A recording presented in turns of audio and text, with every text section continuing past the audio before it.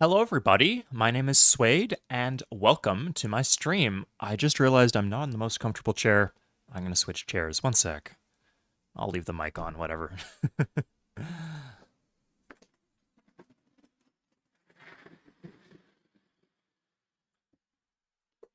Oh man, hear those wheels.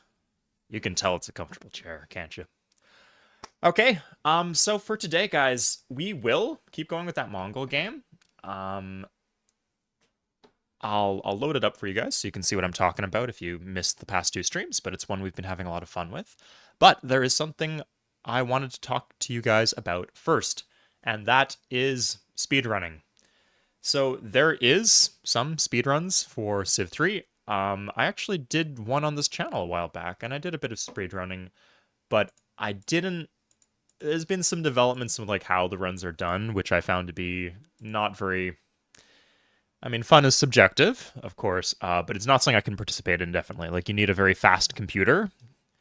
Like, it's literally just spamming the end turn key because they mess with the settings so much. So I'll show you guys what I'm talking about. So what these speedruns did is they messed with the game limits of the game. Here, let's look this up. I'm not sure if I can show the runs because I don't want to be like posting other people's videos. I'm not sure if that would be copyright strike, but certainly you can get the gist from this. So what they do is this, new game, whatever, and they edit the game limits. So it turns out you can actually edit the turn limit to be 1, which is, I mean, it's a speed run in a sense, but you're not actually playing the game. I feel like if you want to run Civ 3, or if you want to watch people do runs of Civ 3, or if you want to like learn more about the game, you probably want some sort of content, some sort of speed run that actually involves playing the game. That's just my opinion. People might also turn on city elimination. If you just kill one city, then you can kill the whole empire. Quite easy that way. Some people have been playing with like one city culture, but they just set the limit to be super low. I think the minimum would be like 2,000 or something, but shockingly low. So again, all they need to do is like queue up a couple buildings, and then they can end a turn until the game is over. So yeah, I talked with some people in the Discord, and there's some people who are interested in running. If we could like basically make compelling and competitive categories. So I think one thing that's essential is branching out to different difficulties, okay? Because obviously ending turn works on Chieftain, and that's fine. Like, I like that for one category, but there should be some categories that I think have more difficulty to them. Potentially, I wouldn't want to run Sid. Oh my god, I'm not good enough for that. But maybe Deity or Demigod, I think I would have a lot of fun with for a run. Yeah, and aside from that, maybe for different victory conditions, I guess. But mostly the thing is just like get the rules sorted. So, um, there are three possibilities. We could allow anything goes in terms of these rules here, or we could have Civ 3 default rules. These are Civ 3 default rules, like this, and these are Civ Fanatics default rules. Very similar, but turn off these two BS options. Yeah, so there's a few possible rule sets we could use. So the idea would be, because like people are like running amok with the game limits and it's like not really becoming a category anymore, we would propose some baseline rules, at least for a category. I'm not sure if we could change the whole rules. Hey, Mikes. Do you need a mod? No, you just load up the game and you just click it here. So it does count as a single player game of Civ 3. We'll do it right now. Here, let me show you guys. Okay, so turn limit 1.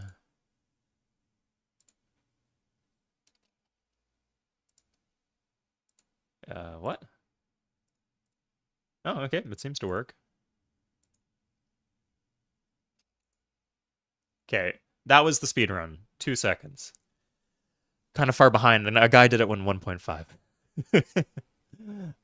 But yeah, it's not even a win. But you did complete a game of Civ 3 in a sense. Yeah. So yeah, what I'm gonna do is we will vote if there's enough people here to like say that it's a majority. We could like vote on what kind of settings we would want to see in a speedrun. So if you guys are on the fence right now and you're kind of bored and you're like, why should I care about this?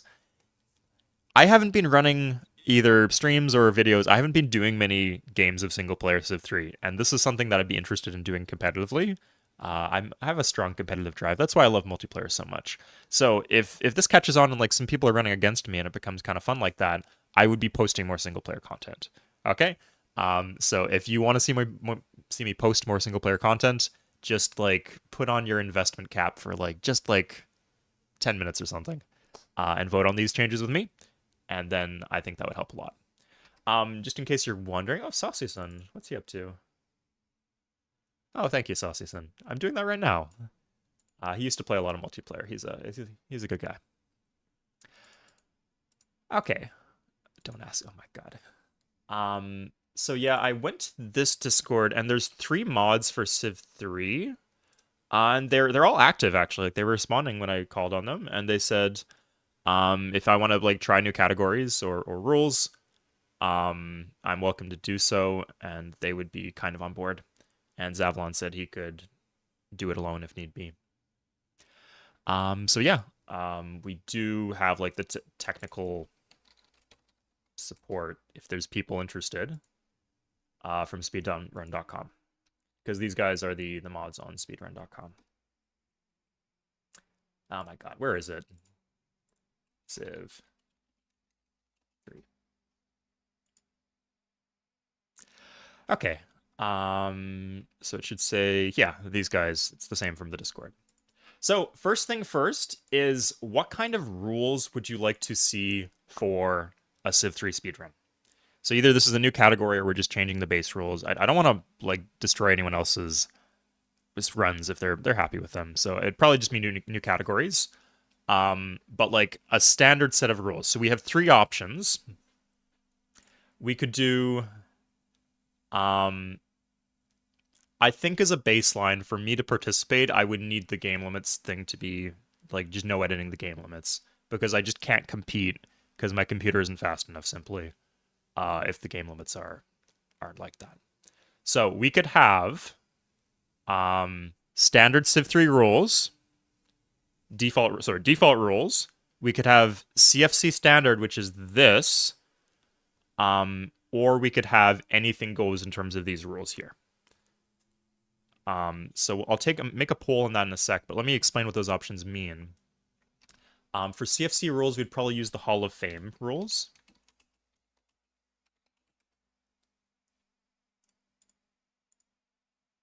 Yes, the rules, the FAQ. If you guys don't know about the Hall of Fame, it's really, really cool. But the way it works is it's score maxing. So this would be, if we took on their rule set, it would effectively be another version of the Hall of Fame just for real-time minimizing instead of maximizing score, which is what they usually compete on. So here's their page. All types of world settings. Ah, interesting. They do have minimum player opponents.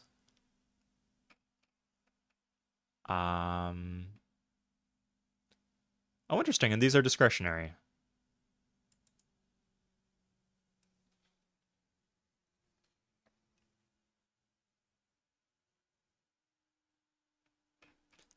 Okay. Yeah. Huh. That's sorry. I thought that CFC standard was just like this. But it turns out you have more flexibility than I thought. Current categories. If you really want to see, I can show you the category. It's just based on victory condition, but like I'll show you like a stamp. So this is a speed run, 83 milliseconds. Let's check out the speed run, guys.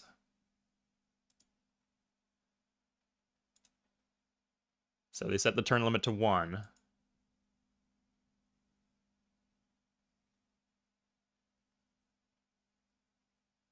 There it is. Okay. Something else. Let's try domination victory.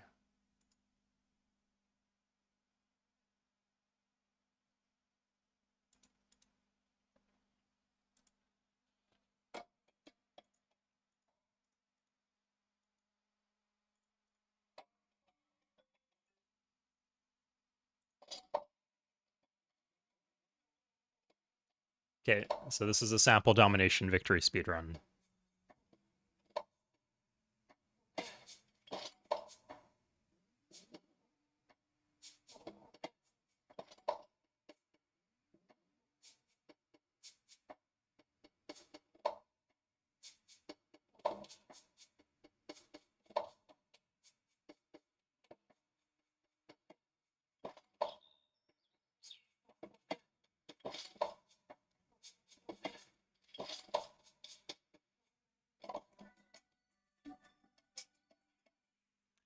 Okay, so there it is. That was the domination speedrun. Because they set the threshold for domination so low, it's just a build 5 cities challenge. I again, it would be nice to have some categories that actually involve playing the game and making difficult decisions like as the game progresses.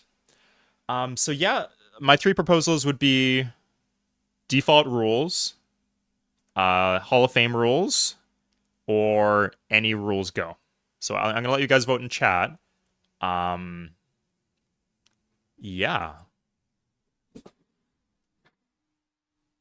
So it depends on the speedrun community. Some speedrun communities do use game time, some do not. Um, in some communities, I know that like it will not count the loading screen if you use game time, so that's why it's preferred. Especially since for some people it might take longer to load than others. But for some games, the opposite might be true. Like it will include like the lag or something in the game time. So it depends. Yeah, that's one of the things we could talk about. It was probably the last on the list, but yeah, we could talk about whether to use in-game time or to use, um, sorry, to use an external timer.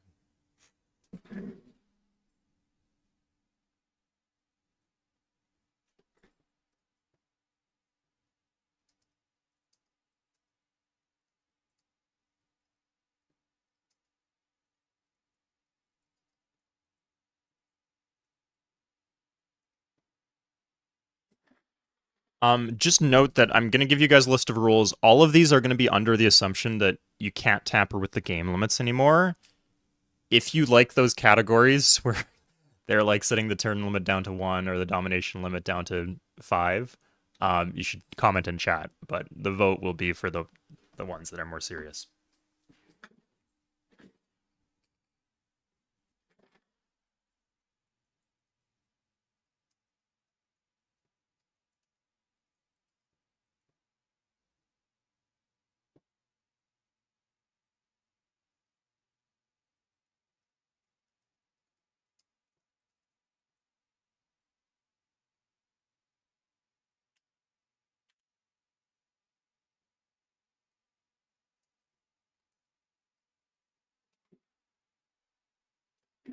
Okay, so I posted the poll. I'll explain the options to you guys. So there's standard CFC Hall of Fame game rules. So the advantage there would be we would be like synced up with the Hall of Fame, and we could like potentially get in touch with them to get involved, and maybe even be posted on their website if we're lucky.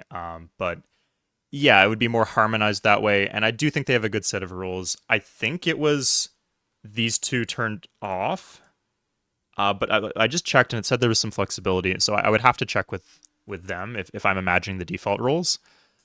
Sorry, the standard rules. If there's no standard, it would just be whatever it says on the website that we just read, or the standard, I believe, was this. But like I said, the big advantage would be harmonizing with an existing competitive Civ 3 way of playing. Default rules, literally just this. This is the default rules. And default rules, yeah. And the last one would be anything goes, which means you could just pick as many of these as you want. I don't really see any terrible exploits here. Oh, no, sorry. By default, city elimination count is 1, I think. So yeah, allowing elimination would be pretty brutal. Regicide would be, that wouldn't really be too exploitable.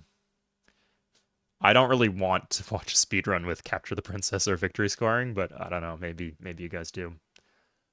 I also like having preserve random seed on. Like, I feel that's like, you wouldn't want to have the option to turn that off because it would make it easier to cheat. I don't know. We'll have to figure out what we want to do in terms of loading saves. Should you be allowed to just load a save if you mess up in the middle of like a 3-hour run? Or no? Because a lot of speed games do. They do let you just like, some people just like reset their console to start from the beginning menu. Reverse capture the flag. Oh my god. I think that might be like in Age of Exploration where you like produce the treasure and you have to. Oh, or do you have to take it? Oh no, sorry. I think that's like in the medieval conquest where like you start with a treasure and you have to take it to the enemy capital. Again, I don't really think that one would be exploitable, and if it is, I don't really want to see it. But I don't know, maybe it's more options. But the big ones would be, I mean, accelerated production, it would just speed up the game. And it imbalances the game a little. I would personally prefer it being off and not, because if it's even an option, we have to use it, right? It makes the game faster. But it's not like, I don't think it would be catastrophic or anything. We'll talk about difficulties in a sec. I think we're just going to do separate categories for difficulty. I think the 3 I would propose at first, because otherwise we're going to splinter this into like, because like we have to sort by victory condition too, right? I would suggest Chieftain, Monarch, and Deity as like the first ones that we're going to run.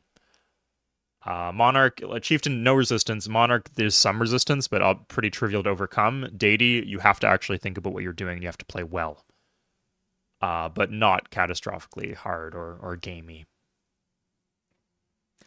But yeah, we'll talk about difficulty in a bit. Let me see the polls.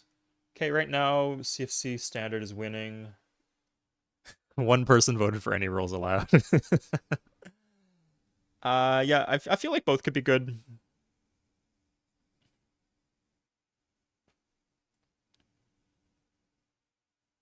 Turning off scientific leaders, yeah, it doesn't really do much. This is kind of close right now. Yeah, like I'm personally kind of indifferent. Yeah, like this would be annoying. This is imbalanced, but I don't think it like in a practical sense. We'll talk about whether we're doing random seed or particular seed, because like with Minecraft, there's two different categories. If you're doing a set seed or a random seed. But like given, especially if people are playing the same seed, this would have almost no impact. This would just be annoying. It depends on the category. For domination, it would be extremely annoying. For something like a culture victory, it would not really be impactful at all, I don't think. Space Race Deity record. I don't think right now it's not sorted by difficulty, so there's none. If you're looking for the Hall of Fame, this would be score maxing. We could check that in the Hall of Fame. If I remember, the Hall of Fame is not completely filled, or not optimized certainly. So, I don't. Oh, Deity. Okay. Right now the top score is 10,512. If that means anything to you. Like the saves are here. It's a really cool site. You could like load up the saves and see what they're up to, like how they're playing this out.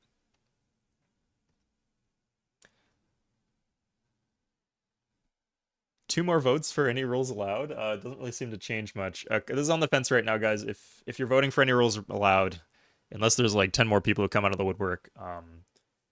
Oh, someone switched their vote or someone changed their vote. Okay, this is like we need a decisive decision.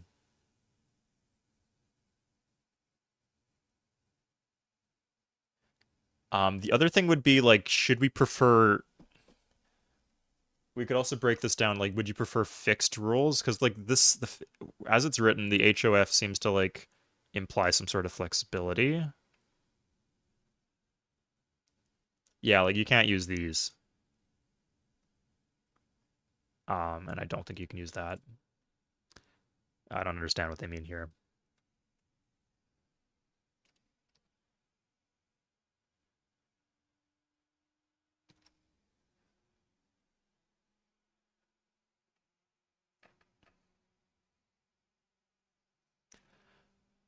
Okay. Oh, just when I thought there was a decisive, I can't have two polls at once, can I? Okay. Sort that out, guys. So, do you want CFC standard rules, which is probably this, but maybe there's some flexibility, or do you want default rules, which is this? Okay. So sort out that poll. I'll start talking about the next vote. The next vote would be, sorry, I made a list of these. I think I have them on hand. Let's talk about seeds, okay? Because this one I can go either way on. So in terms of seeds, we could do a fixed seed or we could do a random seed. So the downside to doing a random seed would be like at the start of a run. So first of all, if we use an external timer, it might be kind of annoying. I don't know if you could just like keep the same timer running and then subtract whatever the timer is at the start. But if not, that would be super annoying to have to restart the timer every time. I think we would assume that we could just keep the timer running. Yeah. So you would have to spend a lot of time like just finding a good save at the start of your run, basically. Maybe not too long. But there'd be a lot of luck to it. But there would also be a lot of skill because you would not know the map that you're playing, so you'd have to like play according to the map, which adds a lot of complexity to the game.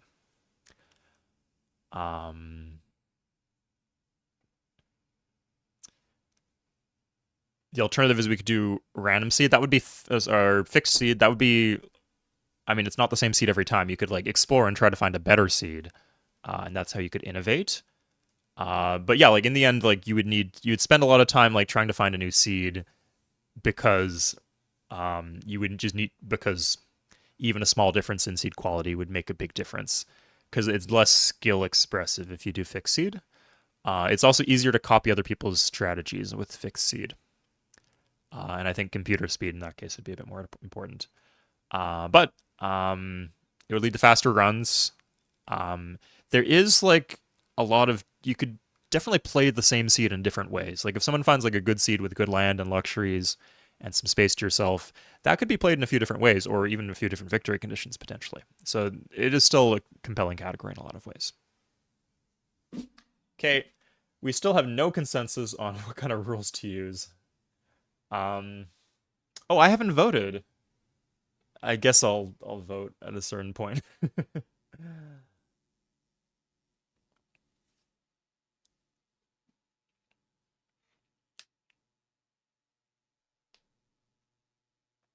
Hey, Saucy-san, I saw your message by the way on Steam. Thank you very much.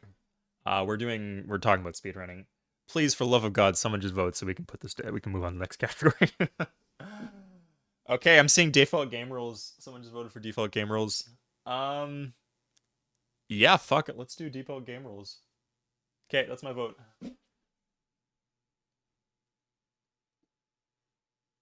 I can't vote in my own poll. Anyway, that's my vote right now. Default game rules. Okay, so we'll do default game rules for now. Oh, quick question. What do you want to do about number of rivals? Um, Yeah. Do you guys want to do all random? Yeah, let's make this real quick.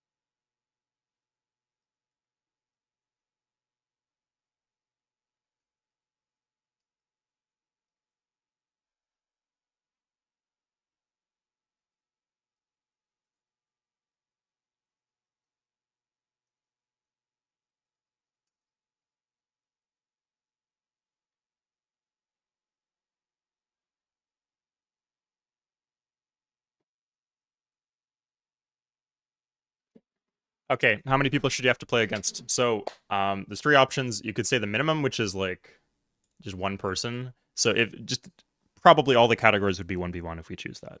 So keep that in mind. The HOF recommendations are here. So it'd be two enemies for tiny, 3 for small, 4 for standard, 6 for large, 8 for huge. Again, realistically, these would be the numbers that everyone would be playing against, I assume, if we choose that. And the last option would be all as many, like the recommended number for each map type. So you guys know how I feel about oversized maps. I do not like playing oversized maps. My vote is strongly in the camp of maximum rivals. But let's see what you guys have to say. Earliest golden age? What do you mean, Majed? Yeah, I agree, Reed. I think like some sort of standardized rules would be good. Like I don't want the innovations. It just seems kind of cheesy to like for the innovation to be like changing the settings of the game. Yes, Mike's it is just very difficult. So the editing like things like like existing units is pretty trivial.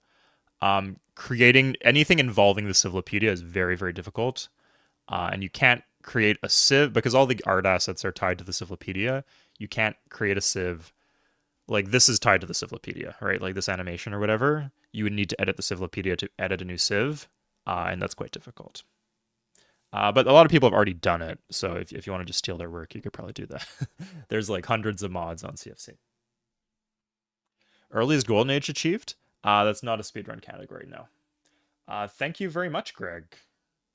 Let me know if you get bored of this, Greg, and we can switch to the Mongol game. But I'm kind of in the interest of more single player content in the future. I really like the idea of like establishing clear competitive speedrun categories. Oh, Greg from the Discord. Sorry, I didn't recognize you without your profile pic. I hope your games are. Did you finish any of the Arab games? Maybe your son should get involved. He'll take up the torch. Happens one day, every milestone in their lives, they become better at Civ than you.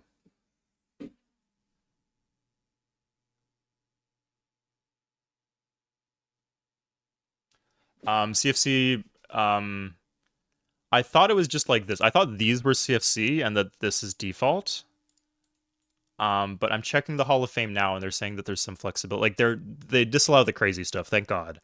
Um, but they're saying that you can, if you want, you can turn on respawn AI players, for example. And if you want, you can turn off scientific leaders. This actually isn't too bad. Nothing. I don't know what Civ. Do you know what this is? Civ specific abilities. Um, but nothing seems like insane here. Like I don't think anything would make me lose interest in playing. Yeah, like I care way more about number of rivals, having maximum, not maximum, but like the default number suggested, rather than the rules aren't as important as long as there's some sort of standardized rule set, and that the crazy stuff is not enabled or allowed. Oh, thank God, guys, Jesus. I wasn't checking the poll number. Okay, I think that's decisive. Last chance to vote. Do you want to see people basically, if we're playing on a tiny map, do you want there to be 2 opponents or 3? If you're playing on a standard map, do you want there to be 4 or 7 opponents? I think it'd be a lot more interesting if it's just like a normal game of Civilization 3 that you might actually sit down and play by yourself. Basically, I know some people like oversized maps, but yeah, and with that it gets into subjectivity. But despite that, I do think this is how most people play, and it's how it's most fun to play. Okay, I'm just happy nobody's like. I think this is like defensible in some ways. I'm glad nobody's voting for the minimum because I do not want to watch a bunch of 1v1s. Okay, let's call it here. So yes, good. Next thing up is seeds. So random seed or fixed seed. So should you be able to like choose it, like find a good seed and then play that as your speedrun game through? So the game will be very, very random. Oh yeah, I should add that in a sense that's a downside to random seed is that the game will be very, very random. Like everyone's speedrun will look very different from the others. It's possible that someone just gets like a fucking god seed and it's unbeatable. But on the other hand, it gets really grindy and nitpicky if you play fixed seed. Like, and then computer speed with fixed seed would be more important. So yeah, like, do you want to see a different game every time you watch a speed run? Do you want people, with they're running a category, should they have to like re-roll a few times, find a good map, and then just fucking improvise it? Or should people study the map, study the strategies other people have used, and then copy those strategies, use that map info that they already know when the game starts to get through the seed as quickly as possible? Oh, sorry, I'll put up the poll.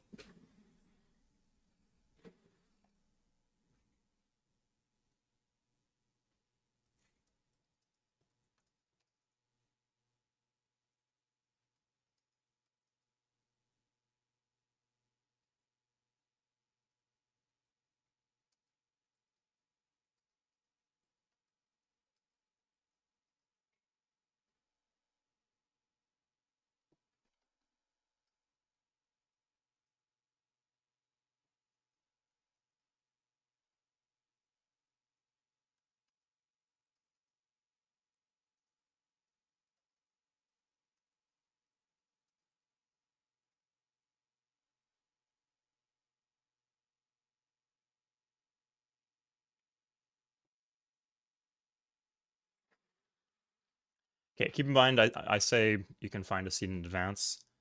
Um, really, realistically, most of the time, you'd just be using somebody else's seed, but you are free to innovate by like seeking out very good seeds.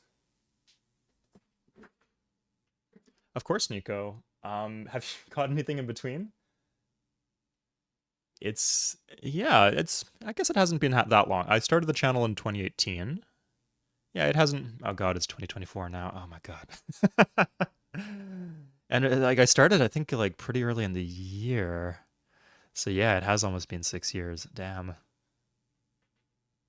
Which Civ? Oh, I don't Theophile. I have no interest in putting any restrictions on Civ. Like, I guess if you wanted to, you could like make it so you have to do random Civ. That seems kind of dumb. I think it would be best to just let players choose their Civ.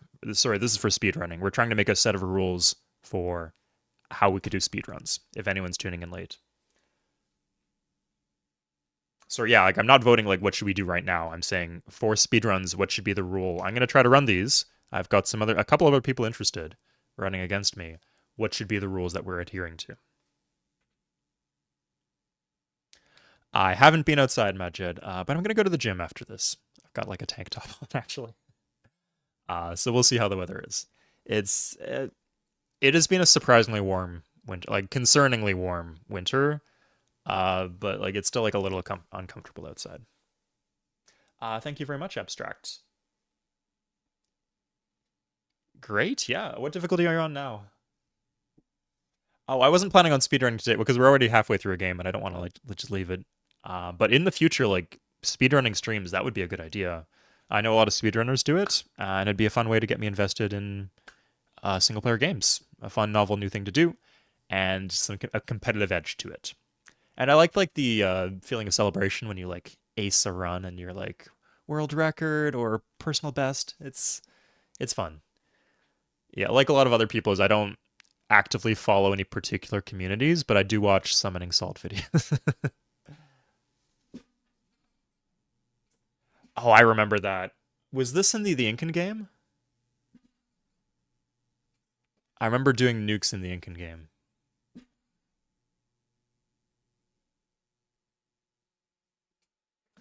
David, personally, I'd rather do rant. If you made me give my opinion, I think I said I was neutral, but actually I lied.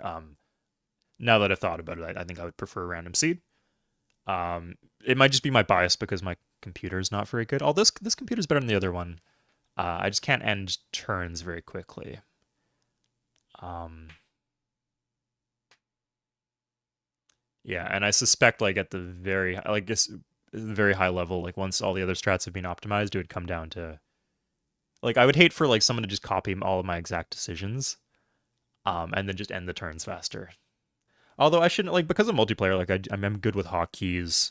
I'm good with like shift right click to change production. I can do things that other people can't do very quickly.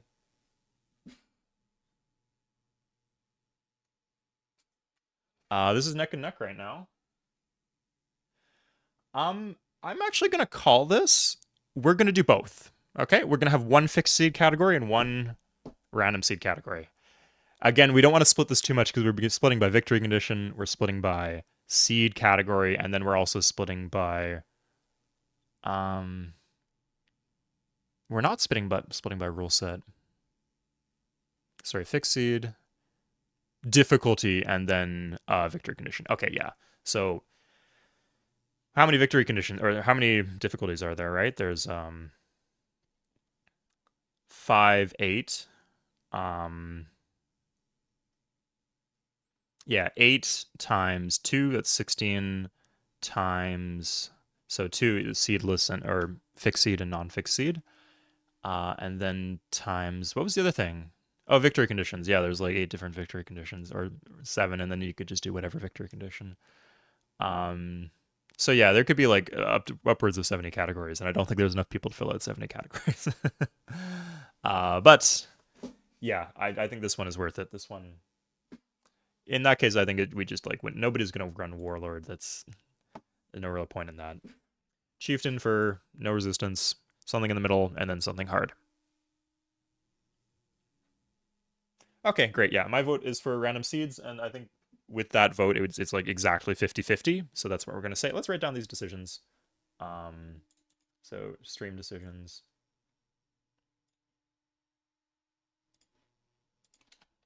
From the stream. Um,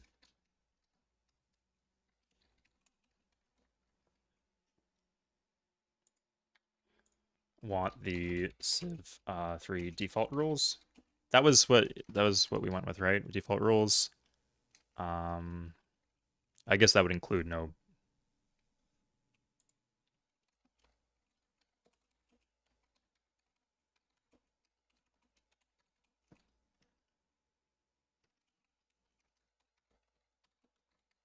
Yeah. Okay, and then we said recommended number of AIs. So no setting.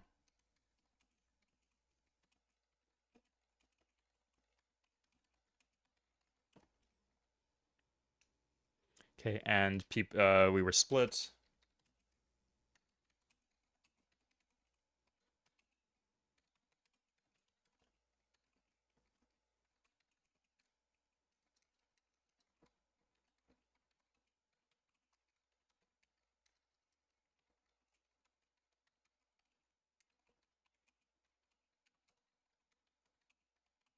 Okay, these are the ones I had in mind. I think there's one more. What was the one? I probably posted in the Discord in single player. Sorry, this is just the speedrunning Discord. It's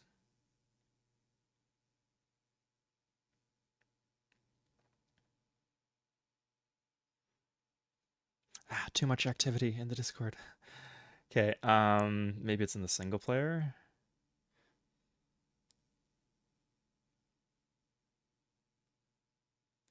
I should say right now, if there's anything else you think we should vote on in terms of what is allowed and what is not allowed. Um, oh, I guess like loading the game, we could vote on that.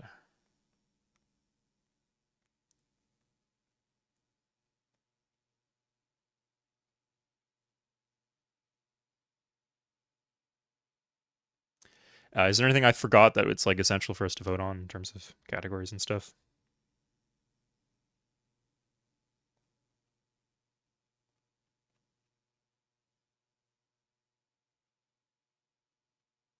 Oh, sorry, it's in Civ 3 general, I think.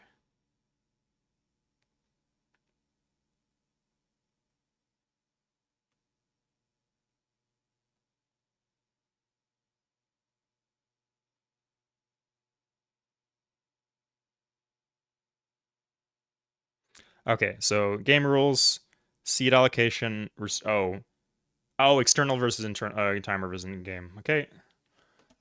We could also vote on like map type. I guess we could do standard maps.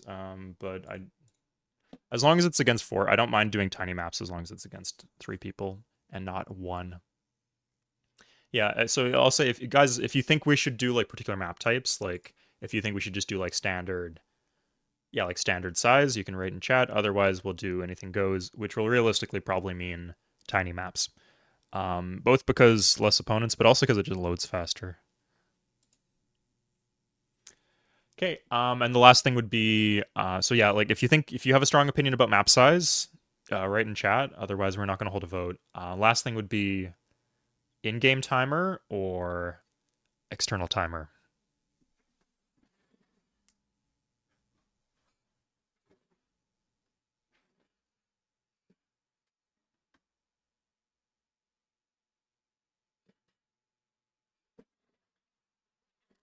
The set seed speedrun should be based on minimum turns.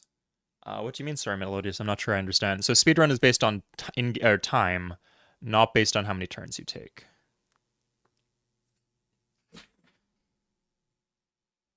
Oh, Nico, man, I got a few Discord. There's a few Discords. So there's one for single player Civ 3. There's one for multiplayer Civ 3, which also serves as like the community Discord for my channel. And there's also a speedrunning Discord for Civ, which includes a Civ 3 channel. If you would like a link to not mine, it's kind of my Discord. The Discord in the description of this video, you can check that out now. That's the multiplayer one. But again, if you want to talk about streams, if you want to talk about anything, like if you want my advice for single player stuff, post it on that Discord because there's like a single player channel. I check all the channels in that Discord. There's a single player Discord, but unless you ping me, I don't really probably not going to see what you post. Oh, people are saying only Pangea. Some people are saying 70% water.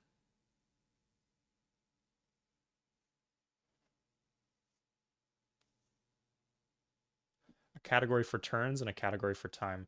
So Threadbeard, remember, like we're already gonna have categories for difficulty. Like I think I've expressed interest in running on higher difficulties, and other people have too. We're already gonna have 2 different seed categories. Unless we like get rid of the victory conditions thing. I don't know, like personally I find like it's more compelling to do standard size maps than it is to do random victory conditions. I'm actually not sure what it would kind of devolve into. I assume one city culture, but maybe Diplo on high difficulty levels, and on low difficult levels, maybe conquest or domination would be fastest. I'm really not sure. So yeah, I think anything goes in terms of victory conditions is actually potentially kind of fine, and I care more about the map types, but I can't say that aside from standard, I can't say that I know which map type would be the most interesting. I'm glad you like it, Forelli. Should be a category for turns and for time, standard to large? What happened to the Mongols run? Well, we're gonna get to that, Rabbit. We're just holding this community thing. I'm exploiting my stream, but think about the long term. In the long term, if I'm doing speedrunning, there's more single player content, so consider that. Okay, sorry. One last poll would be: should we use the external timer or in-game timer? External timers aren't that hard to set up. They're going to be more accurate. Yeah, sorry. I guess I probably shouldn't be asking this question because I don't even actually know the difference between the in-gamer and the in-game timer and the external timer for Civ 3. And I definitely don't imagine that you guys know. If you do know anything about the in-game timer here, let us know. Like, is it fucked up? It's convenient, certainly, but sometimes there's issues with it. Okay. Yeah, you know what? We'll put this to a vote. Standard size map or anything goes. Yeah, fuck it. Okay, we're gonna do one more poll. Standard size map or anything goes. I imagine typically you'd want to do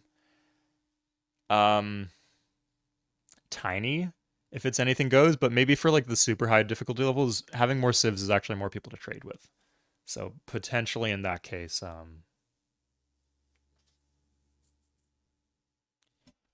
oh wait, we could also do random, but then like that's annoying.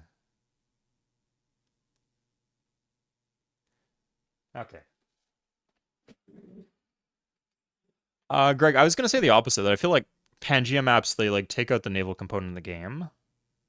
Um, it is easier to turtle on an island map, definitely, especially if you put workers everywhere. Yeah, it depends what you want to see.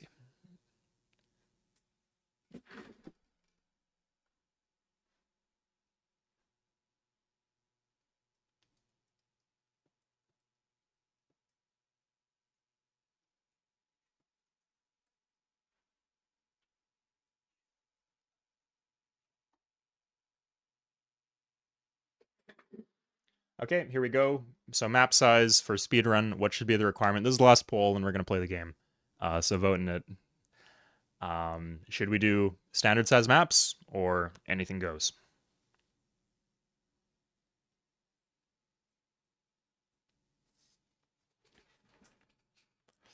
I guess this means that you could do any of these settings. If it's a random seed, and we're gonna have a random seed category, I don't feel like any of these are too bad. Like you can really make some messed up maps for fixed seed, in a good way though maybe. But yeah, it kind of sucks that people won't have to deal with the barbs. Uh, but that's fine. Oh, yeah, because barbs actually cause a lag in the game, especially like the big stacks in the medieval era. So, you would definitely want to play with no barbs or sedentary, which means just huts but no barbs.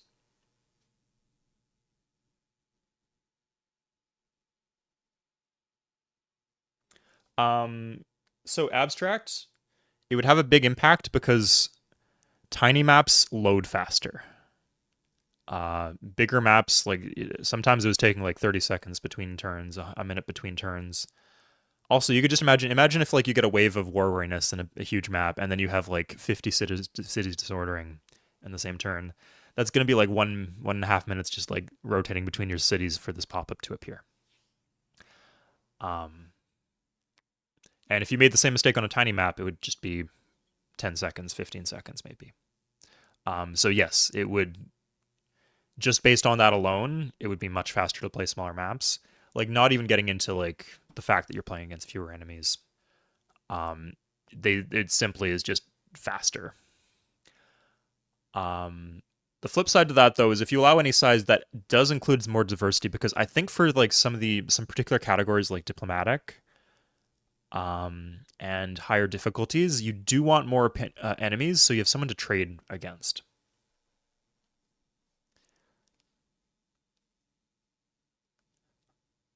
Um, yeah, so there'd be more flexibility in that sense. But I think you'd probably see, especially for low difficulty levels and most of the categories, people would play tiny maps. For barbs, I don't really care that much. We could do bar. I kind of want to start the game. We could do if a few people want to do a poll on barbs, we could do a poll on barbs. I do think roaming would be ideal. Um, that's what I think is fairest, but I don't care enough to put my foot on the scale, you know.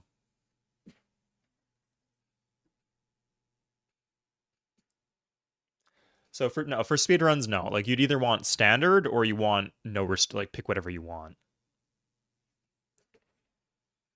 Unless it's a separate category, but I don't think it's interesting enough to be a separate category.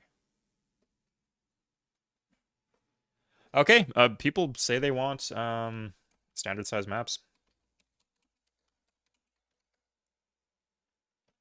Okay. I guess we could vote on the barbs.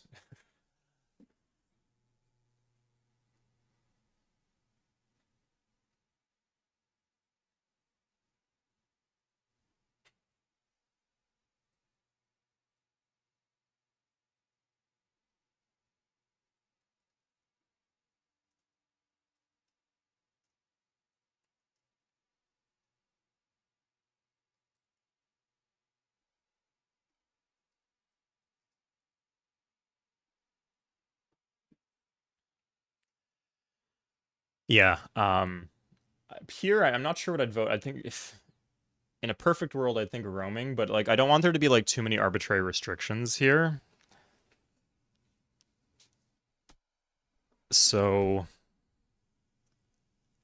I could see I like the idea of the rule set being slimmer and sleeker. And frankly, I don't think barbs makes a big difference, except on maybe on certain map types, certain difficulty levels, certain conditions. But typically, like on the high difficulty levels, the AI will just kill them. On low difficulty levels, you can just kill them pretty easily. Like they're not hard to play around. They do slow down the game, so you'd want them off, especially on lower difficulty levels when the AI is not around to kill them. But they wouldn't really impact your strategy very much. Still, like it could be seen as like kind of gamey, kind of cheating to turn them off. I do kind of like the idea of committing to standard rules. Speedrunning. In the future, I will be speedrunning. I would probably start with a deity speedrun. Um, any victory condition with the rule set you guys provide. Yeah. So this will be the next stream. The next stream will be a speedrun stream. We'll do deity. Again, there'll be different categories for different difficulties, but I will be running deity and maybe the monarch category or emperor, whatever the middle category is. Yes, and I will do random. I'll do some theory crafting, like what's best. We'll do some map generation, and then fucking go. Tauda, I agree with you, man. But I can see why people would find it to be. I guess the argument you could make in favor of Archipelago for speedruns would be if you have a border with Civ, you just like get random declarations of war, and that completely tanks your run if you just get a random war deck. Like I like to roll with the punches in single player, like when I'm just having fun by myself. But in a speed run, it just like the run is over if it's like a 20-minute detour.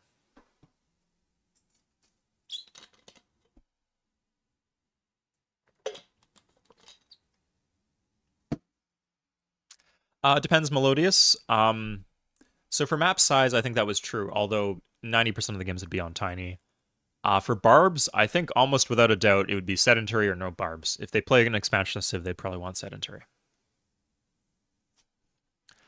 There's not really like a lot of theory crafting or experimentation you can do here. With these map settings, like, do you want like 60% or 80%? The temperature, age, climate. I think you probably wouldn't want 60%. It might be advantageous for the human player in a gameplay sense, but not in a speed sense. I think 80% would be faster. DRC, we're just theorizing the rules for what a new speedrun category should be. Okay, so people vote for roaming. Okay, good. And default barbs. Roaming. Okay. Yeah, so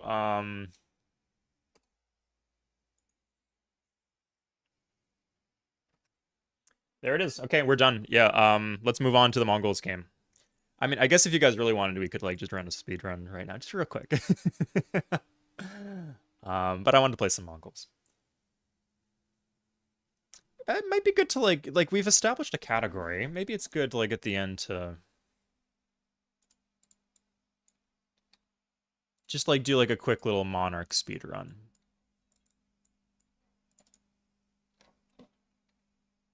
Okay. I cannot remember what on earth we were doing. Were we like setting up for a war with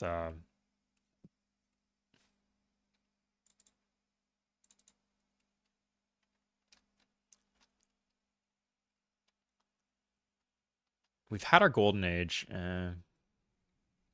Were we setting up a war? I think we said that eventually we want a war with Japan. Yeah, we just had a weird world war with the Americans where we lost all our artillery for a really dumb reason.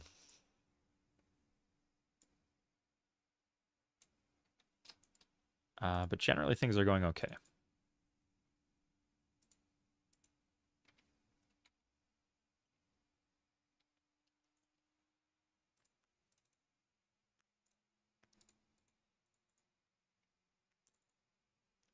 Okay.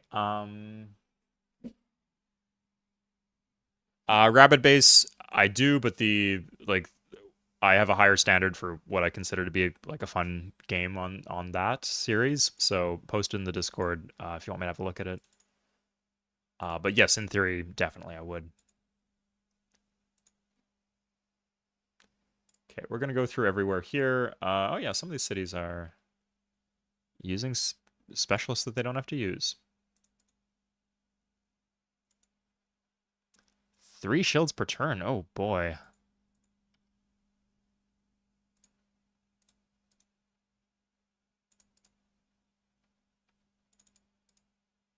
No, why would you do that? Okay. Ardenette. I looked back at my older streams. I realized I was talking a lot about the game. That's good, but I wasn't engaging with chat very much. So I might do some like fun questions for you guys in the meantime. Oh, what do you think should be the first speedrun category that I run? So remember, I'm interested. Eventually, maybe they'll all get flushed out. But difficulties, I'm thinking Monarch, Deity, and Chieftain will be the ones we do first. You can talk about what civ you would like to see me speedrun as. Should I be doing Archipelago or Pangea?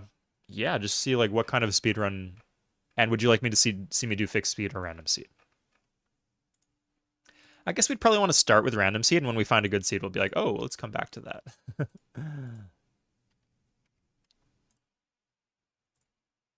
Okay, great. We're working on smiths here. There's no way we can make that faster. Oh yeah, we're going towards for artistry. This is just so risky for a deity game. But you know what? We're committing to the one city culture thing. Okay, this city has had persistent issues. It's got a lot of shields in the box. How can we do like a gran?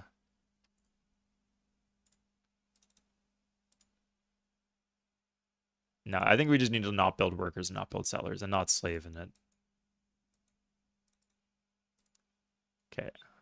Yeah, you see the corruption difference here. This is like 66%, and this is... Oh, we have no Forbidden Palace. What's our Forbidden Palace city?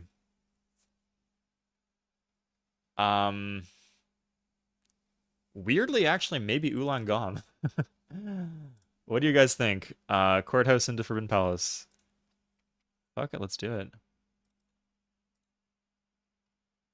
Okay.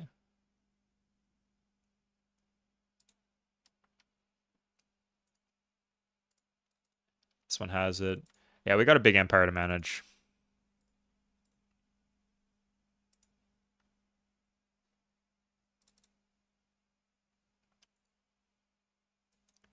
I think we want this here. Oh, we could actually secure like a lot of gems for ourselves, but this would just be like otherwise completely money in the toilet.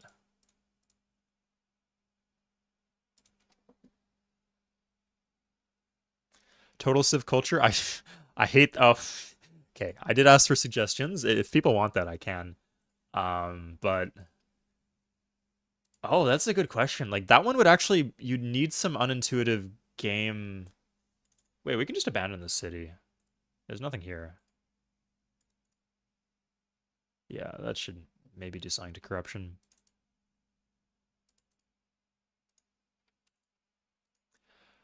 You would need some counterintuitive, like you'd need like 60% water for that would be better, I feel.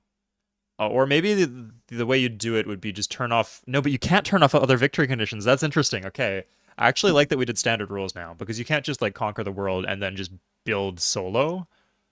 You would need to avoid triggering the domination victory conditions and other similar stuff. So yeah, really, I think that would be an interesting category. Not one I'm personally super interested in running, but I would do it for you guys if you want me to. Um, Ulangom.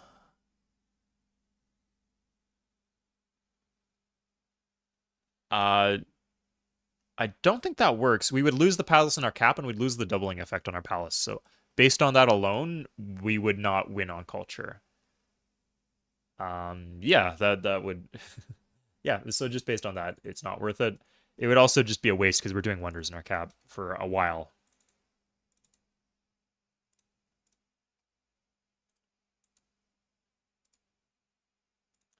Okay, this could be, we could disband this in theory, but this is a good city. Let's invest in that.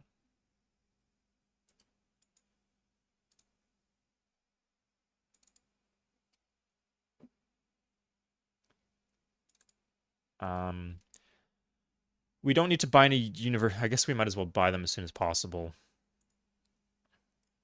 If we're, yeah, like if you're gonna spend your money on buying stuff, you might as well do it as soon as possible so you get the returns on investment as soon as possible.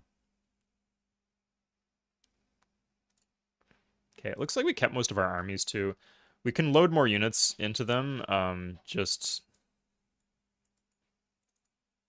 still resisting.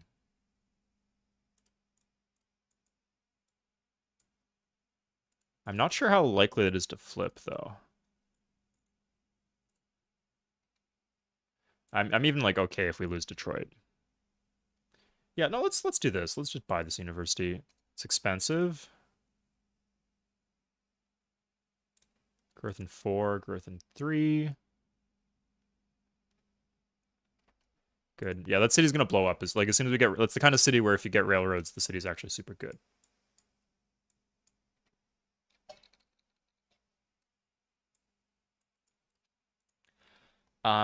Sorry, I think actually Medina is the better spot for Forbidden Palace.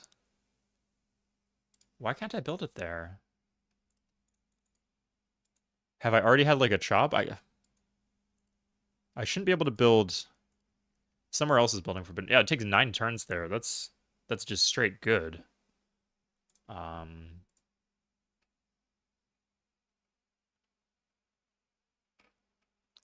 and I would instantly get the effect.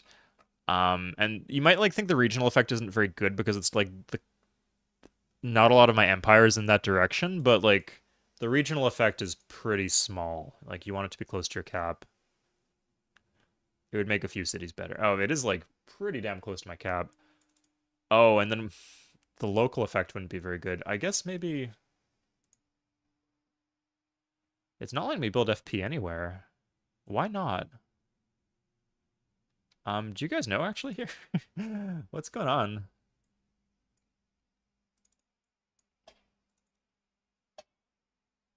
Thank you very much, my jet.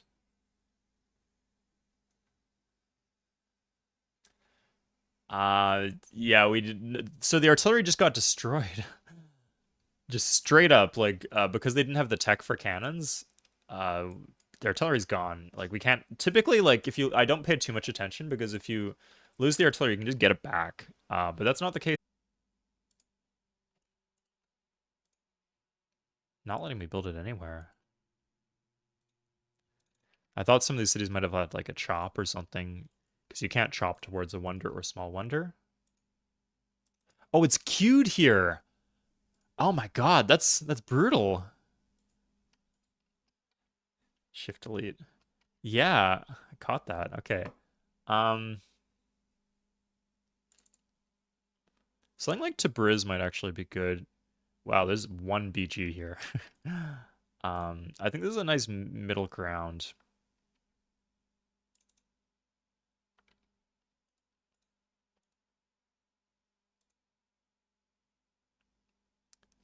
Yeah, I can't like that could have taken me ages to figure out. So I'm glad I caught that. It's absolutely wild.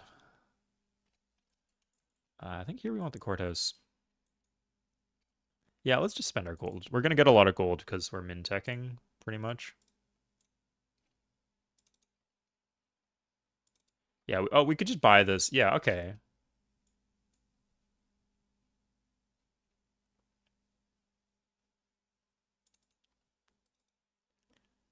This is 6. Okay, we do have a random cannon.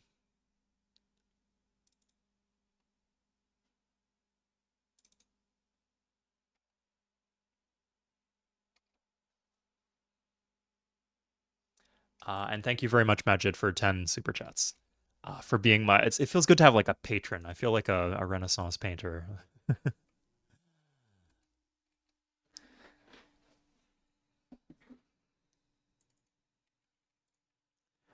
Like I know classical musicians didn't make like a ton of money. They probably like made as much as like an average bureaucrat if they were good at it. It still feels it's like a good feeling. It's like oh, just like having someone on your roster like uh, sponsoring your creative pursuits or your destructive pursuits, as the case may be. This one feels pretty destructive. Okay, notice how we're not actually rushing the aqueducts. The big thing about aqueducts in corrupt cities is they give you unit support, but we don't really care about unit support because it doesn't make us tech any faster. It just gives us gold. And if we needed gold, we wouldn't be buying all this crap. Okay, so we could get Forbidden Palace maybe in 30. I think that's worth it.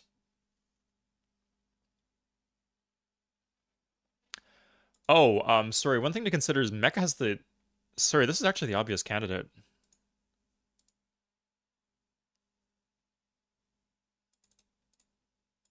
Okay. Sorry, the reason this is so... Yes, so specifically in cities where you have tourism gold, it's a good pickup. So yeah, I'm just gonna buy this library and then switch to Forbidden Palace. Is somewhere else doing it? Oh my god. Okay.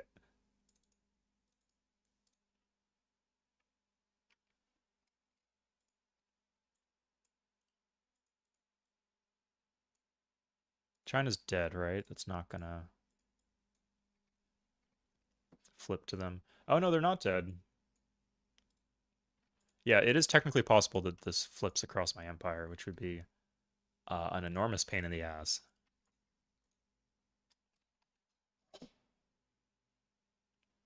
Okay, again, you need to check this every turn. Sometimes you can squeeze just like a little bit more, especially if like you're growing and your income's going up. Cut that out. Oh my god. They're really trying to fuck with me. This is useless.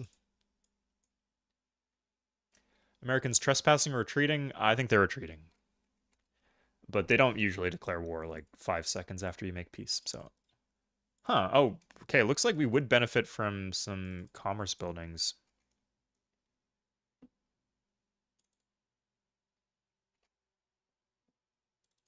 So yeah, let's do it. This is 30. That's not bad. That's like a 10 boost of 10.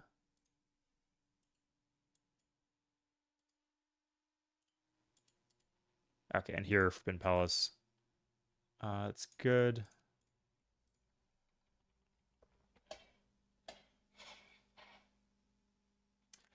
It depends on the. So, Greg, I did a whole video on this, like stuff that's too hard to explain in the middle of a stream. So definitely watch that one. The TLDR though is that yes, the most important thing is how good is it in the city where you build it. Like, does it have? Do you have good land there? Building it faster obviously is helpful, or using a rushing it. And is that city very corrupt? Because like if you build it in like Medina, then there's not much local. There's not much like it will just like cut this. Like you go from like 30% non-corrupt to 90% non-corrupt if you build it in a corrupt city. Here, that effect would be wasted. The catch though is that if you build it like over here, like the regional effect is almost nothing because all of these cities are already like 90% corrupt, regardless of whether I have the FP in a nearby city. Like it's not distance corruption that's the problem in Chicago; it's the rank corruption.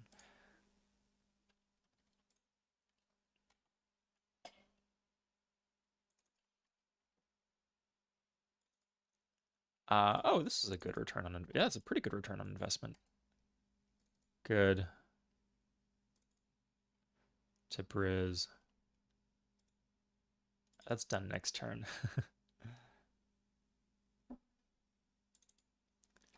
But yeah, like in some like, on some maps, like if you were, I don't know, like if your China and your capital was here, and then you had no cities here, but then you just had a bunch of cities here. In that case, the distance corruption would be killing you, and rank corruption wouldn't be a big deal because you don't have that many cities. So in a case like this, you would benefit massively from a Forbidden Palace here. But typically, if you just have a blob empire and not one that's like really non-contiguous, it doesn't make too much of a difference. And you should mostly focus on a good city. But like around here, like some of these cities, distance corruption might be impactful, might be holding them back. This is pretty cheap. Kufa, as Kufa grows, it will. That is a lot of corrupt commerce.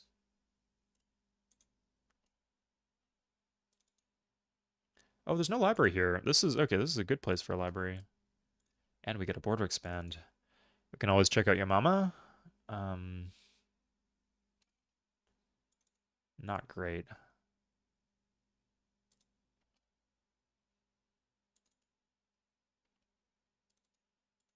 Here, there is no university. This is not a super high commerce city, but I guess yeah, okay. That's basically the last one we can afford. Let's do some trading. We have printing press now. I think we would want to trade that away. Oh, weird. He went for printing press.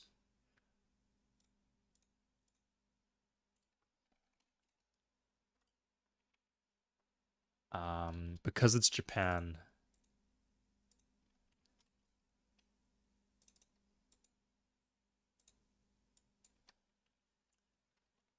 America's not doing too bad. Doing better than the Celts, weirdly. But I will take their pitiful amount of money.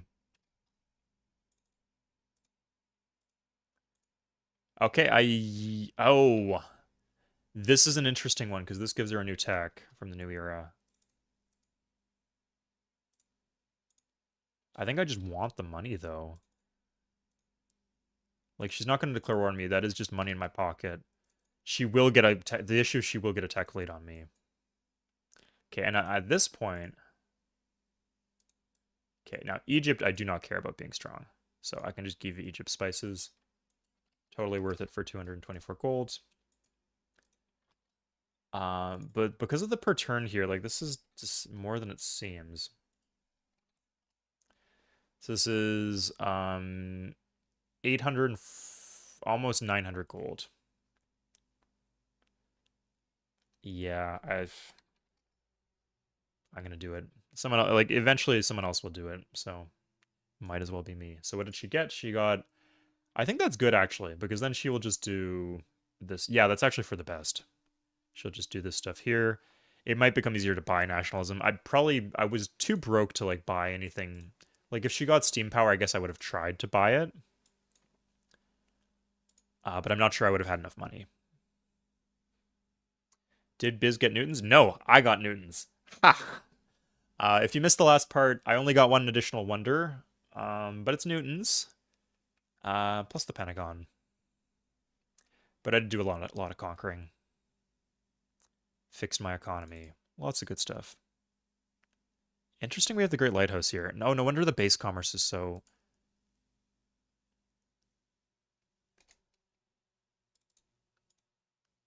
Okay. Let's do this now.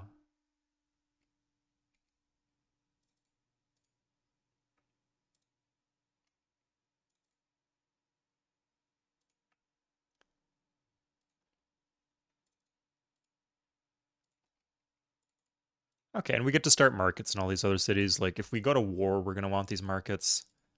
I think we're not going to go to war with Japan anytime soon. We're going to want railroads and artillery before we do that. We can't conquer them with keshiks.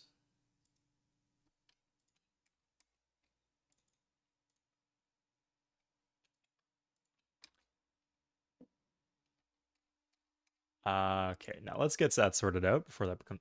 Oh, wait, no. It's everyone. That's fine. So who has two? It's Egypt.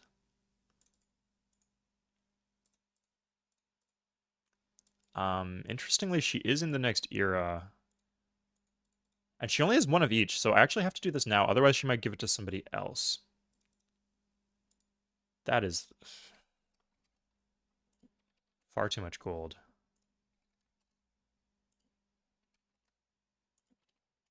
Oh my god. I'm not going to do that then. Fuck that.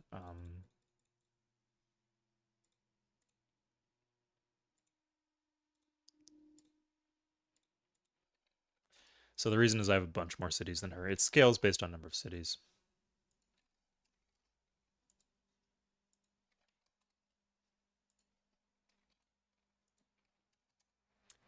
Fuck. I felt like a pang of anxiety when I closed that tab, but it didn't accidentally accept the deal, of course. Okay, I'm sorry guys, I missed the chat. What do you guys? Let's check out what you guys said for speedruns. What kind of speedruns would you like to see?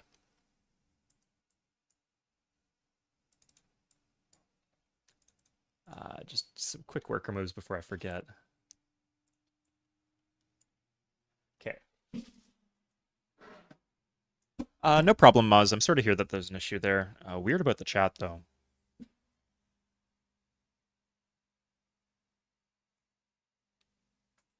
Yes, I'm not going for democracy for the government. I am going Majed for the Wonder Shakespeare's Theater. That is why I'm doing it. Otherwise, I'd just be going for Steam Power right now. Typically, I don't like Shakespeare's Theater, but I was kind of on the fence, and I think we need like a big cultural play to get back in this one city culture victory contention. So we're gonna go give it a try. Viking Domination Archipelago. Vikings are slow. No, if you're playing Domination Archipelago, I don't think you'd want to play as the Vikings. I think you'd want a better civ than that. There's no categories for civs, so you can use whatever civ you think is best for the category. Koreans, I don't think the like we need to choose a civ that's like best at a particular thing. I think there may be like a dozen civs who could like potentially be used in a speedrun, but I wouldn't say Korea is one of them. In fact, like their one strength, which is artillery, the Hwachas are painfully slow to use. Greece though, maybe in certain map types, I think Greece could be quite good.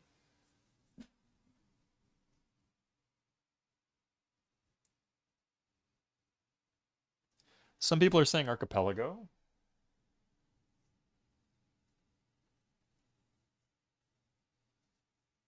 But definitely for like a normal playthrough, Korea at some point I should do.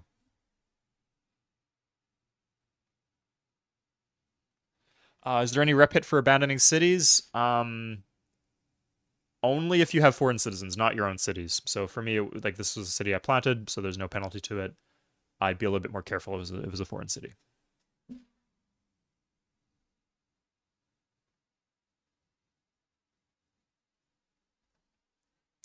Okay, yeah. And if you guys have any, so specifically, do you want to see me do realistically probably Monarch? Oh shit. I forgot to do the other trades. Oh my god, this is what happens when I check chat. Okay.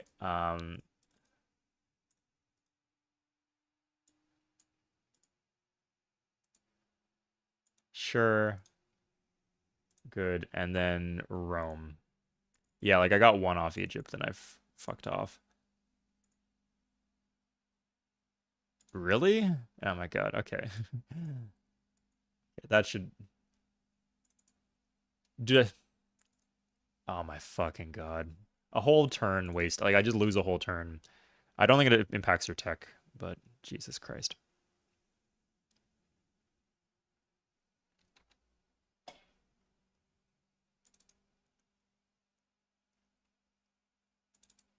This will scale a bit. Yeah, let's get it.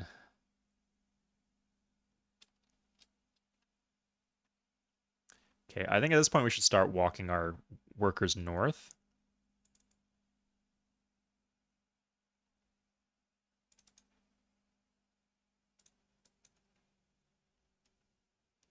With the idea that they're going to rail eventually. And most important thing is, in fact, I think we want all of our workers at our capital potentially for railing, if it's not too much of an issue.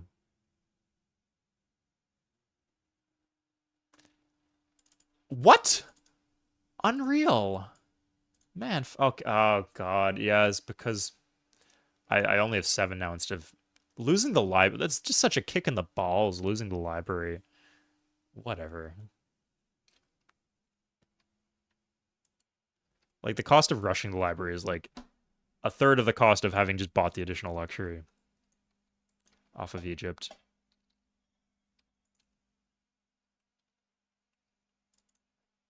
Okay, how you doing, Najran? 8? Already has the courthouse. I want to fill in my borders a bit. Oh, and Riyadh. Okay, well, good thing we didn't lose anything here. Still awful, though.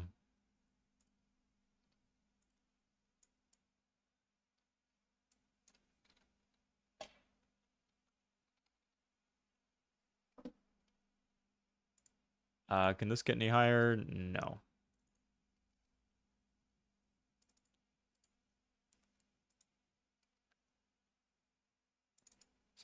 Next turn, courthouse.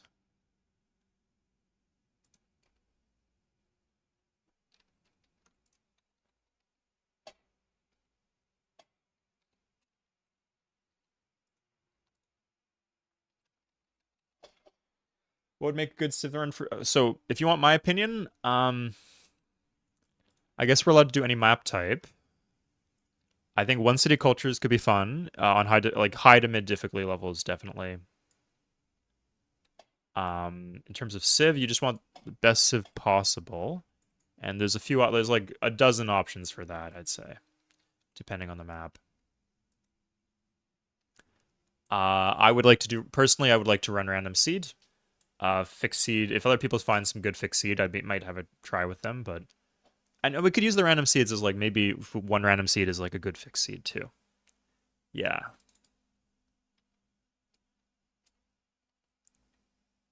Egypt and the Byzantines. Oh, that's not bad.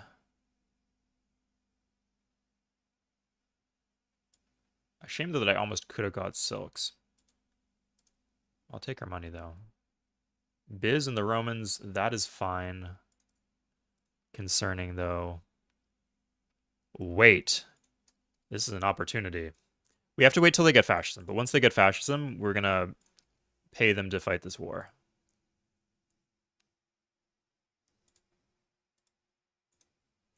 Oh, I actually need Rome's luxuries, so I can't declare war on them.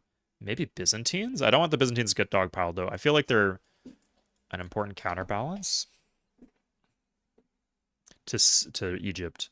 Like, if Egypt conquers the Byzantines, then we're in trouble.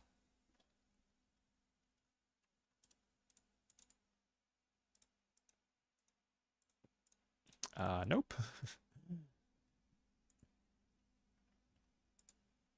Okay, democracy next turn. We're pretty close to having it in 5, I think.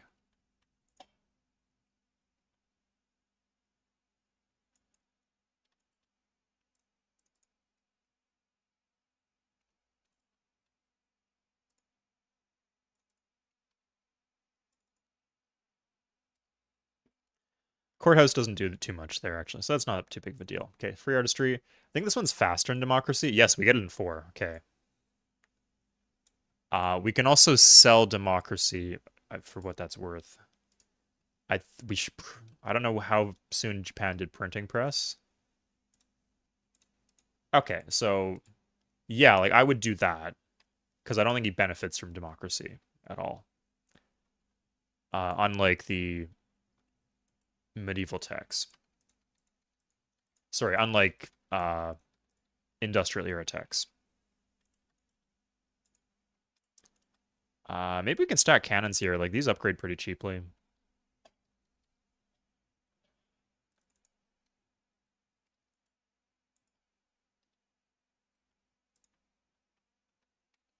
Okay, but we'll definitely do rounds sell democracy. That is fine actually. Don't need to sell democracy if I can sell that. Japan, 56 per turn. That is over 1,000 gold. Slows down their tech too. Like if they have lump sum, it doesn't really slow them down to get their lump sum gold, but getting their GPT actually will slow down their tech in some circumstances at least. Sometimes they take a deficit, I think. Pre-build still valid? Yeah, so this is a very expensive wonder. Smiths, 600. The one thing that could go wrong would be... Yeah, it's fine either way, because we could just use Military Academy if it's an issue. This is 450, this is 600, so... Oh, I guess on those... But nobody else has a... I guess they could have a Smiths pre-build. Yeah, I could consider that.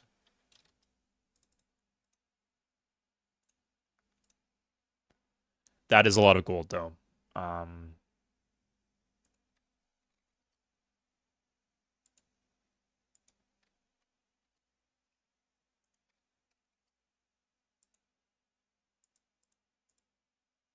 Oh, I actually don't have as many spices as I would like.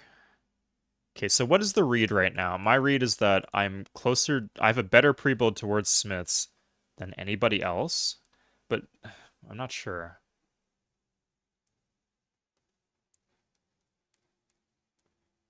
They also might be doing other techs right now. So, Seville and Kagoshima. Let's take a look at these cities. You know, actually for the... This is a very productive... Is it a productive city? So this is size 3, so it must be using the sugar. So Kagoshima doesn't have the sugar. So it could actually only be using 2 of these tiles. 2 of the mines. Maybe this one, if the capital is not using it, and this. So I don't think that's actually a strong threat to us. Yeah, like the maximum production here would be 2, 3, 4, 5, 6, 7, 8. 8 production per turn. I'm getting 26. Unless he started, yeah, it is like 60% cost factor. But unless he started well before me, I don't think he gets that. For Spain, this is... Oh, sorry, it'd be Biz. It's in Smyrna. Again, same situation. Yeah, like even less shields potentially in Smyrna. Okay, and I think Biz will probably do these techs here. So I think this is... Sorry, I will check out Kagoshima and use that as a proxy. I think if Kagoshima is safe, then the Byzantine one's safe too. And nobody else on the map can afford to buy democracy off of them because I've taken all their gold. Okay, so this is Kagoshima. 124 gold. Considering we're getting thousands of gold off this, this is totally worth it. 22 turns. Oh. No, they're starving, actually. So I told you, yeah, they're starving. Okay. I don't know how that happened. But they are using the iron. So it's actually 11 per turn. Gonna go down. But shields in the box. This is 600, so they have a little over 200 shields in the box.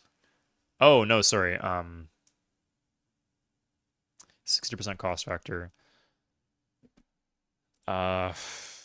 Anyway, it's... Sorry, they've done a third of it, whatever. So it'd be 400. So they have about 140 shields towards it. And I have 224.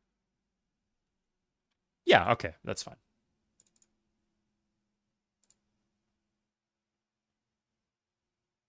They need 450 for Smiths, for the other one.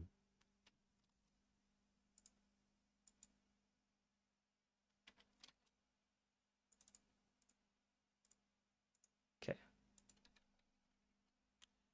We are making them less wealthy too. And if they're having money problems, it might be the case that they can't afford to tech as fast.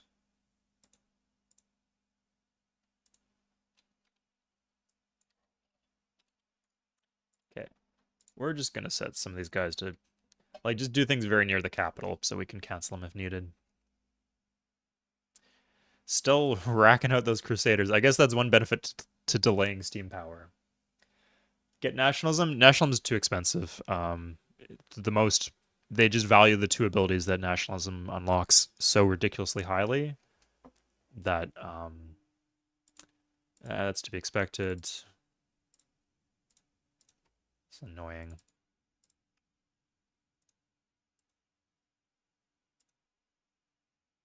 Destroy it. Boo.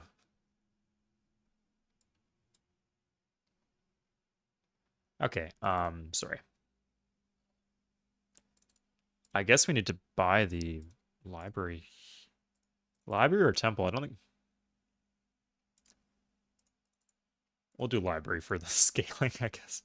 Oh, that is not okay. Shit.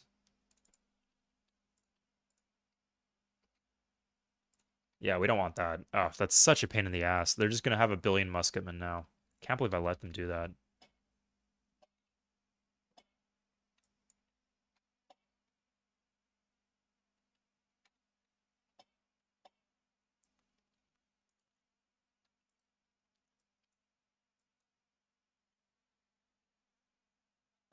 It's interesting to note.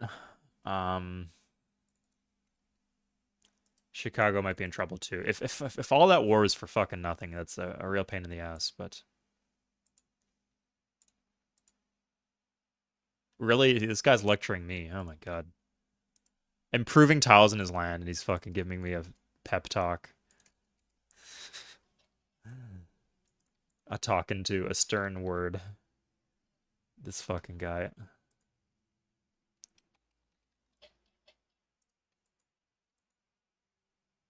Okay, well, fuck him. Get wrecked.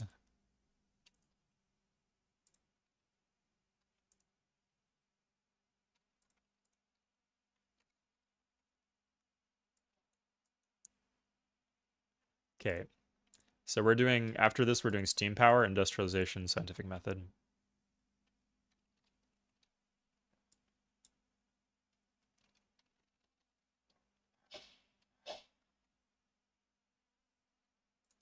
We won't get the wonder instantly.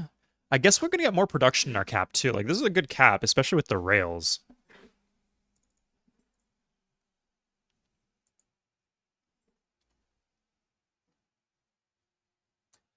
Penguin dude, I'm doing quite well. Thank you for asking. I appreciate your enthusiasm. So let me ask you guys, does anyone have a particularly good game going at the moment? Uh, I have a rule with YouTube comments that I will happily look at anyone's save, but I do not like verbal descriptions of games because it's just like I don't have all the details I need to understand what the heck they're talking about. But I'm asking for it now, so if you want to talk, write some words about the game you're playing. Probably Civ 3 or otherwise. Now is the time to do it. Okay.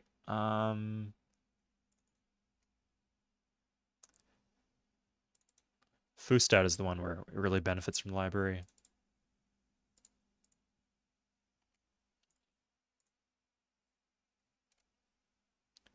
Okay. Oh, we probably could have saved some money on that. Steam power 9. That's not great. Shakespeare's Theater in 5. Okay. If we're super confident, we could even trade away free artistry, but that's a lot of gold for like a fucking otherwise useless tech. You know what? We already established we're ahead of him, so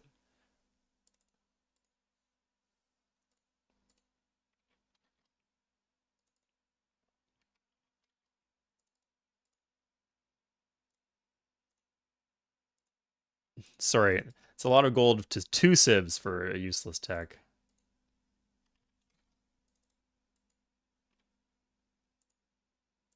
I got this in 5. It is in the bag. What am I? Okay, yeah, that's too juicy to pass up.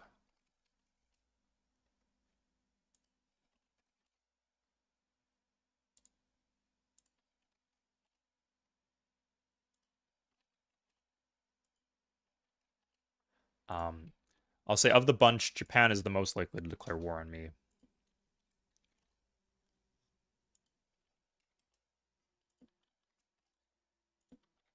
Draining him of all of his money for a useless tech. I love it. Squeeze a little bit more blood from the stone. I use that metaphor a lot, but it's a good one.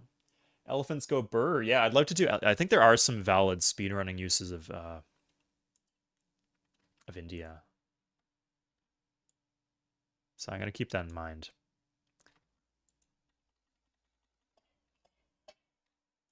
Oops.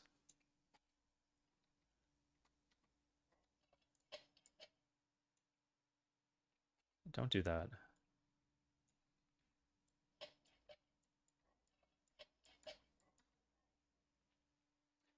Boats are more fun. Yeah, like if you're making me remake, if I made like a suede patch of the game, they would move faster. They would hold like 3 times as many units. And there'd be different categories of ships.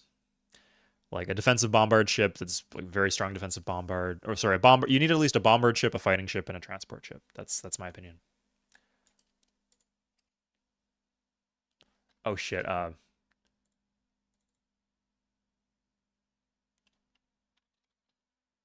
Oh, they're really devaluing this now. Okay. But hold up, I've got all these looks.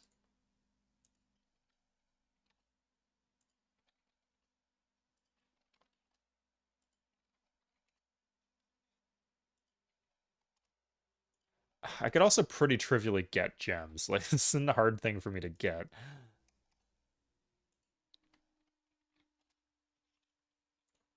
I'm just too cheap to we probably, yeah, we don't want this to flip, so probably good to buy that anyway. This one's not going to flip. Okay, and then last is Egypt. She's not going to give me much, but that's not bad. Interestingly, nobody else has bought that Lux. My cities will um no, I need the gold more. Yeah, like with the gold I can just like buy marketplaces in some of these cities. And I want to do that anyway, like in case.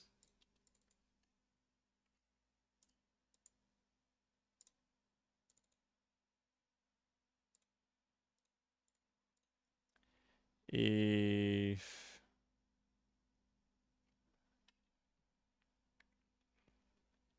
yeah, I'll just switch to market here and buy it. And then queue up the university. We're never going to get boat reward. It's not high on my list of things to do. Making a single player patch it just wouldn't feel the same if it's not like the official release of the game. Like I would, if I'd still do my streams be like regular Civ 3. So what's the point? Oh, hey. But maybe it'd be something fun for you guys to play at home, and you could learn about more about the game in the process.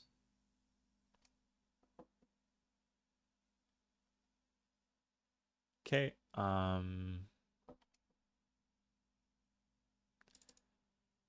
Did I like lose a Lux or something? A few of those cities looked like they were going to disorder.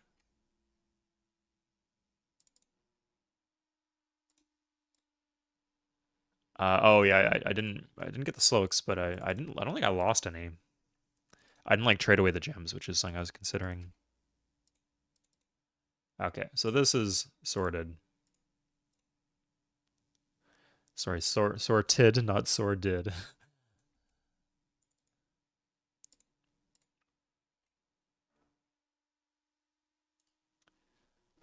Something like this. We probably want the aqueduct first.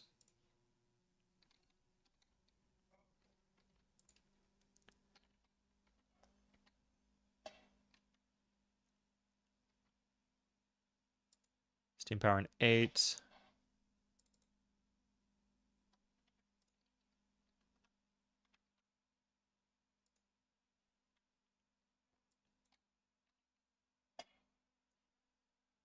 Um, Better bombard.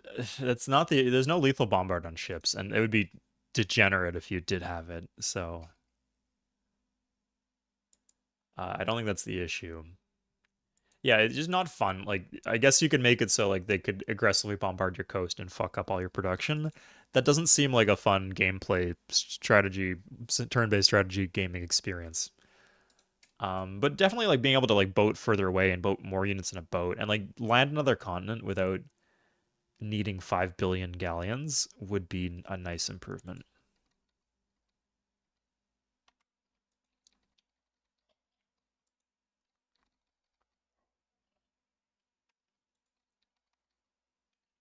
Yeah, so that'd be on my list. There's a few other things. Fixing the traits. This is a more contentious one, but make it so seafaring's kind of good. Like give like some sort of river bonus to seafaring on Pangea maps, and make expansionist not as terrible on archipelago maps.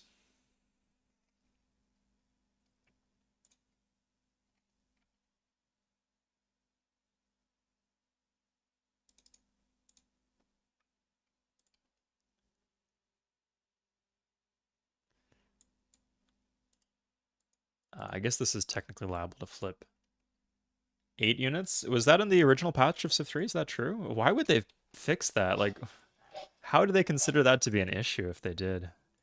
In multiplayer, a transport in modern, which is the multiplayer mod I made, um, they give 10. Sorry, they can hold 12 units, and it's not considered to be overpowered or anything. It's just like a good quality of life thing. Transports, yeah, they only hold 6 units. Am I crazy? Yeah, it's 6. Of course, it's 6. Yeah.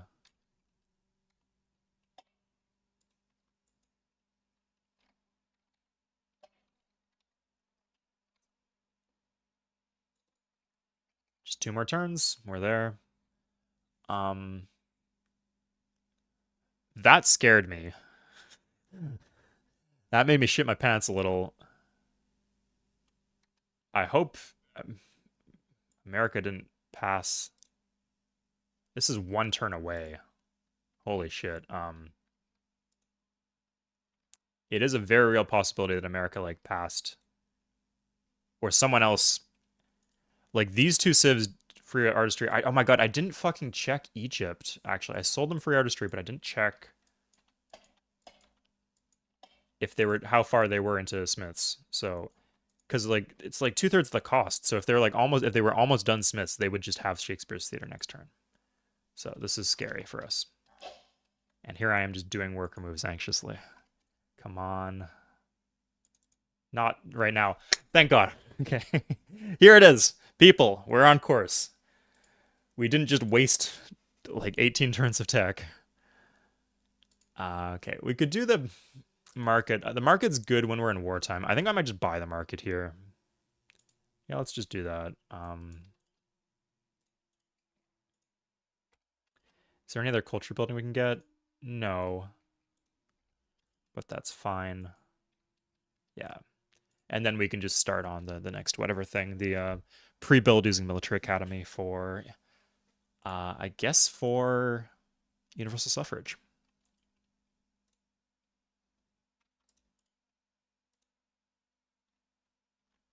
Okay. Ah, shit. We could have just used a chop. I think we do want some of these things chopped. That doesn't do anything.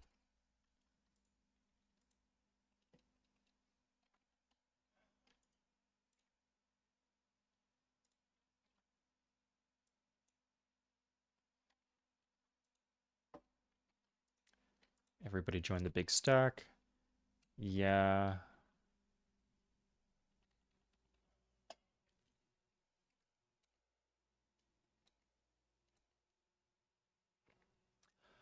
Oh, wait, we can, first of all, we can just instantly just grow. Like, we could join units in, we could start irrigating like crazy. So we actually benefit from having a granary again. So if we're getting all these chops, we might as well grab a granary. Kill Shangdu, kill Shangdu. Yes! Okay, we still don't want the Americans to have iron, so we're gonna get the settler here. I can't believe it actually happened. Every single time, like I'm always like, yes, kill the city, kill the city. And this time I killed the city. What a wholesome day. Okay. Oh, we could also get a bank, I guess. Um, it's probably more important to get the bank.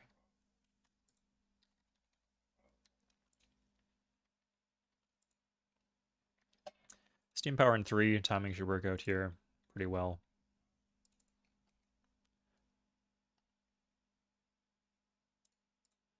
So many I think that might be the last Crusader. Sounds like a movie. Oh, my tier 3 is doing work.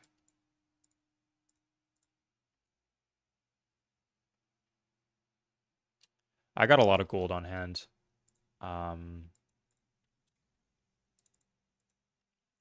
Yeah, they're just going for nationalism as predicted. That's great. Byzantines already have it, so it's going to be a little bit cheaper. Rome missing democracy.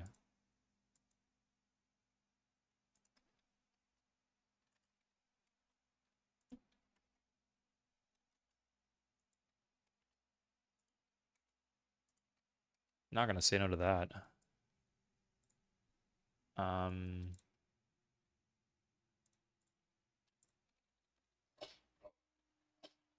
There might be a BG in one of these tiles. I don't think so, but who knows, maybe.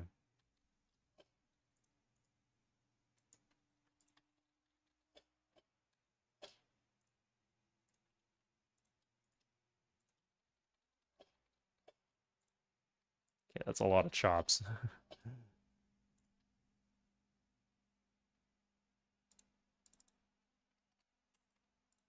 Oh my god.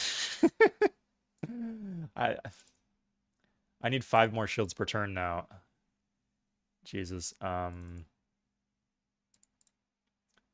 think my best bet would have actually been joining workers to the city. But now they're all out of moves. Hold up. 1, 2. Oh, fuck me. I'll just ban a long moment, I guess.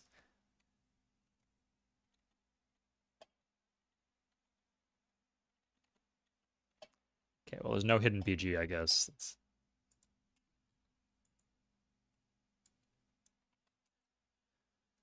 This one's a coastal city, not bad. It makes it easier to deal with Japan later.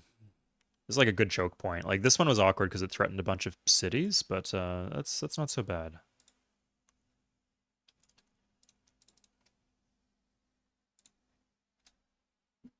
Weren't you gonna add them to? They're all out of moves now. I can. I also want to rail faster though. Um, that's an irrelevant war. Why will it not let me do military academy? Oh, I'm doing it somewhere else. I didn't want the chop going to the wrong city, but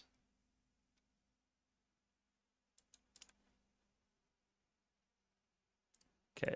I'm worried about like some random cities here because you can boat me from a few angles. So if I'm not unhappy about that Muskeman. Not like the city was too useless to have buildings in it, so.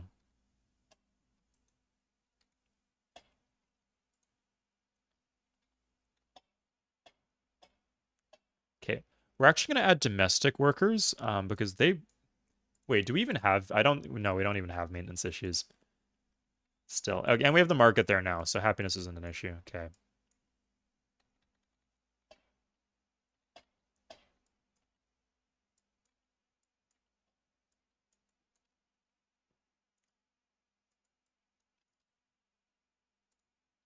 Um, we are now like pre-building the next wonder. So, yeah, let's just load this bad boy up.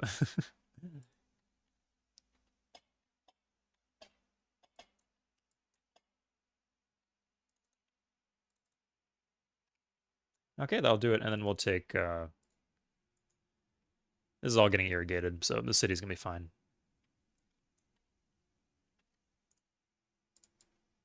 Okay, and I guess we don't need that irrigation after all, because we just joined workers.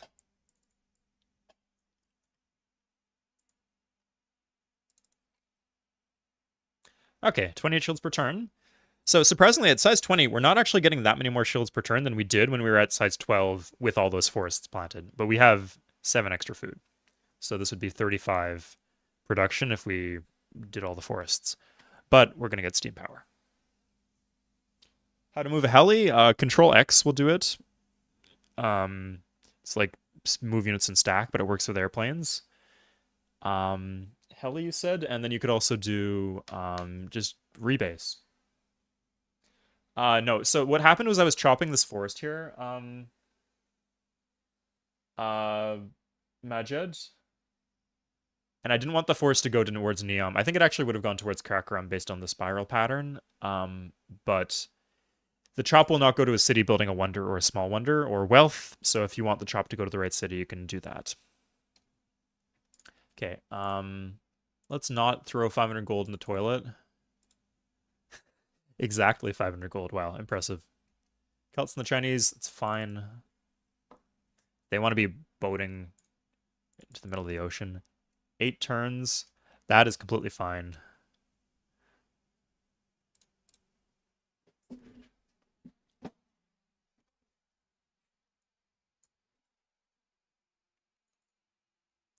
Sorry, I guess these markets give us We Love the King days. Let's get all these markets.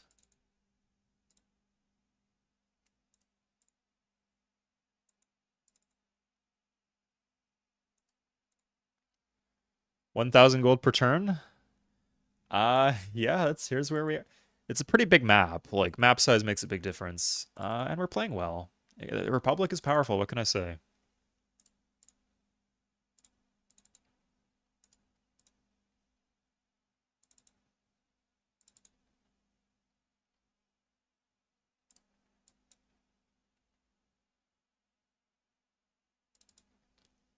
That's done soon.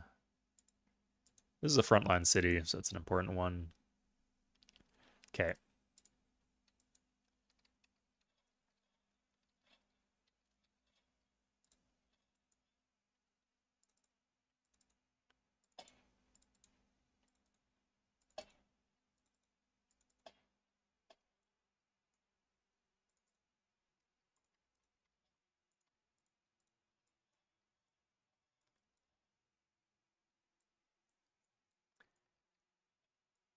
At this point, we can rail all those other random cities. Shock troopers? What's the ability you're talking about? Like airdrop, maybe? Some multiplayer units with crazy airdrop ranges. Maybe you're talking about something else, though. Yeah. Not quite that far, but like 30 tile radius, which is like further than you'd think in multiplayer Civ 3. Yeah, because it's just like so. The game can become so grindy if you can't like break through anywhere.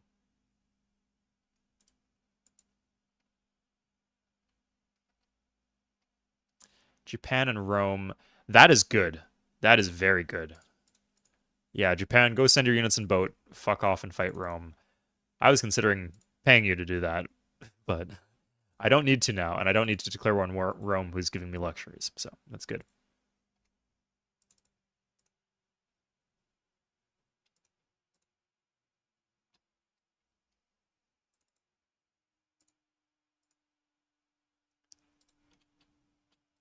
Courthouse first. Okay, Troy Balsan doing pretty good. I guess this is a cannon city. I don't think a bank is very good.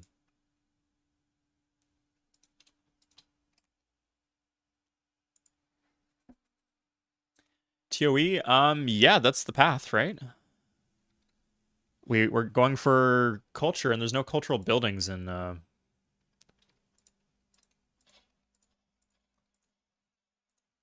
industrial era. There's police station, there's police station is a macro building, but it's not a culture building. We can do intelligence agency. That's like 1 culture, not super high priority. Yeah, no more cultural buildings except for the 3 wonders. There are exactly 3 wonders. So we're gonna get them all.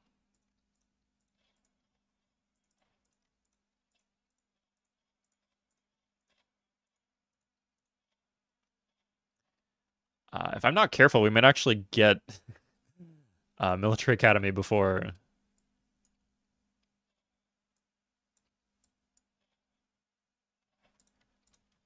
Where we have the tech.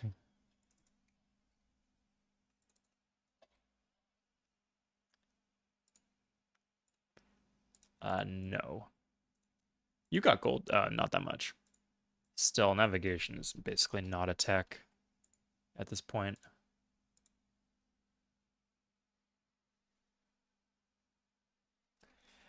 I do. It's not always a large amount of cities, but I like the stacks. I love stack movement.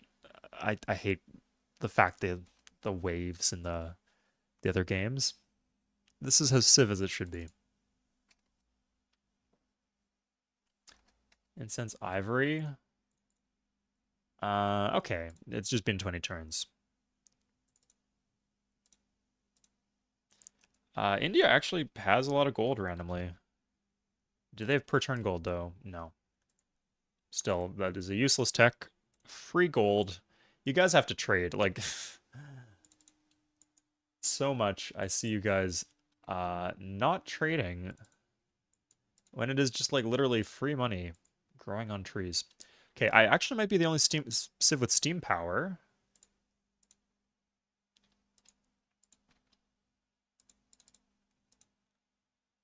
Um, I'm wondering. I think I would buy nationalism in that case.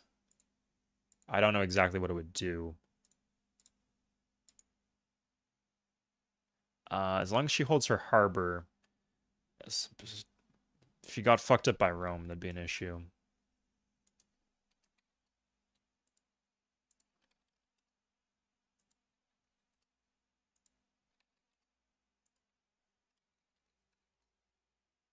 Okay, that narrows it down a bit.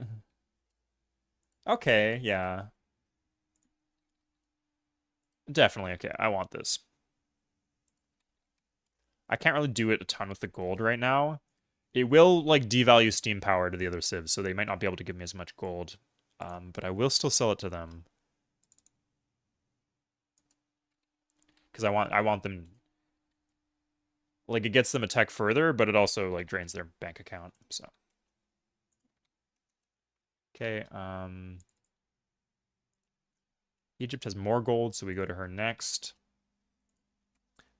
117.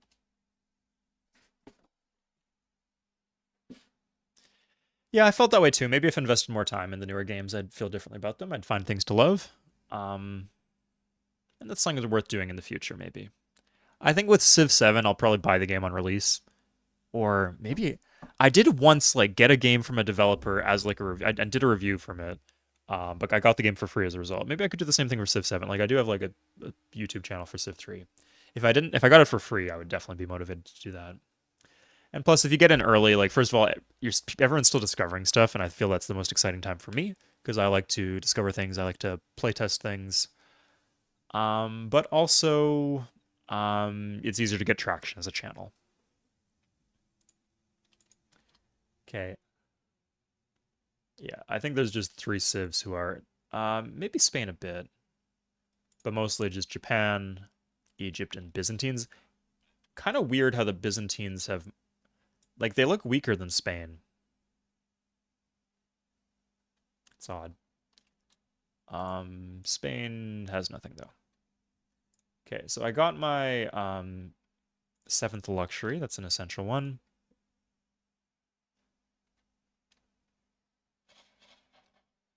I've heard rumors. It might be a couple of years. I'm patient though. Once you get to 30, like the release cycle for games and consoles just starts to blur.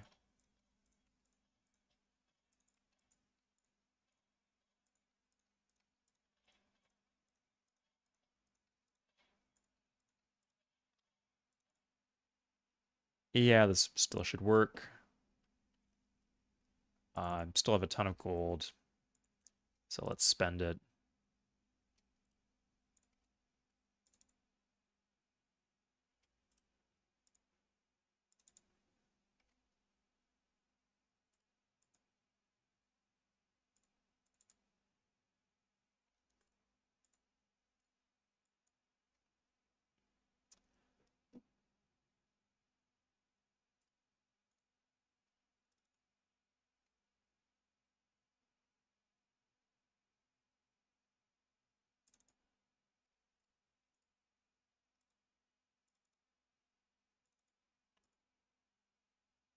Okay. Do you guys still keep up with new games that are released? Or are you turning into a dinosaur like me?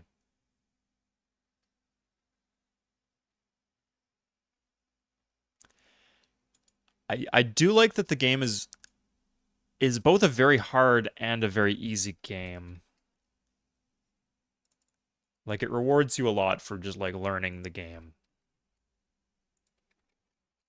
And it becomes fun. You can do more things, but at low difficult levels you can do a lot of things too. Okay, this is expensive, but it's fine.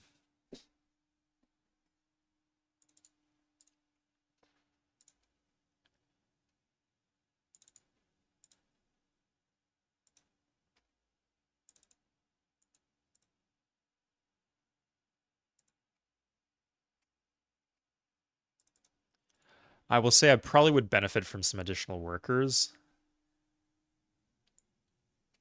Oh, we got some automated guys here. Yeah, who gives a shit about that?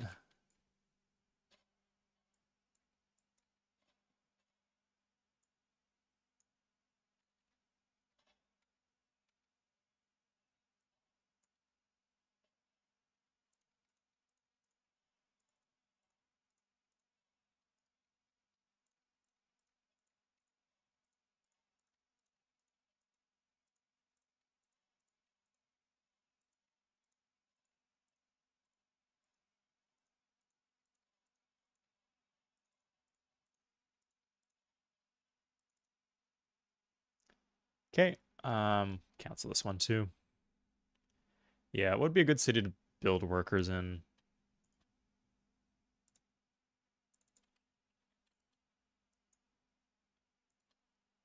Oh, let's grab that. Okay, let's do a coal check. Yeah, I just assumed I had coal. But we want to steal this excess coal. We don't want them trading it. It sucks that they have it, but we don't want them trading it away.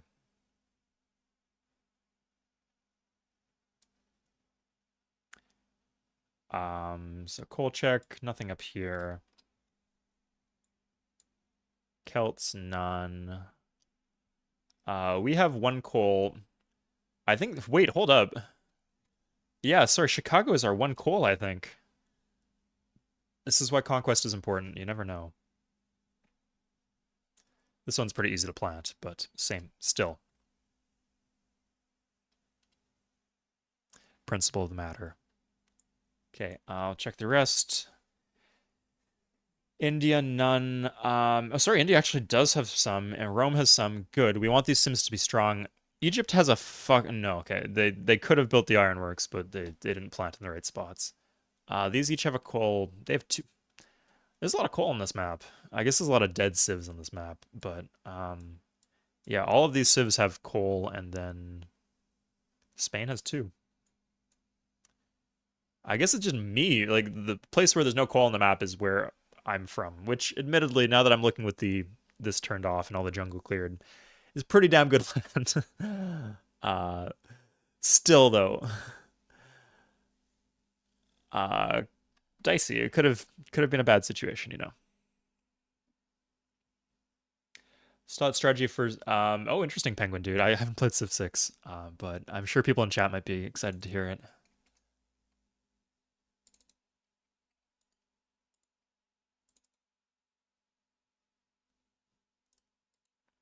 Do some workers here.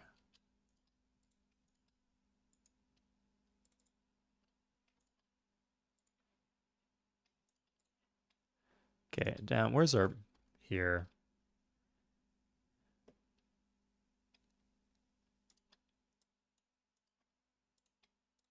That's fine. We could upgrade muskets. Yeah, that's like a good investment.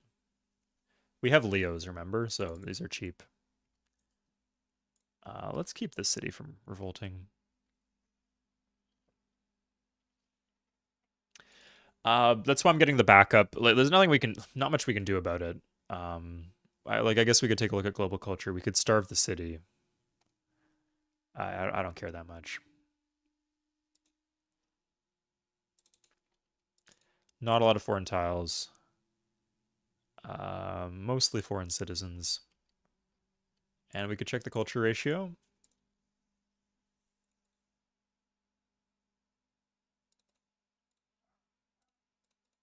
They're dismissive. Okay. So yeah, this actually is pretty likely to flip. Okay, I guess we starve out the foreign citizens then.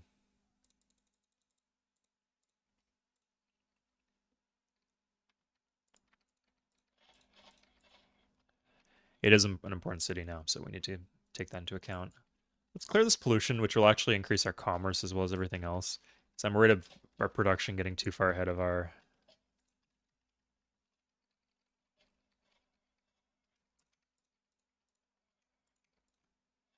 Look at this island of railroads.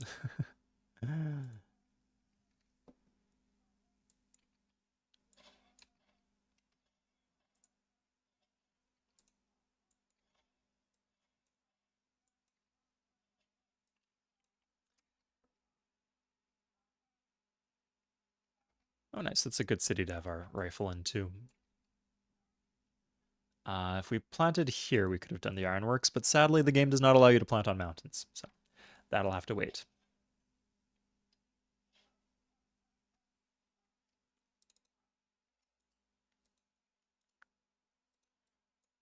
This can't flip. I guess it could flip to China, but not likely. I mean, we do want it for the culture eventually, but no, industrialization gives us a wonder, and we're gonna get that wonder. Universal suffrage, just for the two culture or whatever it gives. I think by this point I don't think there's any wonder that gives one. I think two is the minimum. Not really wonderful if it's just one. Let's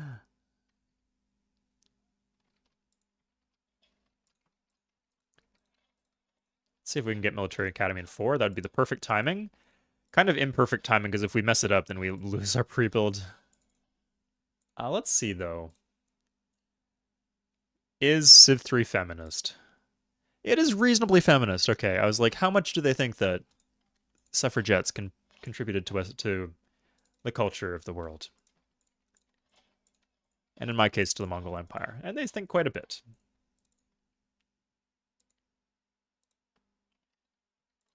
Ah, this city really needs a market.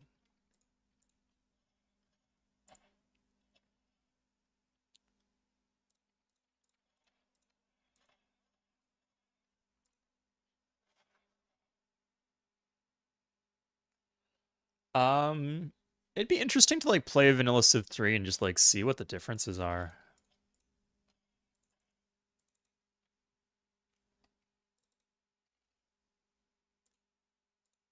Good. Yeah, I get my furs back, so I can probably get more from her in the future.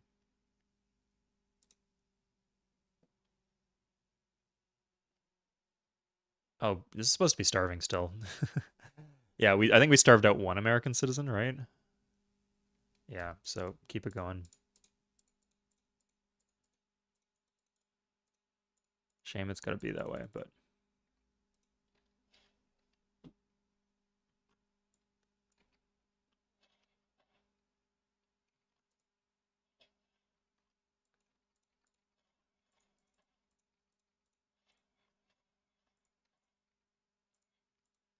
we got it in 4. Can we get it in 3? Yeah, we got it in 3.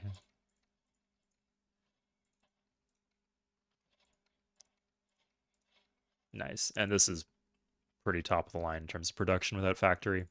Okay, let's grow Almeric. Let's first priority is commerce, so we want to grow the cities that are being capped in growth from lack of food, that are low corruption. I don't care about like we can improve the production here. I don't care about that so much though.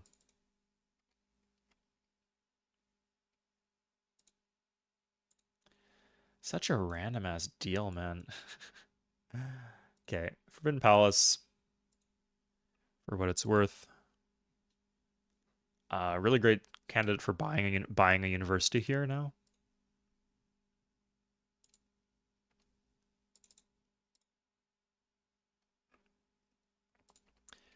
Get some cannons.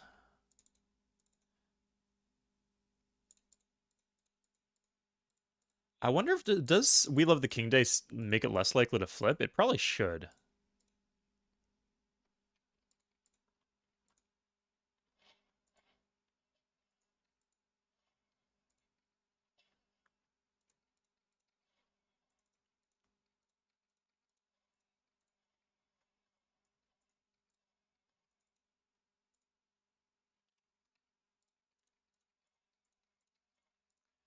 Okay. You might think that the desert is like not as good of a tile as grasslands or plains, so it's low priority, but like it's a flat increase to the number of food, so it doesn't matter.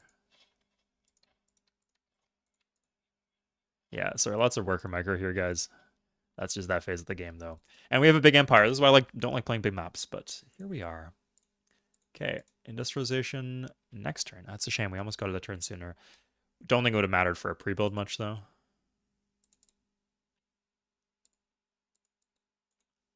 Yeah. We could consider doing... I want hospitals, but...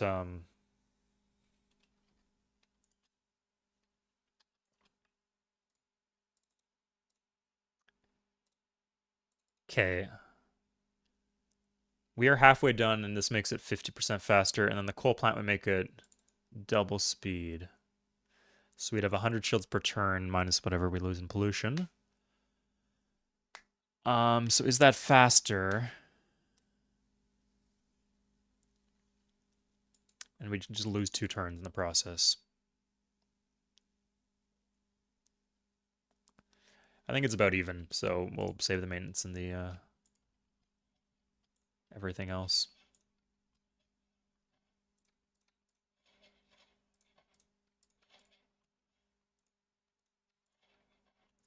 Oops. Actually, a low priority tile to railroad right here. Because it's not actually usable by any city.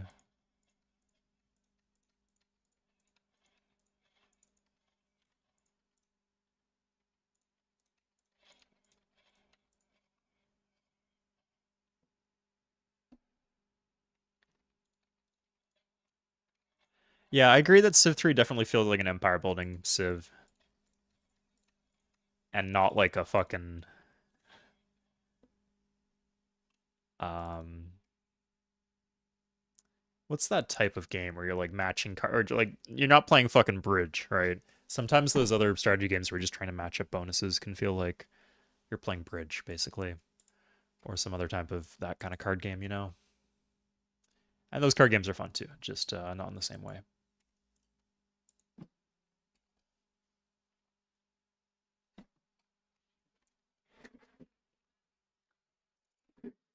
Okay, this city's much better now.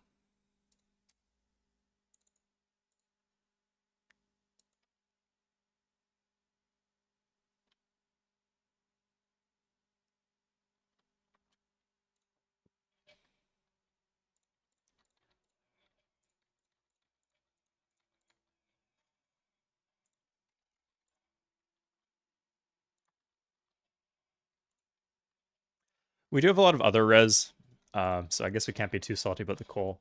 It'd just be nice if like one of our important rivals did not have coal.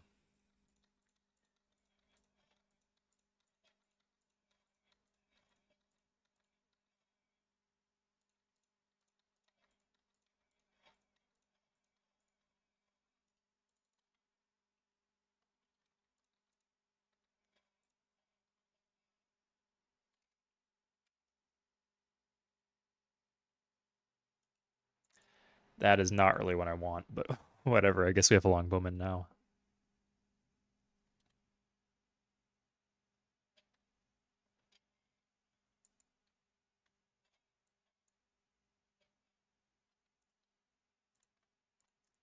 Okay, we could just buy factories.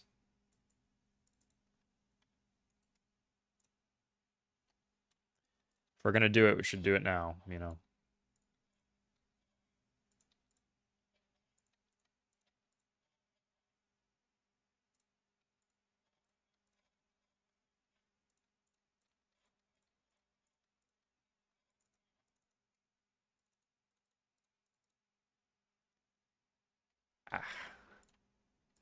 It's not strictly useful yet.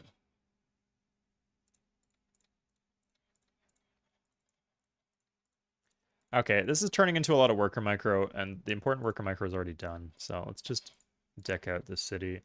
Um, I guess, yeah, like, just these, like, high growth tiles in some of these cities. As long as I can get, you know, there's no hospitals, right? We just need to get them size 12. So once that's done, we can just automate our workers. I just don't want them to, like, go off and, like, clean the pollution on the volcano. So something dumb like that.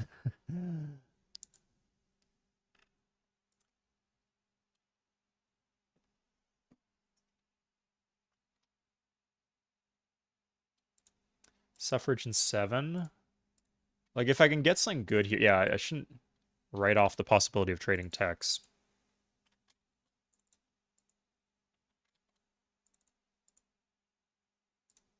She has fascism. Yeah, like, that's just so much gold.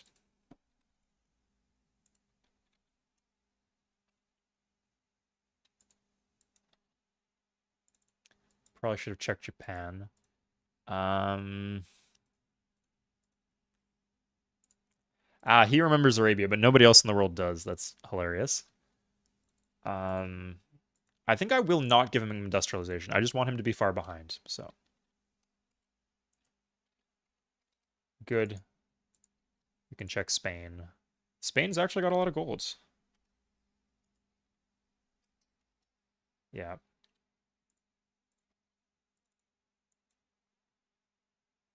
So that's a lot of gold we just extract from so many civs. We don't need the extra 60 gold per turn from... Shit, even this, man. Like, and we want Gandhi to be strong. Like, especially these defensive techs are really good to share the love with.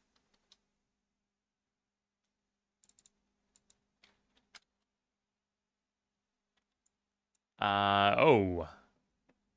Rome's starting to lose some stuff. Let's just give Rome nationalism if he doesn't already have it. Sure, pretty much. Maybe that'll help him stem the bleeding a bit. America's in the next era, but is broke as heck. Okay.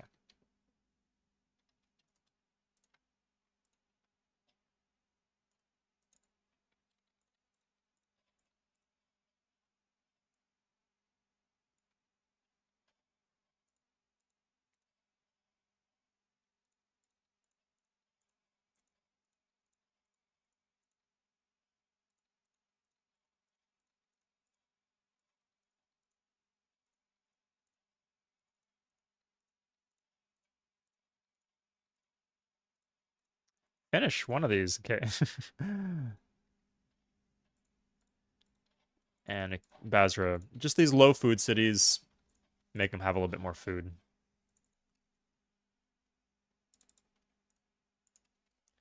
Could do Yamama.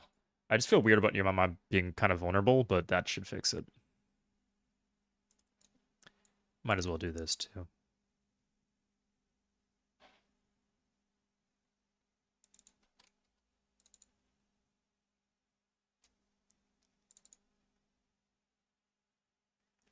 Ooh, this would be a good one to improve.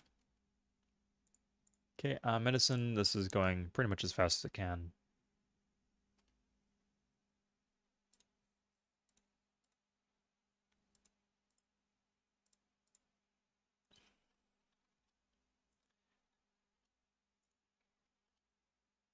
It's a shame because she just got some extra gold per turn. Like, our deal wore off. I'll still do this, though. One city culture, pretty damn good. So I ended up getting, I think it was actually 4 wonders from the medieval era. Yeah. And then I'm gonna get all of them from the industrial era. Yeah, so it was only 2 from the middle age, from the ancient era, but it was the high culture ones. And I've been consistently getting high culture wonders.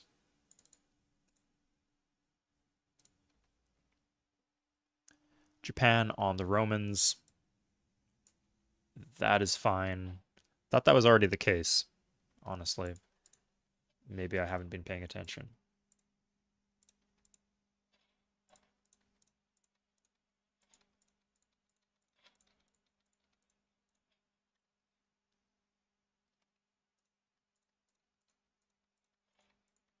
Oh, like a big stack of automated workers. Interesting. At least they're doing something useful.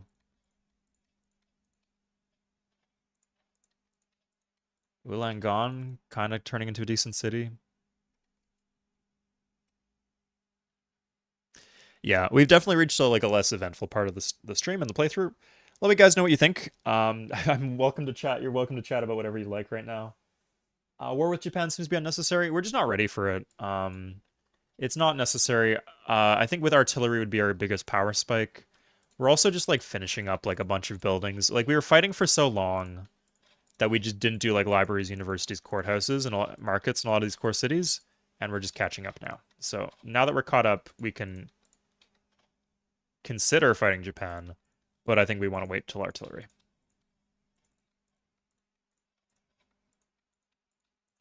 Yeah, like losing the artillery stack was probably the big decider. Because until then, we just like had units. Like if you have units, you might as well fight wars. But once we no longer had units, we no longer had any big incentive to fight wars. Sorry, it becomes more costly to fight wars. They're not fighting the Celts, are they? Or something like that?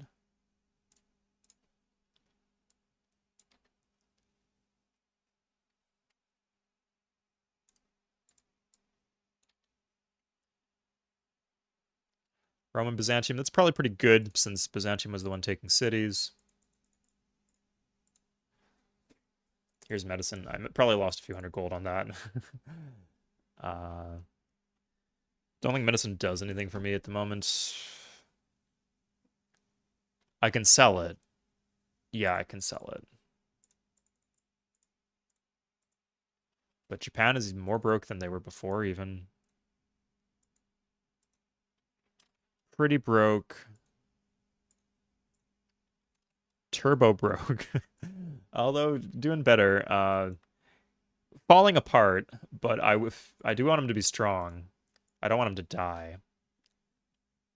So yeah, if he gets steam power, he has oh, he might not have he does have iron. If he can stabilize with this iron and start to rail, I think he'll be doing a lot better. Um Lost Lutetia, lost Byzantium, lost Syracuse. So Egypt's actually getting big off of this war. Not big, but bigger.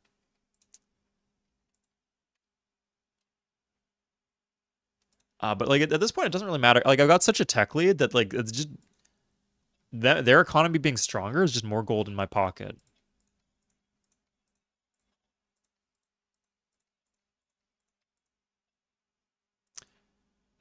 These cities suck. I don't know why I'm doing work on them. Yeah, let's just do like an irrigation here for Damascus. Oh, we can't irrigate. Well, we're getting electricity soon, and then we'll be able to. Are we close to Cav per 2? Yeah, I don't think we're gonna make it. Oh wait, we have factory, so maybe. We'd have to completely finish the city though. Crusaders, no, they don't upgrade. They're a decent unit. Like they're not bad.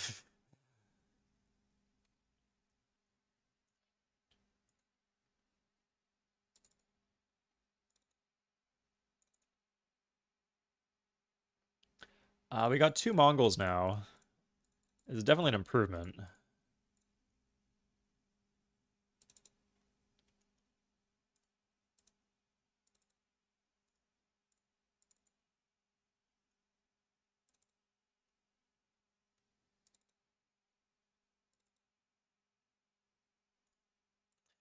We want to get to Shanghai. It's a good city.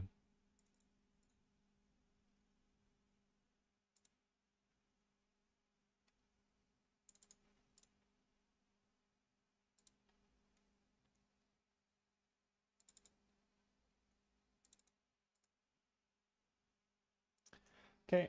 We also have no interest in conquering the other continent.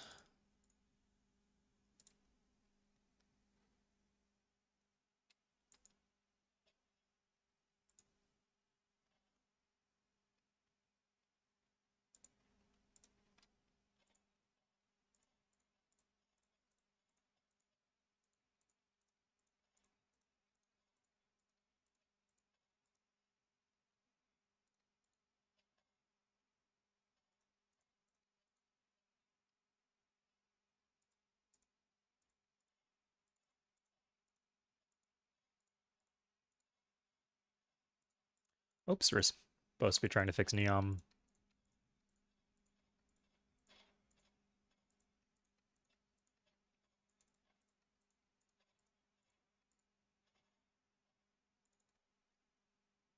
Oh, not even using some of these tiles. Eh. Good charity, though.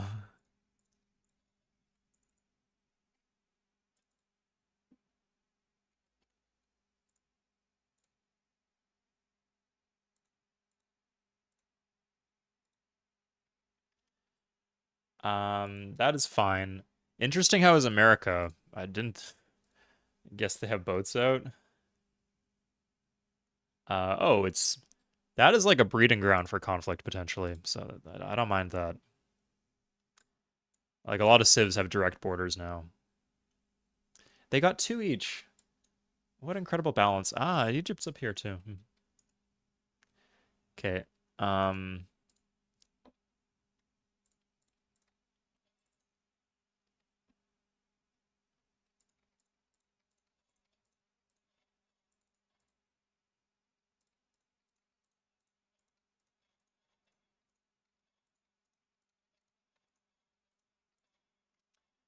okay, let's max out Neom if we can.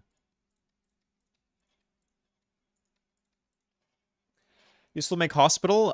Yes, in theory, like it would improve our economy a lot. But right now we just kill it. We're going for a culture victory, not an economy victory. And like the detour to like get the tech would be more than the benefit from to our like it would like let us tech towards some of this stuff faster, but it would also slow us down by 4 turns. Better just to wait for the trade on it. I guess we could trade away medicine on those grounds that it would get us to it faster. Oh, this is a great city to buy a university in.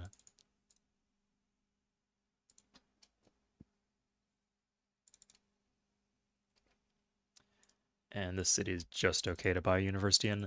But we have all this money. Again, if you're going to buy stuff, you might as well buy it soon.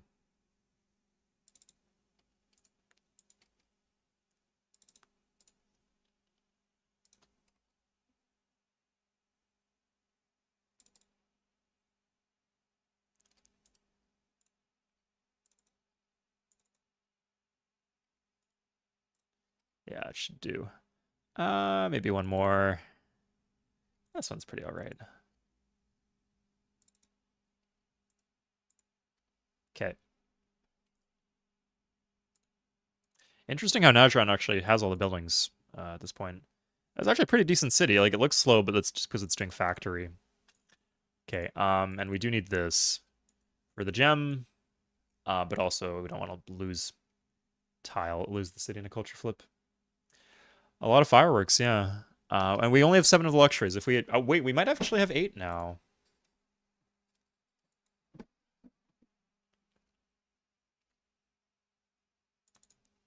Yeah, it's probably fine.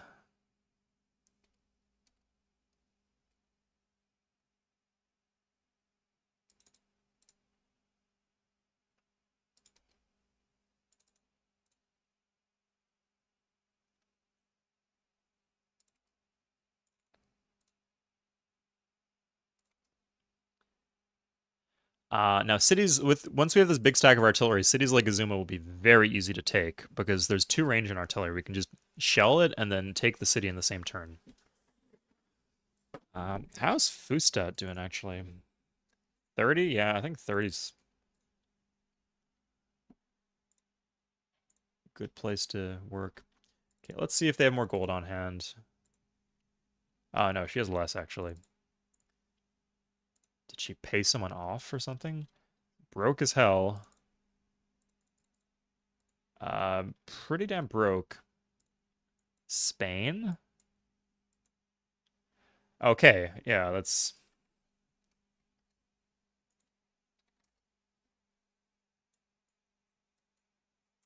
Now I'm torn because I think maybe on this difficulty, like I would...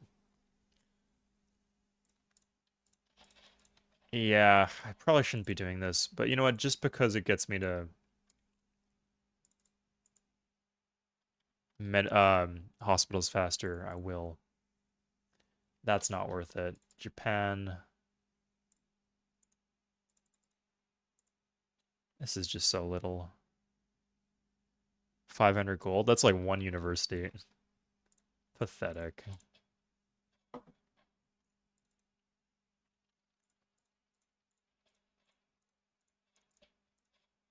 I gotta finish this.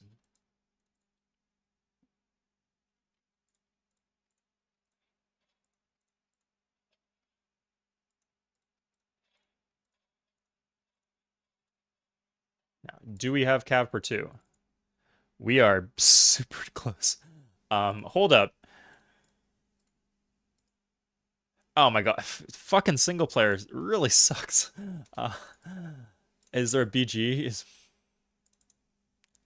Okay, this is a BG. Okay, there we go. That's fine. Cav per 2. Okay, that makes such a big difference. And we're doing cannon per 2 already. That's okay.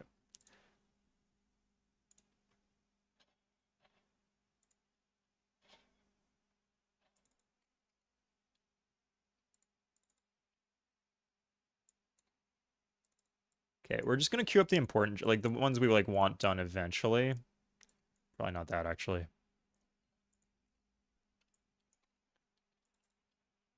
Yeah, like that, that.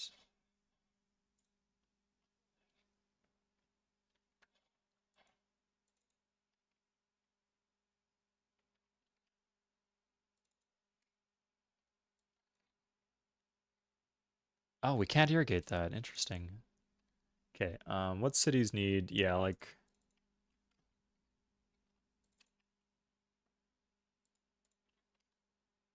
do that.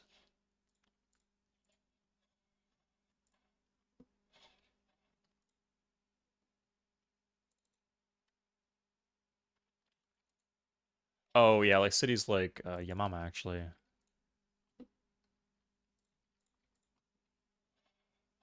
Okay, here's universal suffrage.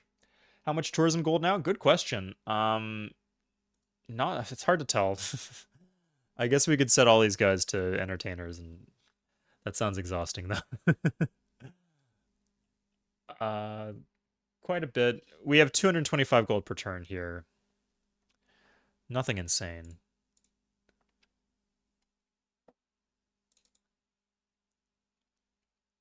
That actually is like less than I would be thinking. We have 2 tourism wonder gold wonders.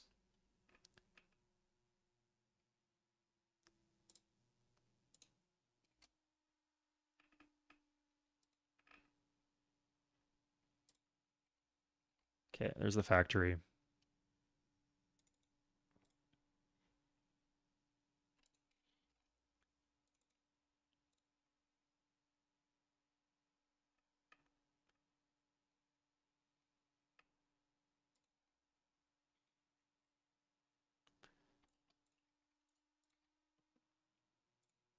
So electricity.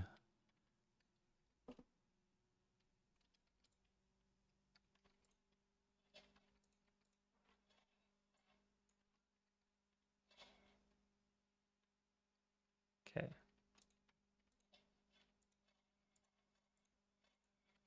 Queue up a few important jobs.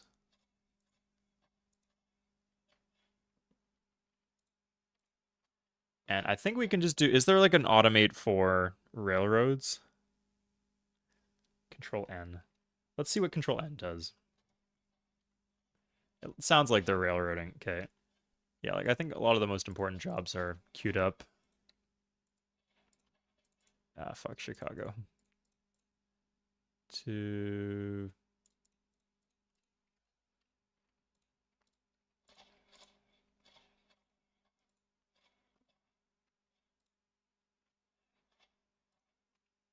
okay, Control N now. Good. Okay, that's it. Oh, some irrigation here would be nice. We'll do that too.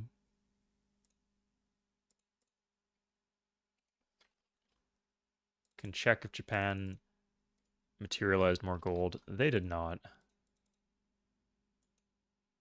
And let's do a government check.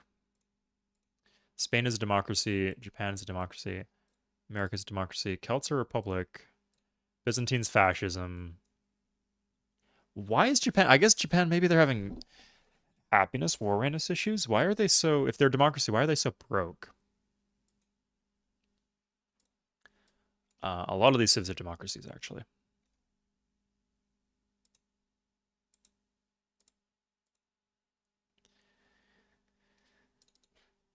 Okay. I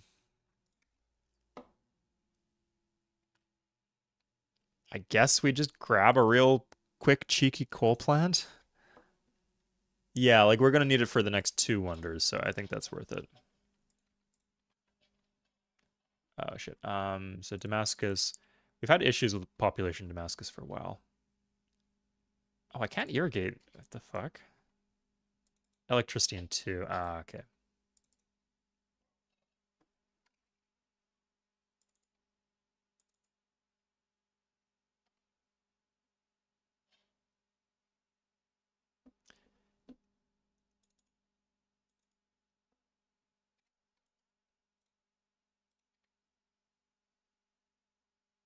Chicago demographics.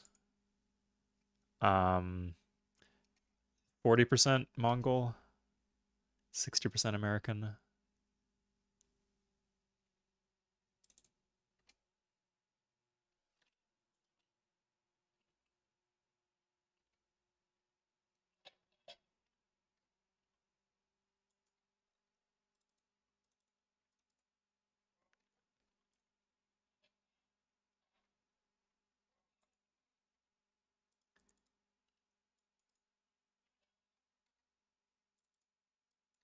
And we'll just do two workers on this. Okay, from the rest can just control N. Okay, guys. Should be able to end my turns faster now. Let's see how they go. So electricity next turn. Let's grab some overflow gold.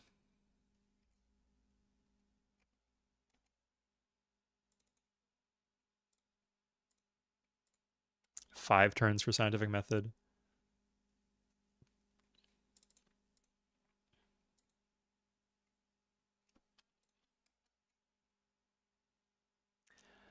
Annoying, but ultimately inconsequential. Why are you prioritizing that tile? So it's not even an improved tile that the cities are using. God. A lot of wasted worker moves there too. So control N, build trade.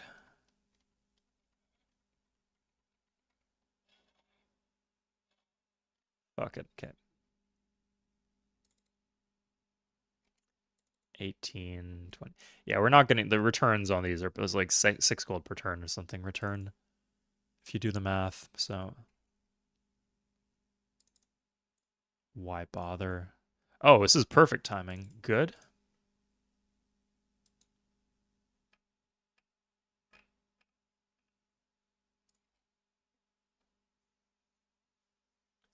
Rename Chicago to Ulaanbaatar. Fixing the name, that will change the culture, right? Don't think it works that way. Not that much gold.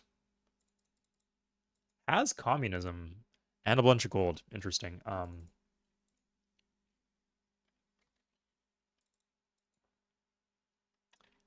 Who has these lucks? Egypt and India. Well, India's pretty easy to take care of. Oh, weird. They actually have all the techs except for industrial. Does Japan have industrialization? Okay, at this point, I have to give them like if I'm giving this to India, then I have to. And does anybody else? Probably Egypt, right? They seem like they know what they're doing. No, they actually don't have. That's good. Like I'll take that. Okay, so I could get communism. That would unlock. Um, The interesting thing is, I think the civs that are advanced, like even the advanced civs, are so broke that they can't afford to buy communism off of Japan because it's a government tech. It's worth quite a bit, and they don't. I have electricity, so which is my silver bullet, but they don't. So Japan, I think I just take their gold. Yeah, I'll take their gold for medicine because a bunch of other civs have medicine already, and then I'll get some stuff off India too. Fine. I've probably didn't need to do that. Probably could have just paid for it in Lux, but some gold off Japan isn't bad. Yeah, I don't, although I don't really want them to be further advanced in tech. Feels like an Emperor game. At a certain point, it does, right? Like, because the AI isn't strong. Like, none of them kind of ran away with things. And I'm sucking all of their gold out of them. 98 per turn. I think 100 would be probably an important breakpoint. I don't think there's any way to get 100, though. Really? Egypt. It's not like I'm building... I built like 2 more cities. It's not like I'm building like a lot of cities. How much is it?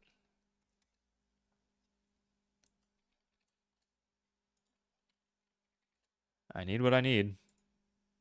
Is that a 7 lux or is that... Yeah, that's just 7 lux. Oh, Rome has incense.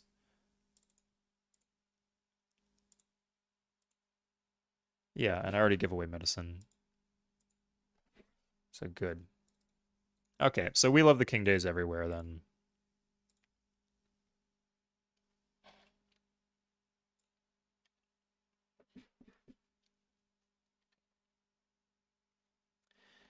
That's pretty much it.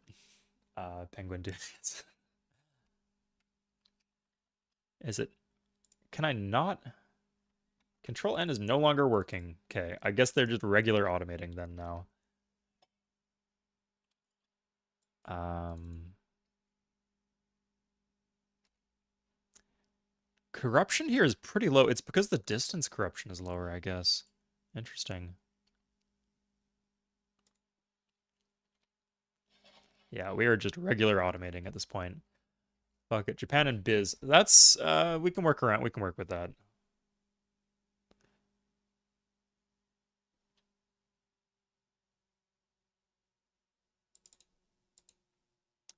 Okay.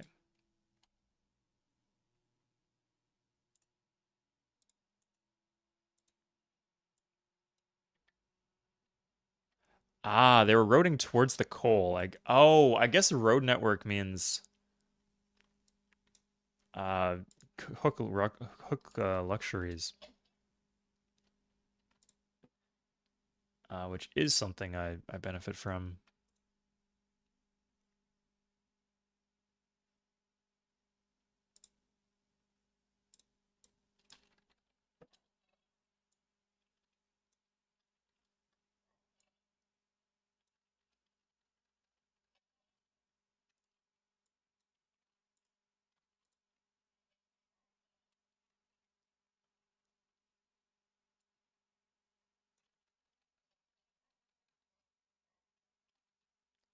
Okay, there we go.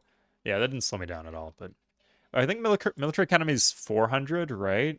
And we were just shy of 100 shields per turn, so that's...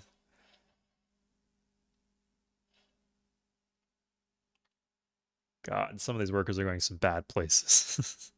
That's okay, though. Oil and desert, tundra, neither or both? We don't have refining yet, I'll let you guys know. Oil spawns in marsh, desert, and tundra, I believe. I don't think anywhere else.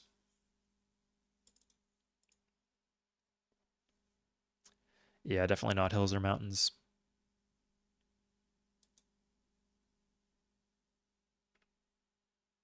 Oh, I got a barracks. Yeah, I can do some...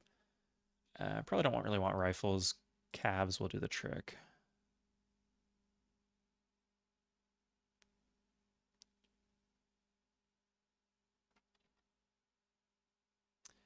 And scientific method next turn. Okay, we can stop building workers, mostly because I'm too sick of microing them. And we can grab 500 gold here. Oh, that's a lot. Remember when we looked and it was like, oh wow, Suede, you have 1,000 gold per turn. Now I have 1,500 gold per turn. Funny how things work. But here it's I guess I built a lot of markets and banks, which don't really do much most of the time, except when I turn the tech off when the tech is almost done. In terms of science, 1287.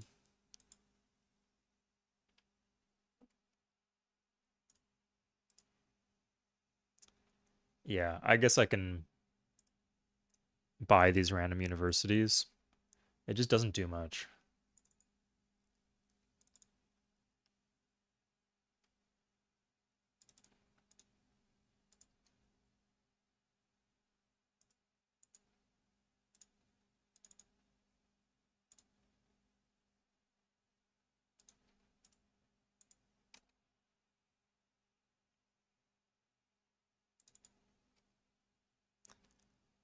Anywhere else? I guess we have everything here, and when your mama's decked out, that's a sign that, yeah, that's not going to do much here. We could buy some of these aqueducts, I guess.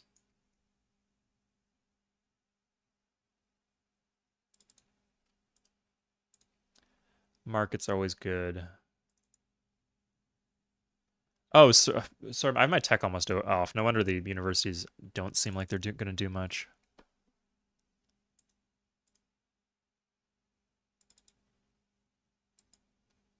Okay. So these are the two most expensive techs, so these are the ones we get. And we just turn our tech off, I guess.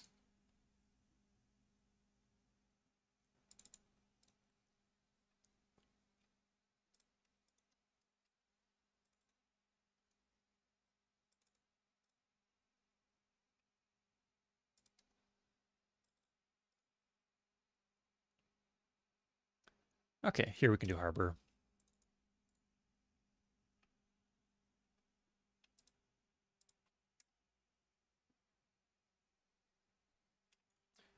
In 3, yeah, still not worth teching.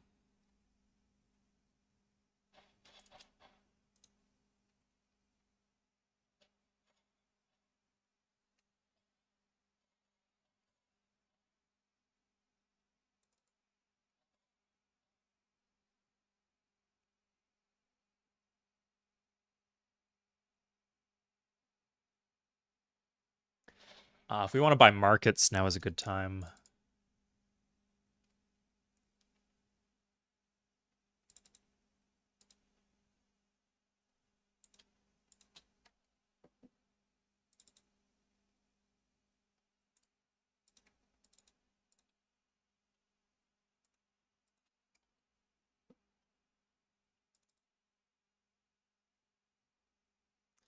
Like here, yeah. I could do that, Donald. Good idea, Donald. I don't really care too much anymore, I think. I think the city's safe.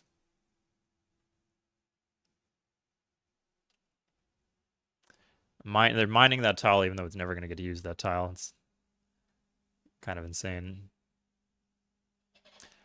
So many worker improvements on that city specifically. It's exhausting. What? It's unusable. It starves. Like the city just starves. Oh my god. The AI.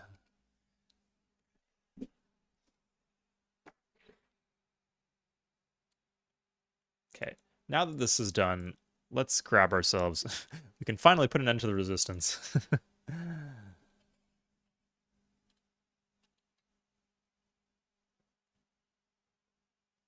Okay, here we are, theory of evolution.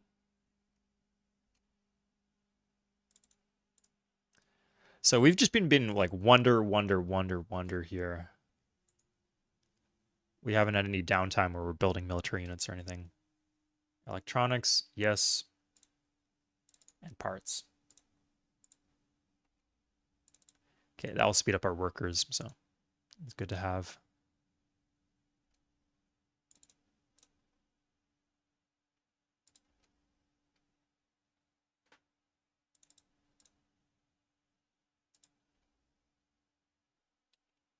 Finally. That's actually kind of hysterical that they were resisting against, was that Japan? Who was that?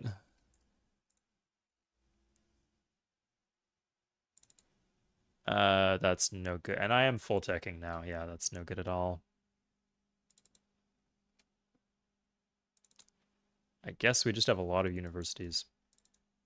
See, I haven't been buying these aqueducts because I'm too lazy to switch off of them because I have to queue up other stuff.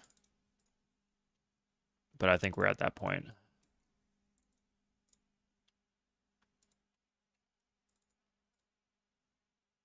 Oh, we have it queued up.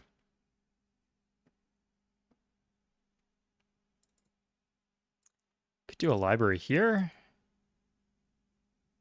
Could do a courthouse here. Maybe that's worth something. Yeah, okay. We got a massive tech lead now. We don't want to squander it though, but we can get the corporation. Like that's good. That is just like a good tech to get. I can't imagine. Oh, I'm guessing we have a monopoly on electricity, so that's good. Can't imagine getting a better deal than that.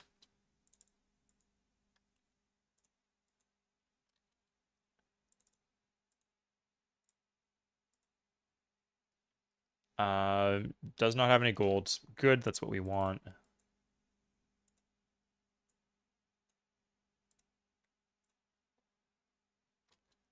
Doesn't do us much.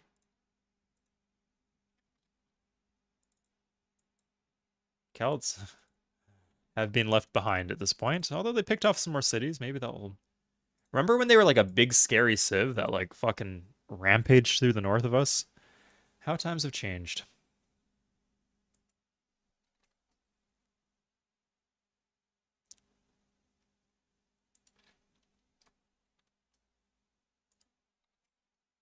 Let's check out Spain first. If we can get communism. Um,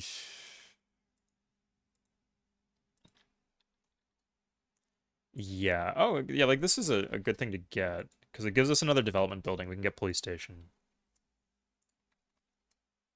Sucks having to trade away this specific tech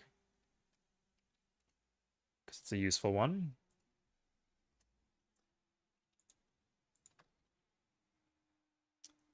And then, yeah, America randomly had. Oh, we can just sell him communism then.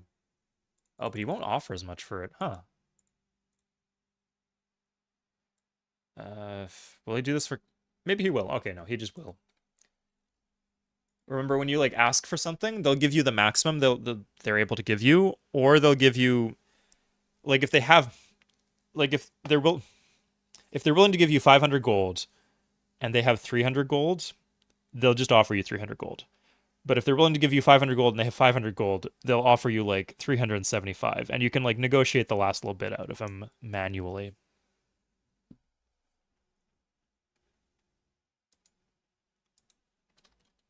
But it doesn't. So just recognize it like if they might have more potentially. Okay, and biz is yeah, like we can get fascism, I guess, if we want. I don't see the point though. We can get if we build a bunch of these, we can get Wall Street. So probably should do that. Let's do that now, actually.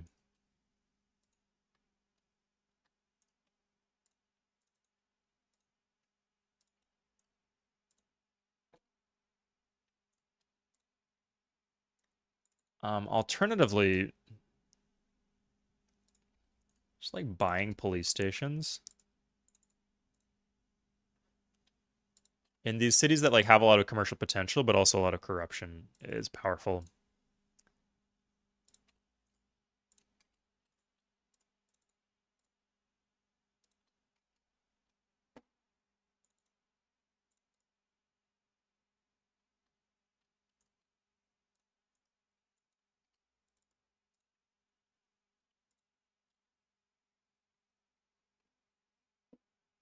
Any other cities like that? Maybe like not Kufa. These are all pretty low corruption cities, weirdly. Oh, something like this, yeah. Perfect, Shenzhen. I'm glad this can be a nice city, though.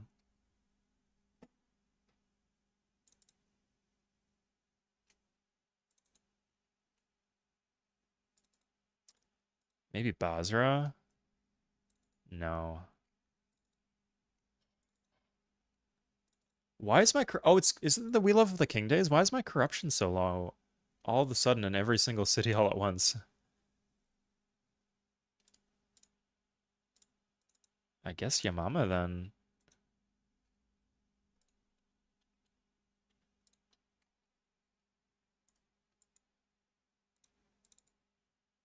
Yeah, like a lot of these core cities don't really seem to need the police station.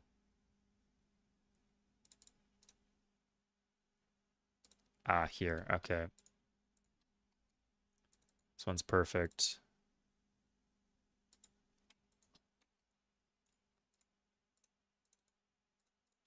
Okay, yeah, and here. Like, just, we want to be able to buy some right now. Just to have an immediate effect. Again, don't want to be sitting on money. Culture ladies happy?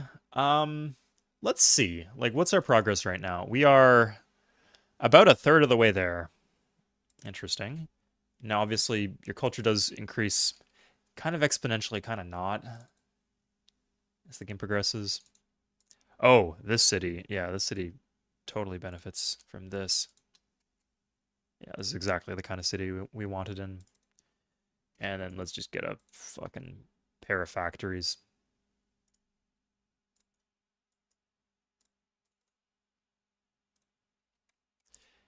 You know what?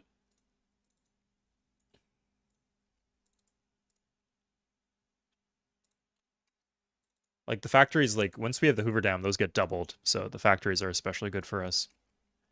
Like I don't really care too much about secondary cities typically, but for this reason, yeah, we'll just get that, and then I guess the bank comes next.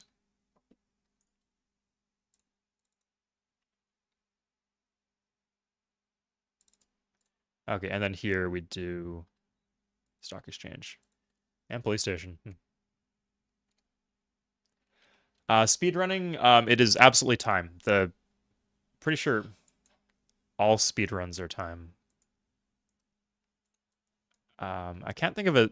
I think it would be called something else if you did it based on like turns or levels or whatever. Japan and the Romans, good. Fuck yeah.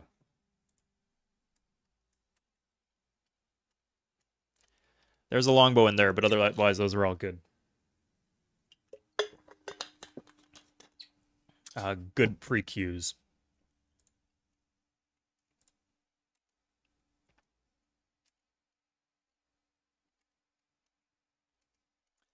I just bought a lot of buildings, wow. Or just finished them coincidentally, maybe. Who knows? This is wrong. And in fact, if we can just like, I wanted this earlier, but like I didn't have electricity, so I couldn't irrigate this. But yeah, just slang to increase the speed just a little here. Double, it would actually double the growth speed.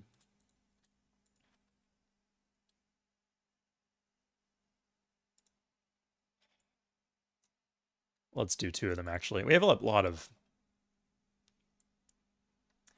It's not giving us any regular workers, only captured workers. Okay, that's enough.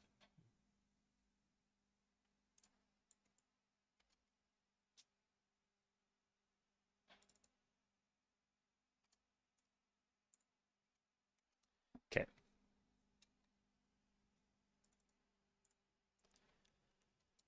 Let's do this.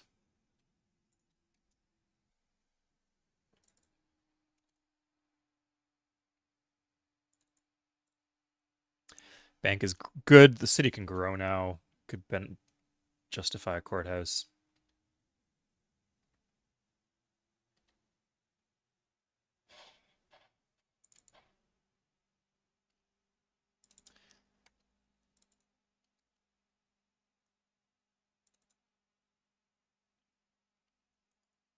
The effect of Wheel of the King Day would actually have a big impact on corruption here. Maybe markets are actually higher priority then. Okay, if she's got gold, I'll just. That's a lot of gold too. Good. 2,000 gold. Rome and the Celts. Good. Okay.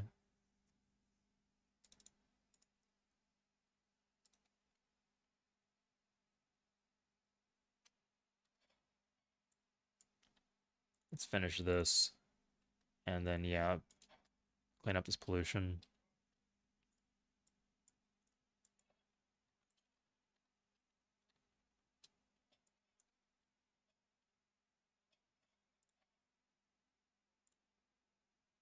It's a good job, but we want this one done. Like, let's at least have it done in 2.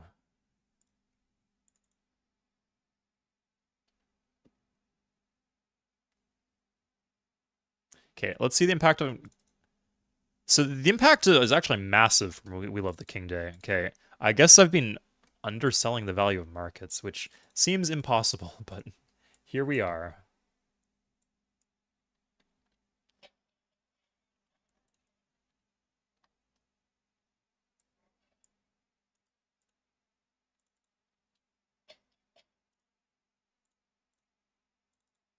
Yeah, we could just do...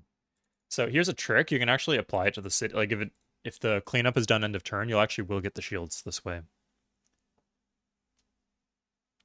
Okay, I'm doing these stock exchanges so I can get Wall Street because Wall Street gives culture. Uh, but I'm not in a hurry because I got a bunch of other stuff to do in my cap.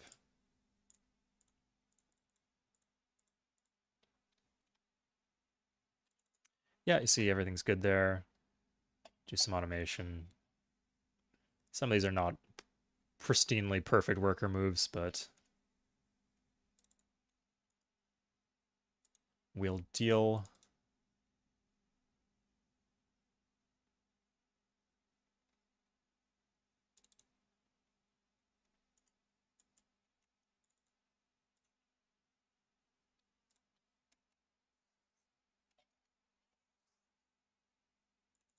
We do have a lot of worker moves to do. I like to grab refining first just to see where the oil is. Maybe there's some sort of trade advantage to one of the two. Did I lose a Lux or something? Why is everybody mad at me all of a sudden? Or not as ridiculously pleased? Okay, this city's coming alive.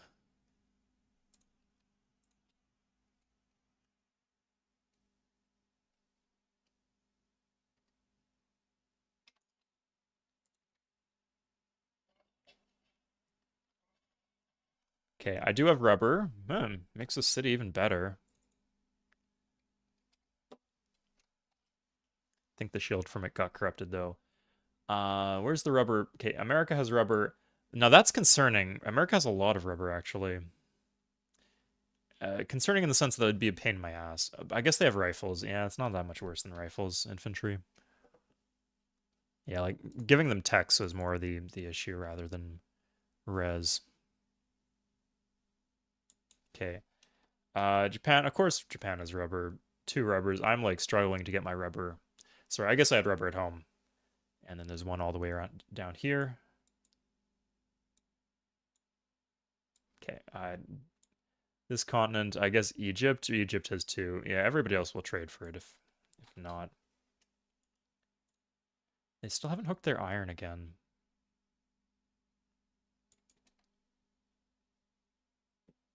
Okay, let's see the unit support situation. I'm actually well over the cap now. I was 20 units under, and now I'm 20 units over.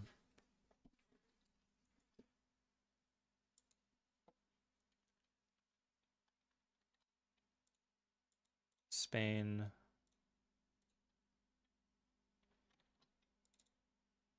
Checking for big sums of gold.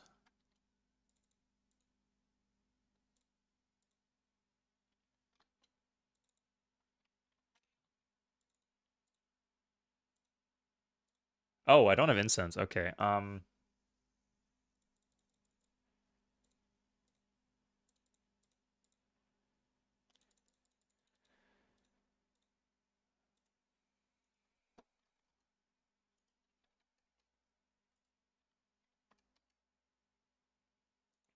No, I think this is the one where I have to have some self-control. Archaic units, I don't really care. I'm like, yeah.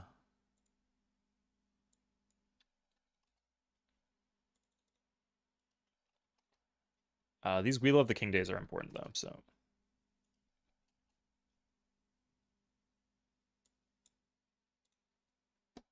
yeah, like what I got like three spears. There's one up here somewhere. put the spearmint into the meat grinder that is the building process of that factory, I guess.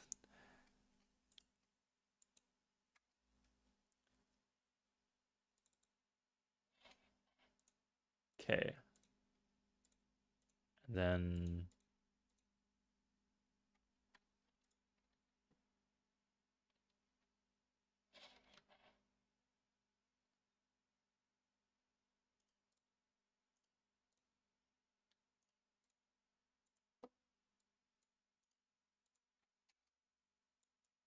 I have one longbowman. I think I got a swordsman somewhere, it said. That checks out.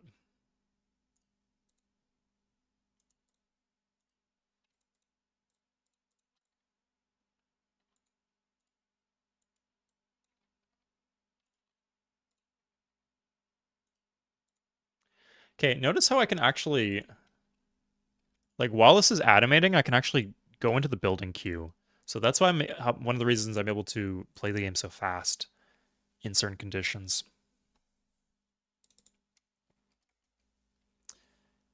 Because you can get rid of those animation. You can animation cancel in Civ 3. Weird to put it that way, but pretty much what it is.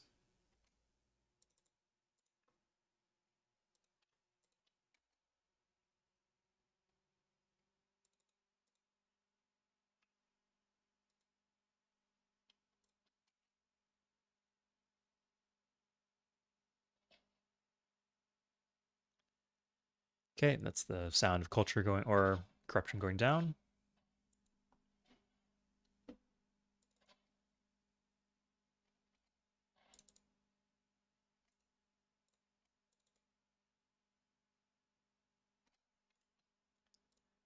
Let's do the same thing here. Also increases our score for what that's worth. Okay. There's Hoover Dam. That will turbocharge our production in a lot of these cities. Just the ones where we bought factories.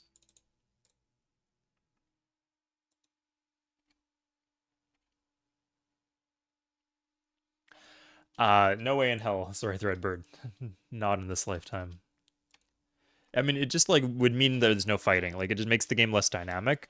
It makes it more RNG prone too, because if you if like someone declares war on you, like that takes like 5 hours of your life instead of 20 minutes. Okay. We can sell the coal plant. Notice how this doesn't actually do anything to the production because we still have the hydro plant from the Hoover Dam. For the Hoover Dam itself, how much culture does it give?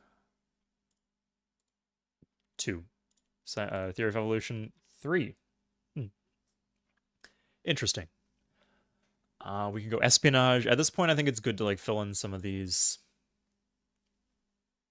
Can we not? Do we not have enough stock exchanges yet?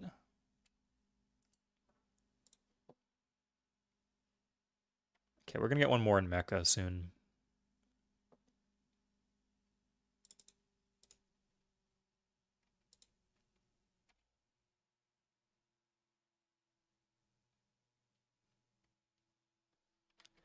Full cinematic experience. More like the full torture experience. Like being waterboarded by sounds from your Enkidu warrior. It's not a fun time. Do you guys, so when you play, like, let's get a poll. Like, I'm not actually gonna do a poll, but do you use animations? And please, like, defend yourself. Why on earth can you tolerate that if you do? To me, it just seems like a strict improvement, turning it off. But maybe you can change my mind.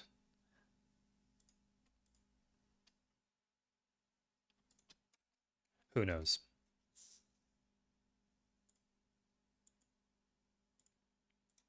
Okay, in theory, we should probably be checking every turn, see if they get like refining or steel or something as a tech. They still don't have espionage. They normally skip ironclads, so I'm not worried about that one. I guess maybe he's broke from units. I guess democracy, like, it's not republic. He might be broke from unit support costs. Okay. So there's now 2 civs. They don't seem to have gold per turn, but they do seem to have small sums of flat gold.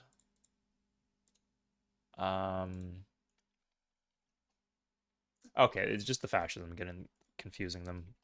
I think they do have gold. Sorry. She does. I think the other ones do too. Yeah, that's fair, Sec. That's just a risk that's for me, that's just a risk of playing with the game. Sometimes it's also when I'm attacking, like it's hard to tell, did I just kill the unit or how much did I do damage? Should I keep attacking or should I cut my losses? But those two facts are the only downsides. So the thing is, Civ 3 is a very micro, there's a lot of ways where you can benefit in small ways from microing. Time is valuable when you're playing Civ 3. So I feel like I can use the time better doing other types of micro than just watching all my fucking combats individually.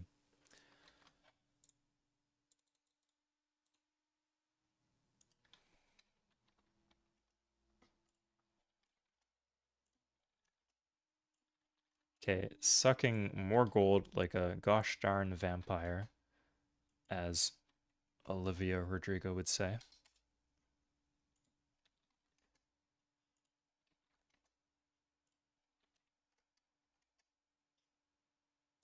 More gold. And yeah, okay, exactly. It was fascism was messing up the equation. They do just have a ton of gold. Okay. And now if I want, I could sell it to Japan. No, he's got nothing. Okay. Oh, America. America actually has historically had gold, but not right now. Mac, it depends on the unit. Yeah, agreed. I typically play with sound off and listen to music though, too, to be honest. I'm probably not like when I play Civ 3, I probably do not have like the prototypical Civ 3 experience. It's an interesting thing to consider. Okay. Wall Street, I think the benefit caps out at 1,000 gold per turn, and I'm just routinely sitting on 1,000 gold per turn. So that is just straight up a building that gives 1,000 gold or 50 gold per turn. Sorry, 5% of 1,000 is 50 gold per turn. If that wasn't clear. Ooh, did you see that? That's beautiful.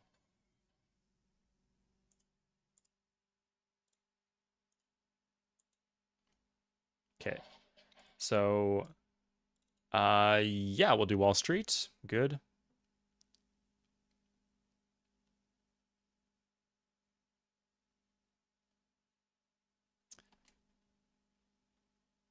Oh, we also now have refining for what it's worth. Let's do an oil check. Looks like I do have a few oils here. Okay. Like military academy.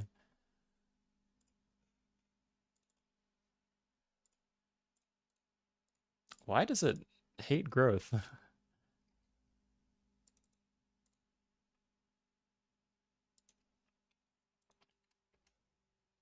Yeah, it looks like courthouse, police station, Wheel of the King Day makes these like mid-distant cities. Like even something like Tianjin, which I'd consider typically pretty far. No, there's not. Sorry, there's a police station, and there's Wheel of the King Day. Yeah, it makes it a good city. It's just interesting.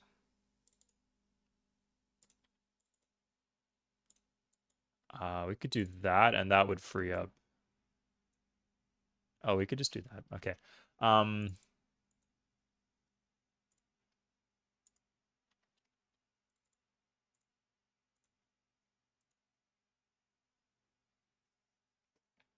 Interesting. I could buy the silks. Like, is it better just to buy the silks?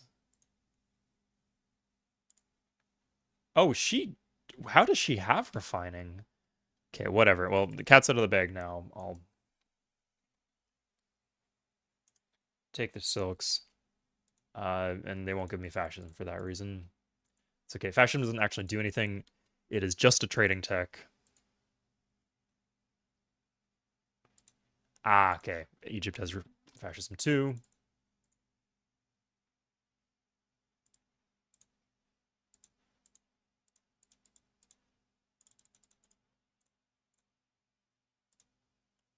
Just do that.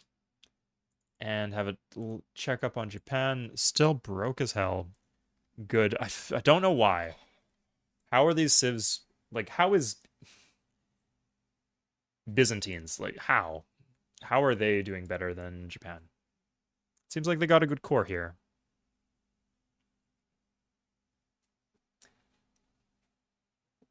How's the Canadian Music City? Do you remember Raffi? Uh, I don't know. Sorry, Canadian Music City. I don't know. Raffi, I'm not so sure about, but that kid's musician? Might be thinking of the Wiggles.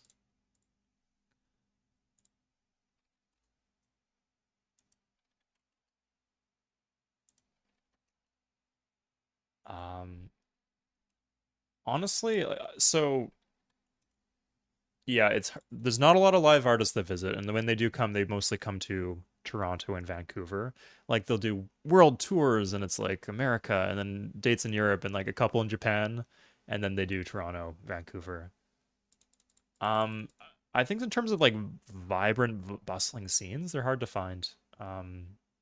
But there's a lot of good individual artists I like from Canada. If you guys want recommendations for Canadian artists, I'd be happy to give you some. But tell me what you're into first. Like, tell me what kind of music you like.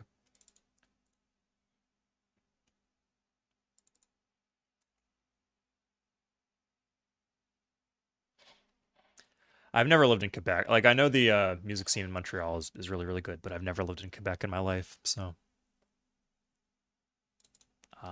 maybe it's different there.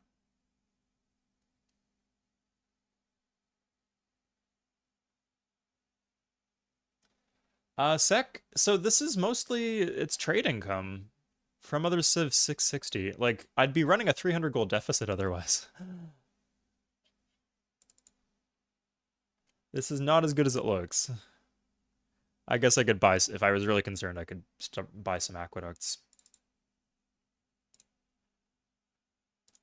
I will.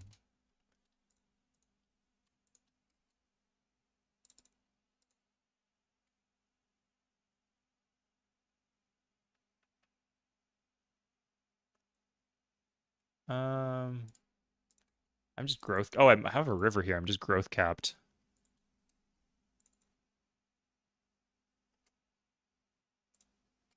Okay, I'll do that. How's Beijing doing? Good.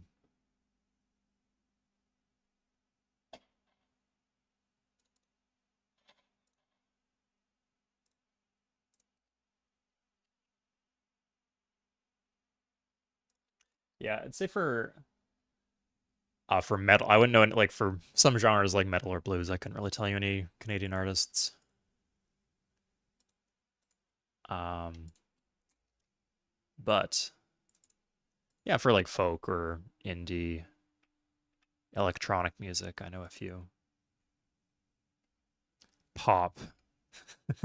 A lot of good Canadian pop stars.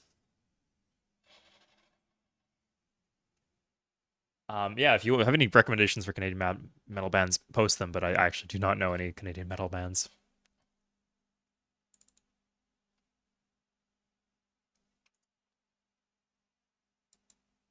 Yeah, so this is the only thing that gives culture. I guess if we had a military great leader, we could get this marginally faster. We can get precisely 5 more culture points. That doesn't really seem very worth it to me. What on earth? Why did that starve? Like, did it auto default? It should just go here, and then it should be even. Yeah. How'd you get an all-female city? Where was that? Like one of these here? Yeah, Neil Young and Joni Mitchell are absolutely incredible. If you like modern folk stuff, maybe check out the Weaker Thens. They're from Winnipeg. Um, they have some teeth to them though. They do like have like some distorted guitars in there, but it's like fundamentally like kind of rooted in folk songwriting, but very catchy too.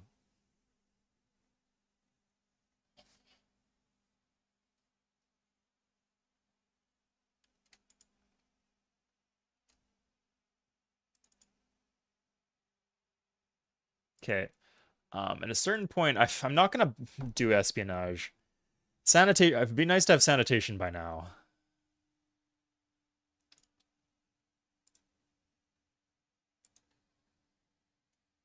Joni Mitchell, yeah. The lesser thans. Weaker thans, yeah.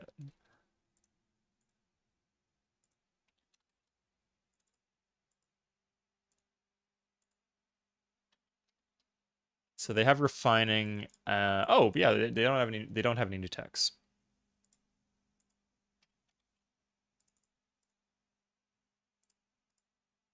Sure. At this point, like this is just 15 gold per turn and 40 gold was pretty significantly early on. Right now, it is pretty meaningless. So it's hardly worth our time. What?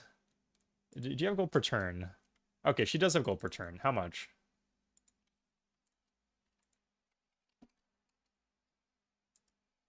The issue is like with a lot of Canadian artists, you don't really like categorize them in your head as being Canadian. There's no connected scene or cultural attitudes really, aside from the like chamber pop indie stuff that was in Montreal. Of course, maybe there's some scenes I don't know about, but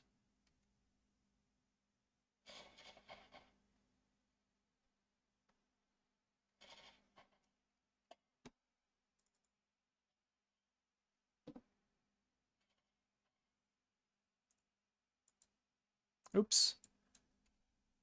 Ah, fuck. Just paid double price for that.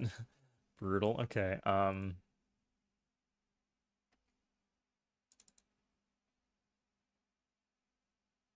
Wow, workers are just avoiding this city like the plague.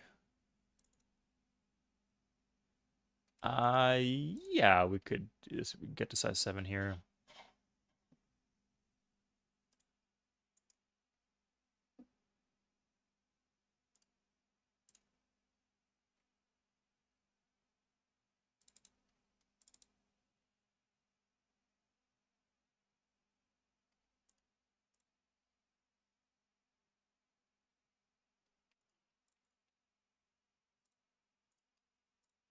Okay. Nice little adjustment. I don't want reg calves in Choi Bal Sun, so I think I'll change there.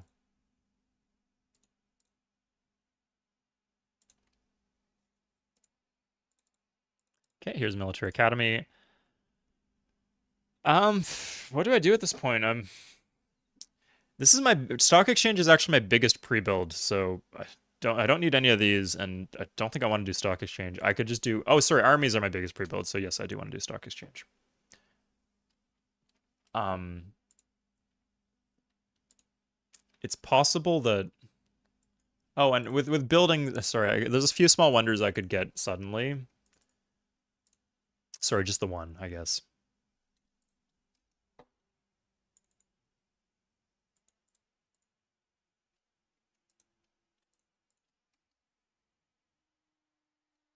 Ulstiastai. I don't can't remember that one. I'll have to have a look.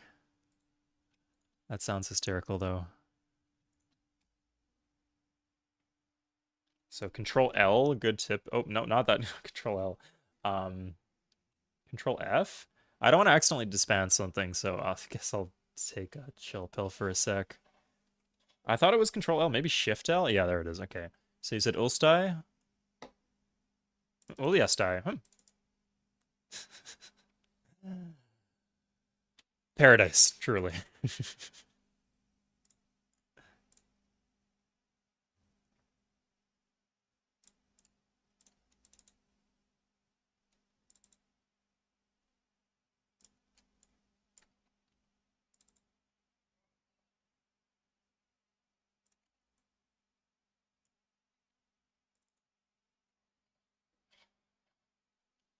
Um, Manhattan ain't worth it. Is that the name of a band? Or are you talking about the Manhattan Project here? Okay, I think. Oh, fix this crap.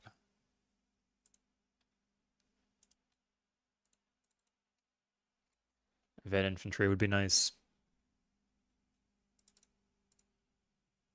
Okay, at this point, I think I have enough units. Like, I can check my artillery, but I suspect I have like 30 artillery and a lot more in production.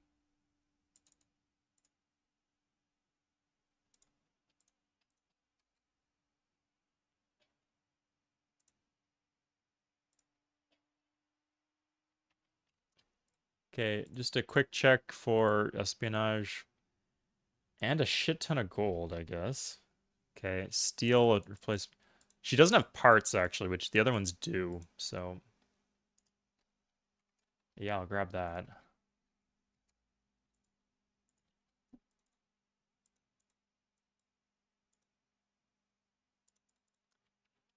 No gold per turn. That's fine. He's got nothing. Some of these civs I'm just not even gonna bother checking anymore.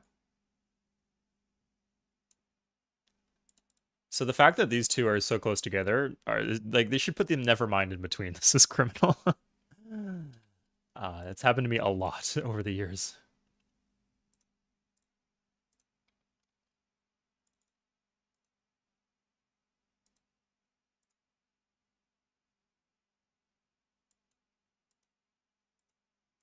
Yeah, fuck it. Okay.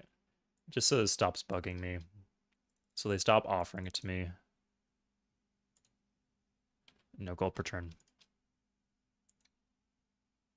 This is Carla. This is daily difficulty. I'm doing quite well for myself. I guess you can't really tell because they're all so weak from me draining the gold out of them, and some outright conquest.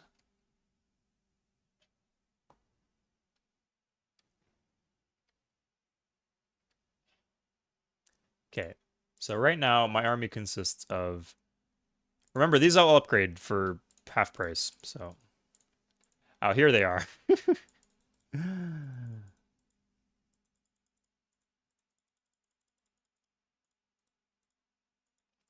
Okay, there we go. Yeah, I don't actually think I need any more units.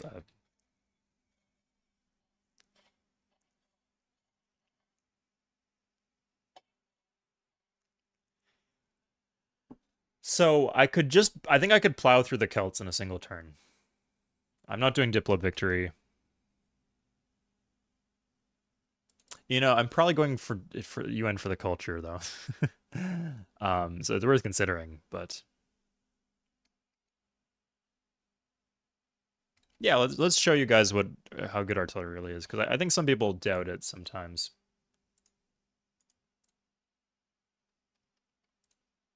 So Celts. Ah, shit. Okay, I actually need to cancel a bunch of worker moves. It's annoying, but no. Oh my god. We'll go next turn, I guess. The tile just does not need to be improved. Like, just absolutely zero benefit under any circumstances. That one's not too far. Same with these. I guess. Sorry, I guess the mobility might be good in some cases. This one you can keep doing what you're doing. Sorry, I actually do need more workers probably. I just need. Probably should not leave this big artillery stack on the precipice of their land after what happened last time, but whatever.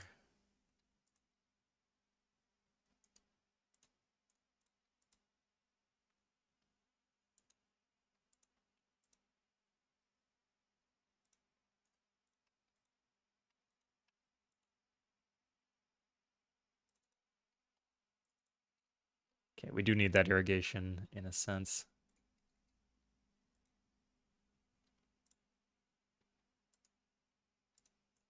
This we don't need though. That's useless. Okay, so we just declare war on the Celts. Oh, we have these armies. Like, I forgot about the armies, but we do have the armies. Bam, bam, bam. Look how destroys the city. Against the muskets is really good. Okay.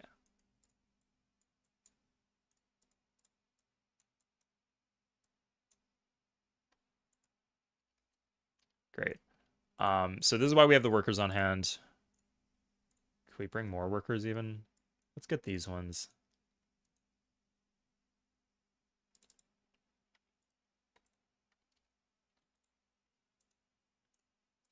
We actually don't need irrigation there.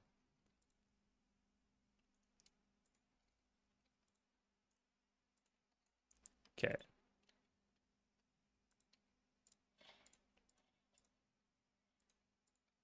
So now we rail here, so the artilleries don't actually use any moves. And we rinse and repeat. And if we're not close enough, like if this city was over here instead, we would just found a city. Yeah, we should probably like have a combat settler ready. For Entremont, actually. Shit, we actually do need more workers.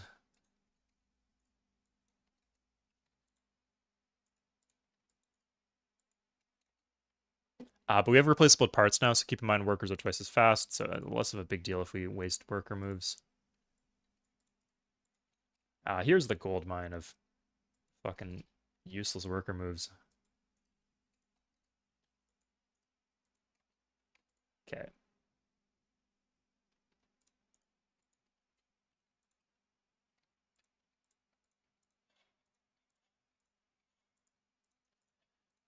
Nice, this lets us get Lugdunum too. Lugdunum also, you know what I mean. Okay.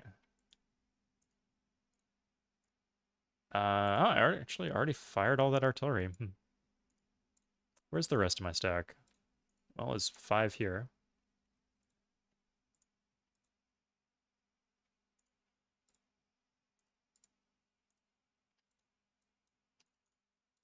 Yeah, there's a bunch of cities where I've been building them. And a bunch of calves. I could save, like, I might risk like 1 or 2 units if I rush ahead, but it probably doesn't matter. Radar Tower, as good as it is in multiplayer, it does the same thing. Like, I wouldn't, if you're doing an attack, and the issue is the tech in single player. So let's take a look where that you could find the radar tower actually on the tech tree. Terrible. Like, it's a useless tech. There's just so much good stuff at the start of the modern era, so I wouldn't go for it at all. Okay, so we're gonna go for mass production before flight, because we want the commercial docks, just because it's some sort of economic development. Okay, Richborough. Gotta be careful not to lose some of these cities, I guess, but... Oops.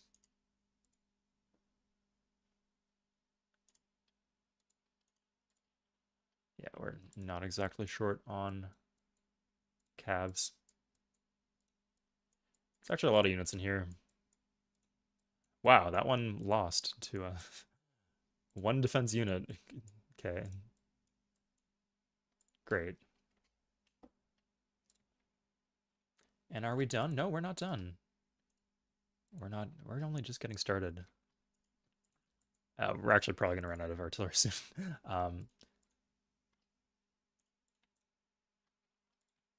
So we're going to have to... But that's why we needed more artillery, right? Okay, yeah. I think just these 2 would be enough.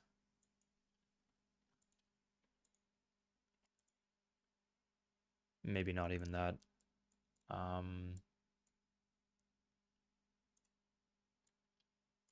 Those just upgraded.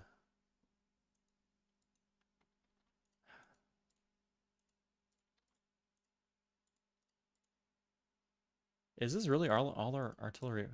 We can check here. No. What on earth? Oh, we had a small stack there. Okay, this is almost out of moves. Guess maybe we did need those workers there, but we made it in time.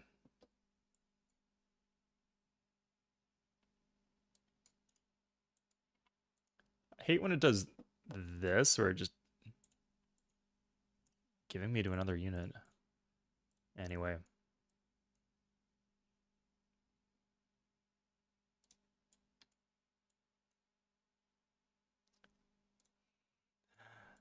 frustrating. Okay, that's done.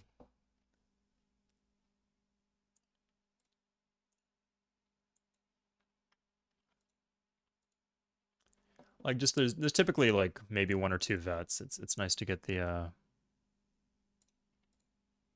it never fails too. Like because of the rate of fire and everything, it's just so good.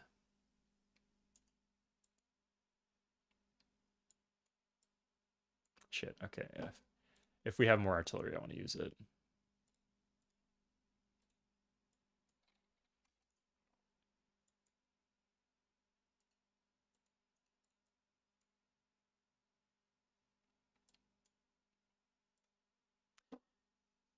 Yeah, and then here. Oh, damn. Anything else?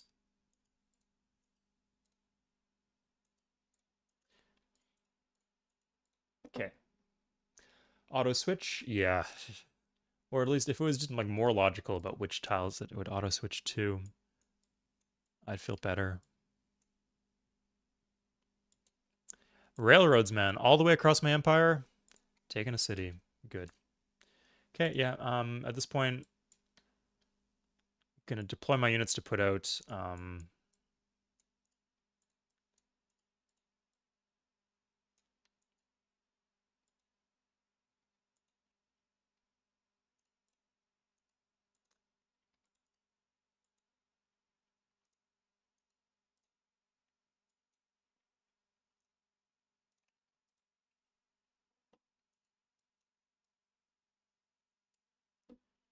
Yeah, I do have to guard the artillery stacks carefully. Finish these roads. We don't actually need that one. I think we plant cities going here, and then we get Entremont. Um,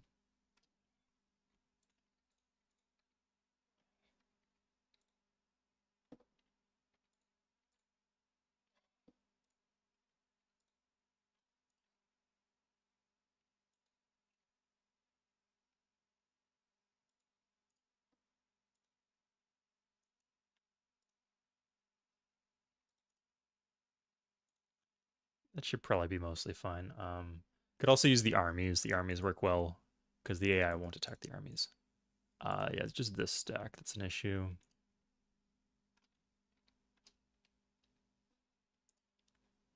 I can just blitz into Camelendum, and that should be a day. Call it a day from there.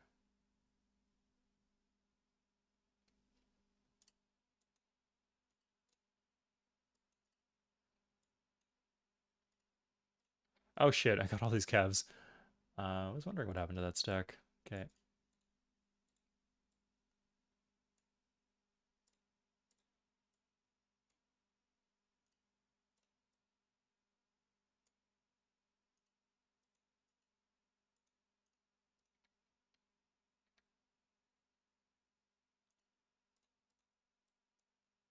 Okay, that should all be good. Just like 2 or 3 units on each of these tiles, 3 on the big stacks.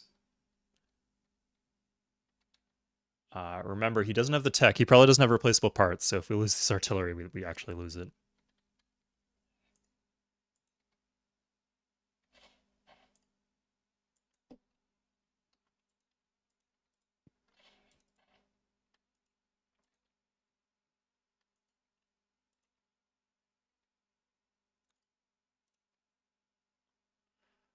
Uh, guess we need to watch that one.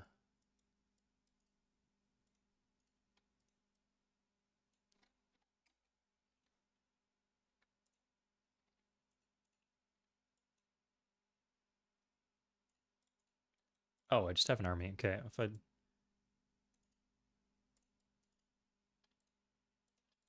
can do that and that. Okay, that was annoying.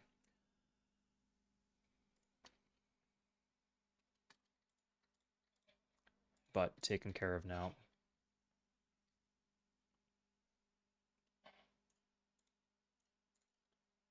Three units. Army. Plenty.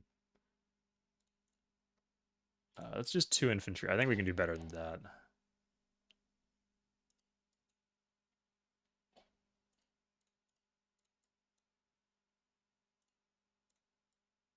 And that is a big stack. So.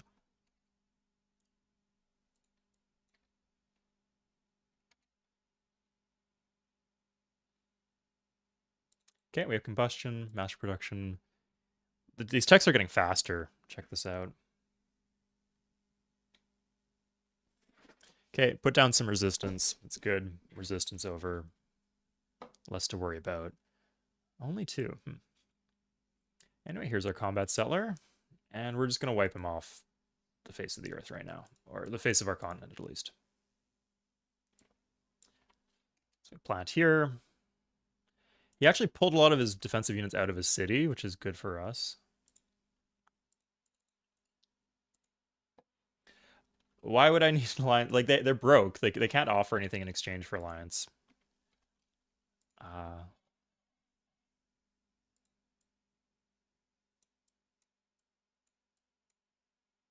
So there's no risk of... Oh, sorry. I should have checked if they have mutual protection pacts, I guess. But I don't think anyone would make one with them.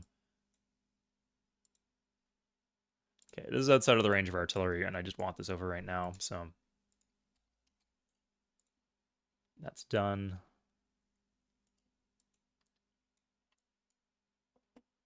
We don't even need to worry about railing, honestly.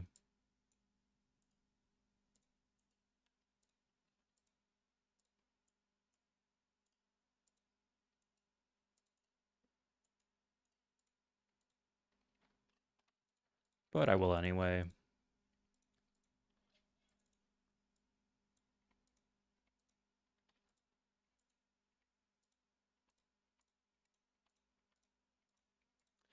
It's Deity, so they got a lot of units, but not that many.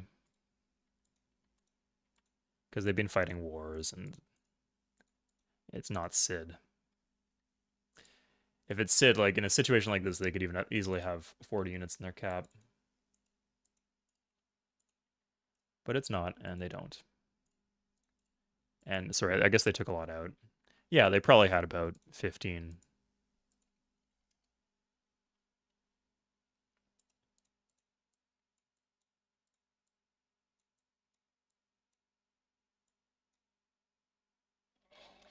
Might have wondered why I did that attack there. Like, oh, couldn't you lose your army? I was thinking maybe I could get like a promotion if like the lower unit was activated, but with multiple combat wins, but I guess that wasn't the case.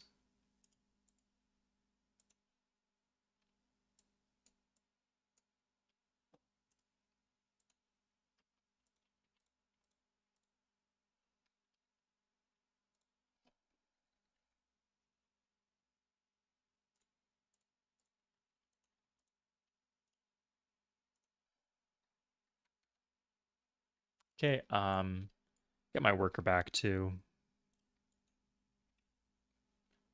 I could put a settler. That would be a pretty big waste. That would also be a pretty big waste. You guys can just go back to automation. Oh, sorry, I should clean pollution in my cab. Just in case someone magically gets espionage. It's okay though, there's like a ton of wonders in the modern era if I'm still short. This is a shit ton of gold, the technical term. So I will take it. It's also been like a while. And they don't have steel still, so I'm gonna bank that one of them has it soon. That's not enough. Okay, Japan has no oil. That's a godsend.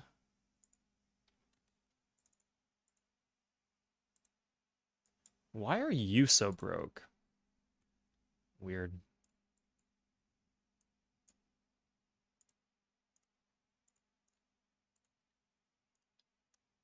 Let's just buy some quick libraries, so less risk of a flip.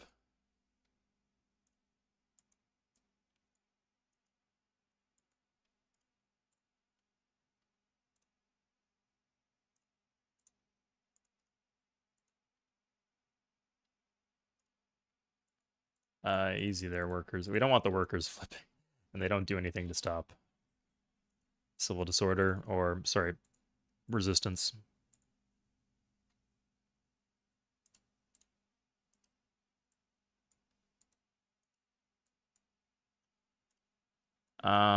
Probably shouldn't leave the artillery in the city.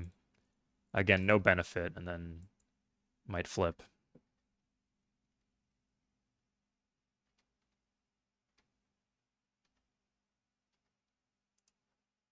God, how many?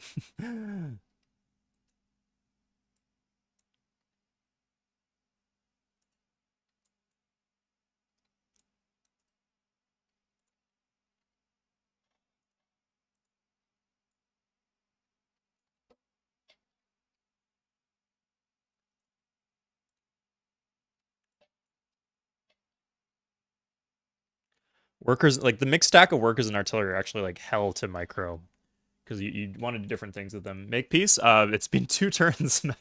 No, it's been 1 turn. Like I took some cities, I passed the turn, and then I took the other 2 cities. That's how long it's been. So no, it's gonna be a while. Maybe 5 turns. But I don't have any war weariness here, so no risk.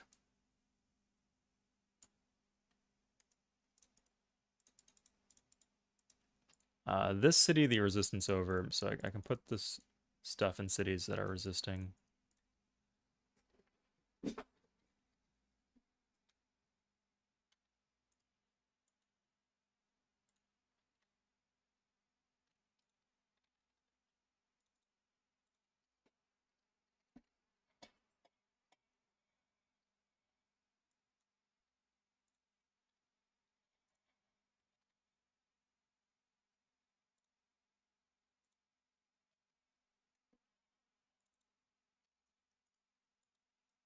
And we'll put down the resist. I forgot about this one, but we should put down the resistors here. They have 2 cities left. Yeah, I guess I could buy some galleons in the coast. Oh, they've got a caravel. They landed us. That's hysterical. No, Isabella. I cannot stress how much I really don't want that. Temples, I can't buy them when they're in resist. The cities are in resistance. I did buy some libraries.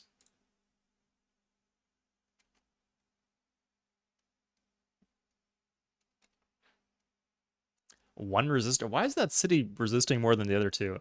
Like I put down this one in a single turn. But side note, this is the happiness. It might actually be the happiness. I didn't never consider that for resistance, but no market here.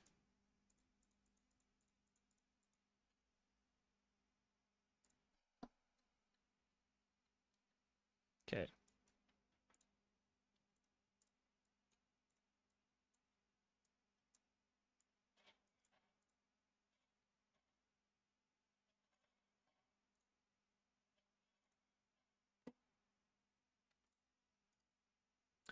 I guess this is where the designated location for my big artillery stack.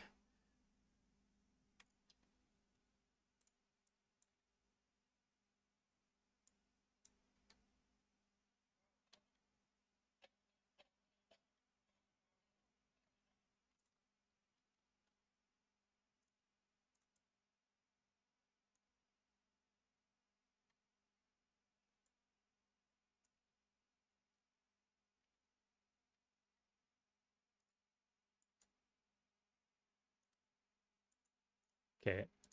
Actually, if the resistance is over, actually don't you need the units in the city? Yeah, let's just. I've got enough to put down resistors. Let's just keep these safe. I guess I got a bunch more. How many artillery do I have? I thought I only had like 40. 40. Okay. Okay, maybe I was right. Attack the culture with the artillery. Who cares? What? Yeah, like I can imagine if this was multiplayer, holy shit, I would, especially for the psychological victory. But who cares? I do not give a shit about that ship, so I'll let them keep the ship. There's no lethal bombard, sea bombard, so I don't think I can even kill it either way. Otherwise, I might do it for fun.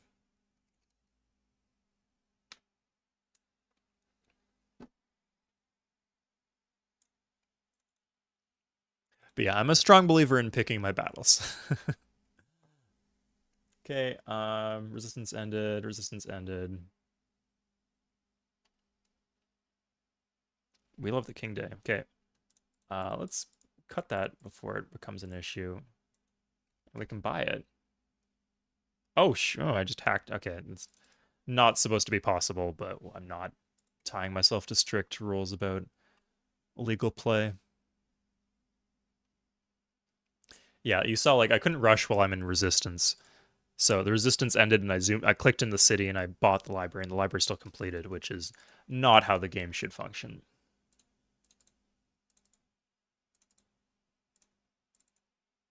Okay. I'm actually not sure if buying a library makes this less likely to flip. There's no foreign tiles. Yeah, I don't think the tiles being your own impact things at all. So,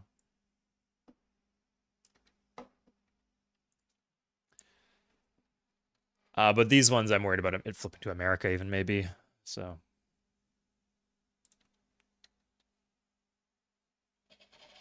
Celtic capital. They got two cities and islands, and if maybe there's a third I haven't seen, but as far as I can tell, that's it.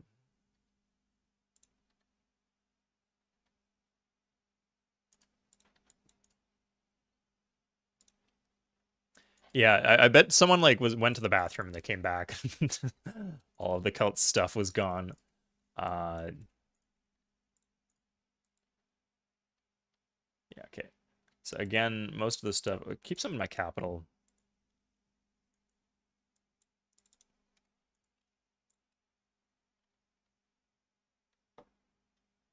And if I really wanted to, I could just do the same thing to the Americans. There's just a lot more to kill.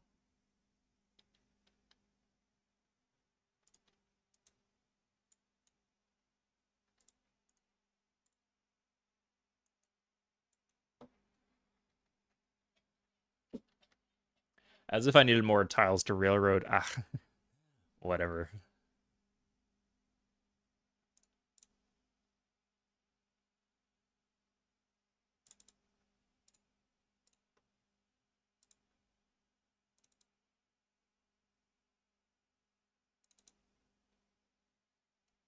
I think this one needs a police station, actually.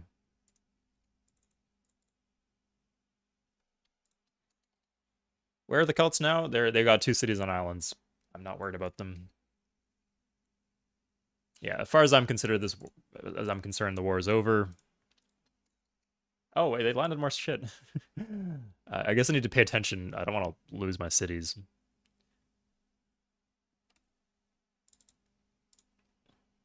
Um, Not that I couldn't just instantly retake them, but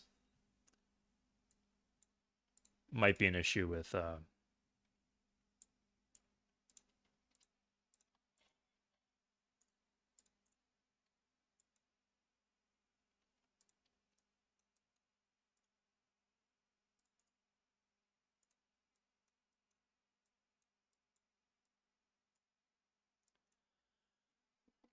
sorry, if I lost those cities, it might be an issue with war readiness. I don't know. I don't know how long we've been in a war before. I don't know how long we're locked at war, but it looks like he's perfectly happy to make peace.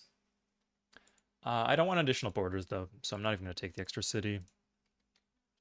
Happy. This is a lot of land. I don't even know what cities do at this point, but he certainly wasn't giving me money. Why is that? Oh, clean up pollution. I see. Okay.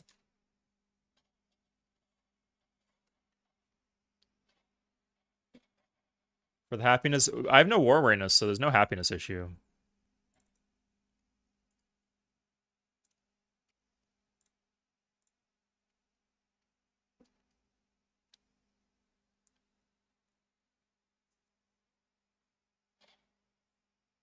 And now they love me. Okay, getting those border expands, those are nice to see.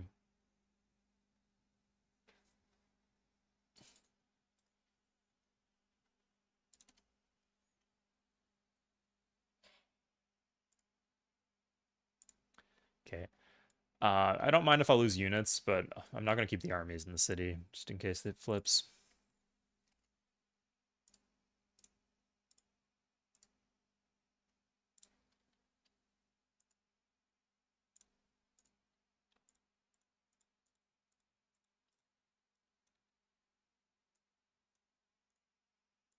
Probably don't want to have a border city like that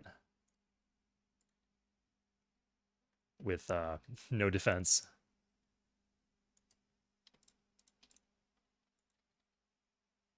Although I can't imagine America would attack me. Like Japan is probably the bigger risk, to be honest. But I also don't care about any of those southern cities, so yeah, we should be safe. Yeah, so militaristically, weak to Egypt actually. Weak to Spain. Weak to Japan. Weak to America, huh? Maybe they would attack me.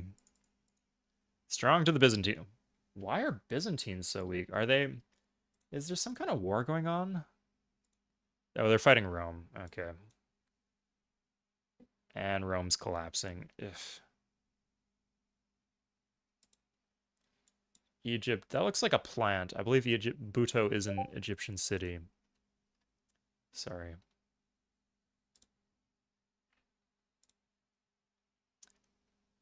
Not now, Kia.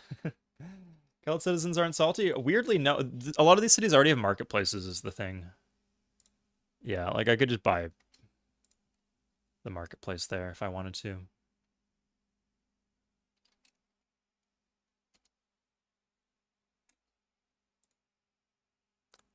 It just gets worse and worse, doesn't it? Fuck it. Oh, she has sanitation. We'll do like a proper trade in a sec.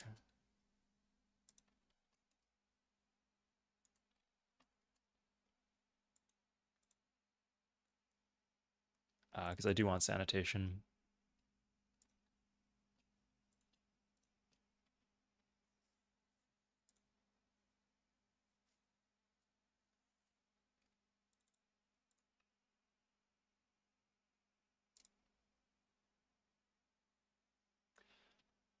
Okay. Commercial dock. Commercial dock. Yeah. Lucky that all my relevant coastal cities are organized in a little row. Okay, so Spain, steel. Spain does not have steel, so I can just get sanitation. Atomic theory and combustion. Keep in mind I'm two up in this direction, two up in that direction. Pretty good.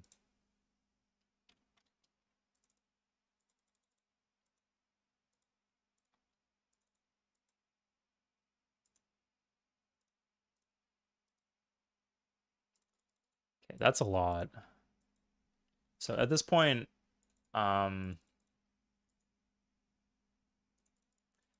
that is actually not that much gold. And sorry, let's see Japan.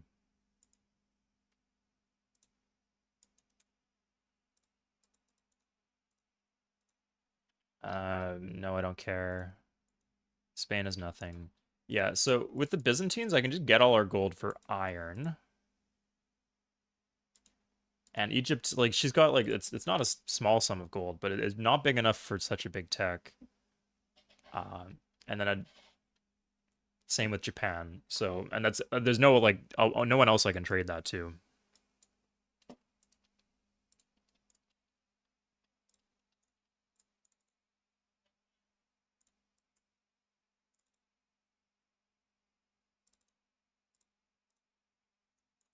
Okay, doing some tile rearrangements.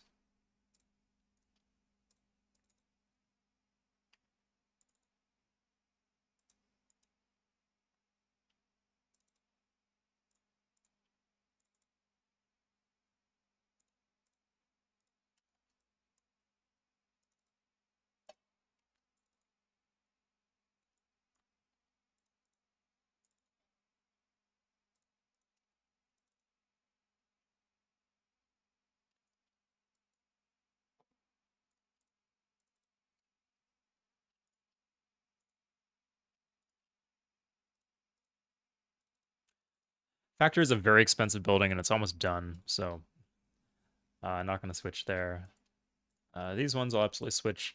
All these cities have factories, so it's such a small cost that I'm not even buying it.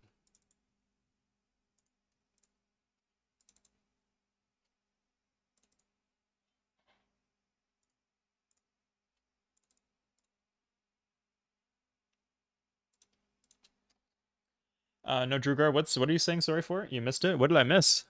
What did I miss? No. The modern? Oh, I'm good. Thanks for the offer though.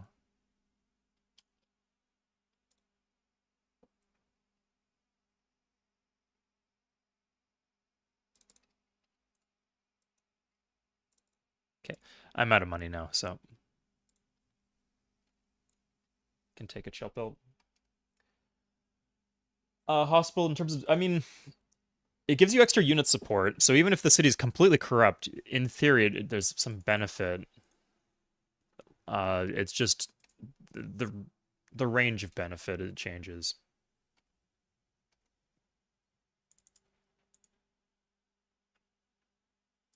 It can be either marginally beneficial or incredibly beneficial. Sorry, like it might get you a lot of shields or a fair amount of shields, a fair amount of commerce. At this stage, it needs to be pretty big for things to be worth it. Byzantines in America. I do need to watch these because like a lot of my luxuries are coming from the other continent, right? So I don't want to lose access to that.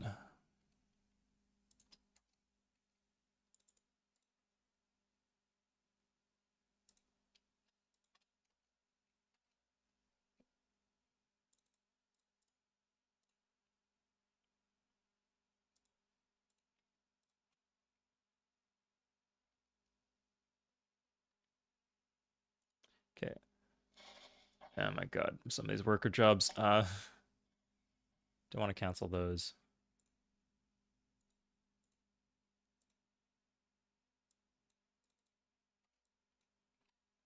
Do one irrigation there.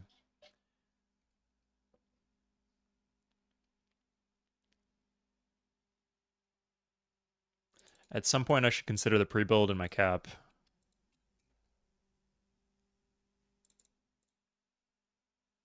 Oh, battlefield medicine. Oh, fuck. Oh, because I have hospitals now. Okay, I guess there are like a lot of small wonders in this area you forget about.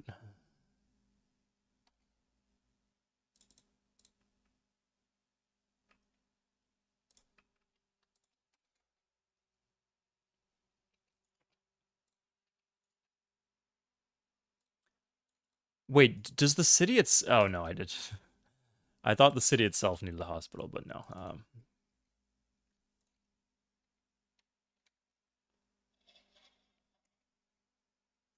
Was the wonder stacking working? Or the idea was military domination plus wonder stacking. We're halfway there. It's 1495. Let's see. What's our nearest competitor? F8, F11. Yeah, that's us. Uh, look pretty good. Looks pretty good now that we look at it all. It's 9 wonders. Yeah, 9 wonders. Adrianople is the next closest.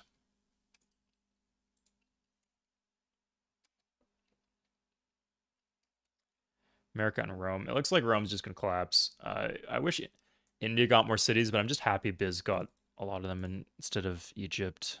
If Egypt took all of Rome's cities, that would be concerning.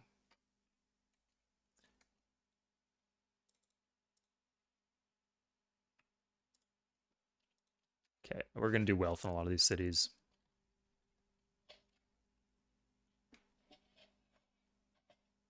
Wait, does wealth doesn't get multipliers, does it? Or sorry, does wealth actually go into the science slider?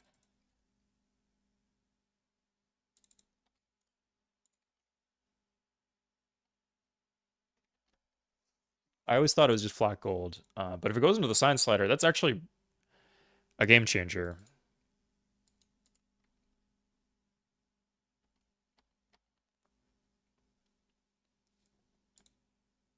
So let's see.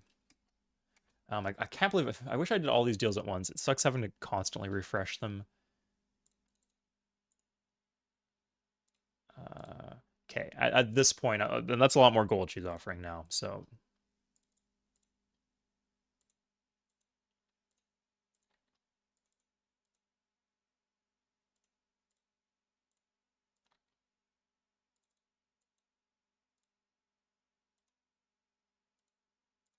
That's also not bad.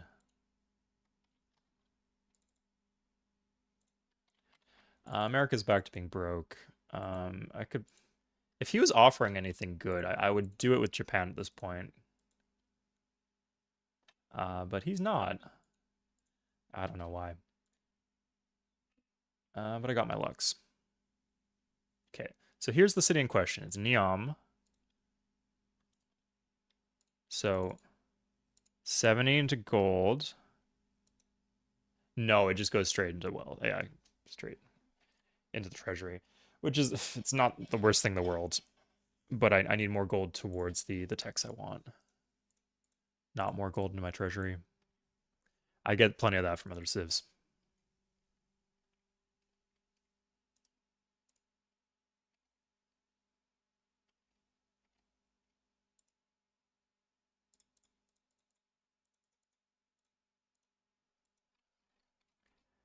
Downside to conquering more land is they want more. There are some advantages to staying small in Civ. Sorry, I guess this is like the one advantage to staying small in Civ, plus less liabilities.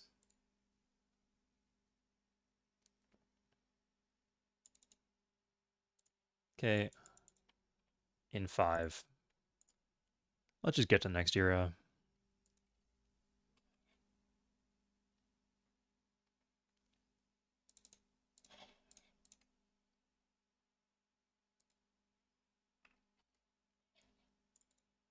I guess I could automate my workers more effectively. Um,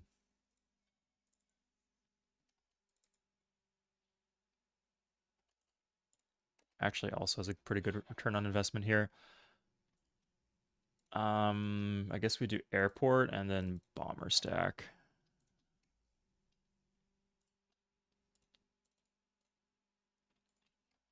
Yeah, I'm not super crazy on bombers here, but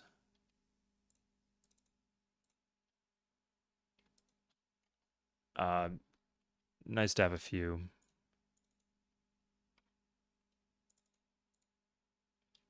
Yeah, sorry, 4 cities doing it is plenty.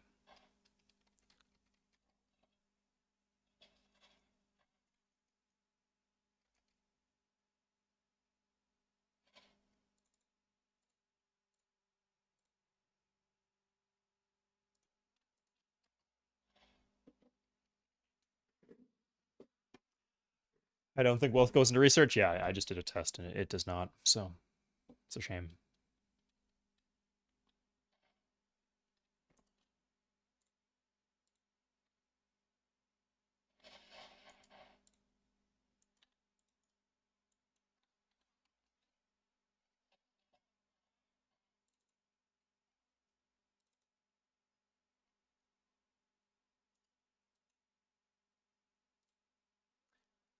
Anything I can buy?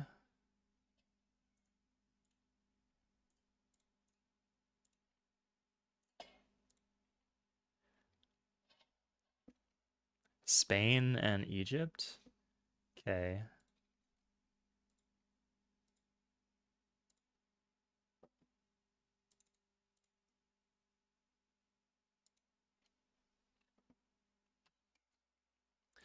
At this point when we have hospitals, like this is the line, right? This is why I say it's so good to plant your cities at this distance and not further apart, because the game is almost already fucking over. We have won the game. And at this point, we start to see the penalties associated with having our cities 4 tiles away instead of 5. So this is why you build your cities. Some people call this close together. I don't think it's close together, but if you do, this is why I plant them like this. Okay. Production here is pretty slow, but this is a good thing to have.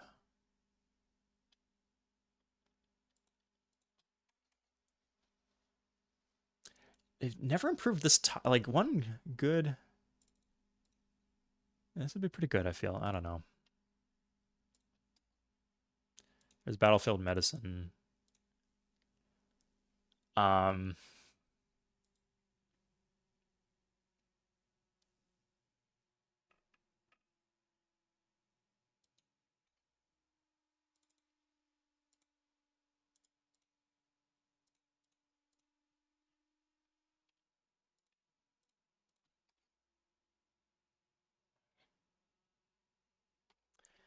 Yeah, like I feel like I'm out of things to do in my cap.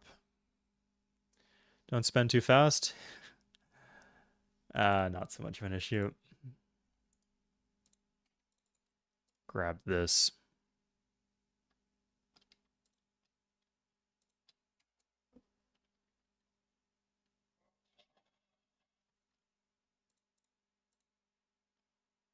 Oh, there's espionage. Okay. I'm gonna grab that. Combustion. I think combustion's the cheaper tech.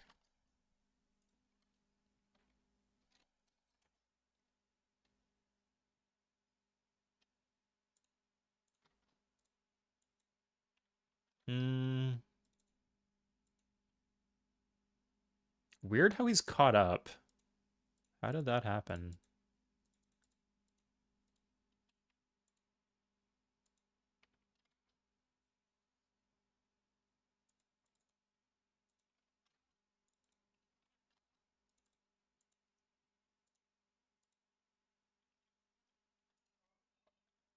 Well, I got one turn to... Oh, yeah, I'll just start the pre-build.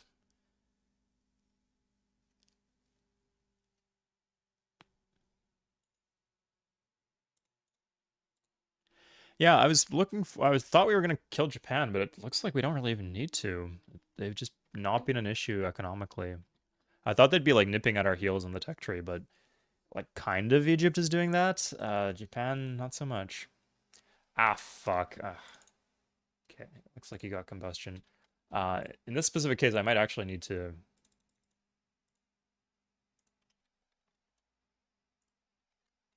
Oh, okay, good. Good. So Egypt got combustion anyway, and with Japan...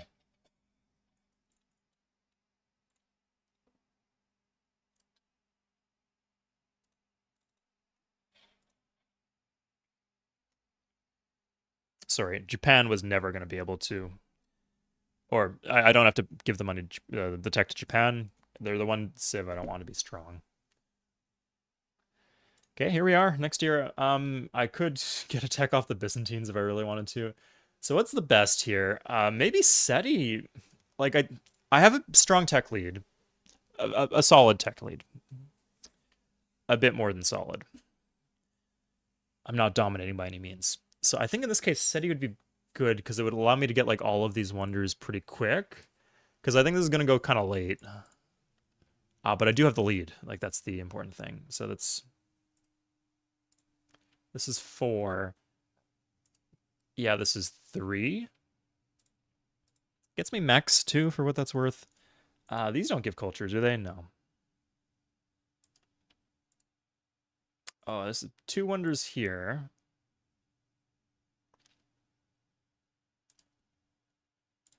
Manufacturing plant would be kind of cool. I think just, yeah, like this then would be best. Computers in 4. We're not doing modern air warfare, no. Not on my watch. Okay.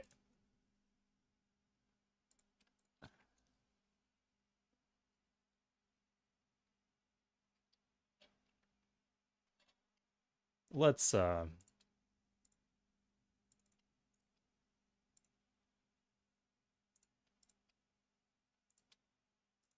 wealth that.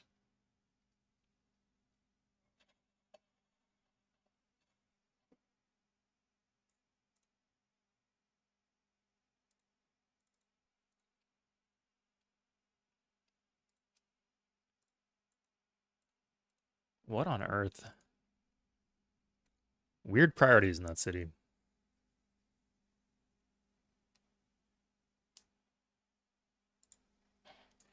UN, so my idea is that this is the immediate science wonder. And like we do have how's the tourism gold coming? We're getting 2 from Sistine Chapel now. Yeah, like we have this is a high commerce city. And since we're going a little deeper here in this game, I think we're benefiting from the culture. We can also do research lab is also 2 culture. So yeah, it's almost the same amount of culture. It's barely more here, but it's more slower. And then this leads to internet, which is obviously very good for us, and then that leads to longevity. Rome's completely carved up here.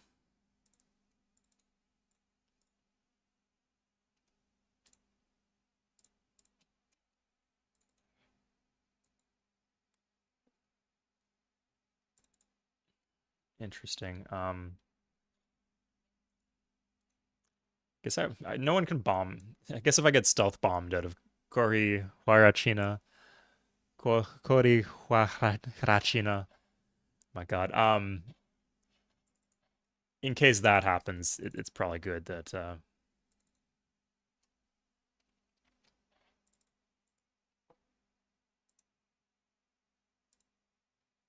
that's not that much.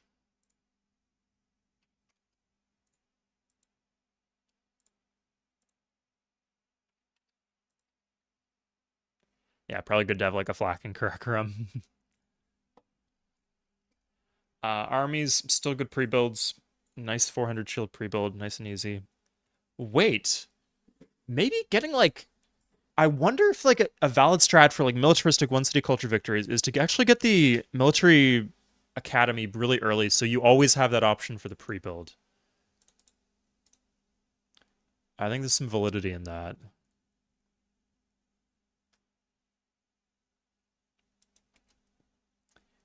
Anyway, yeah, we just wait one turn. We could really game this. Oh, no, I don't. It wouldn't be. Couldn't really game it at all.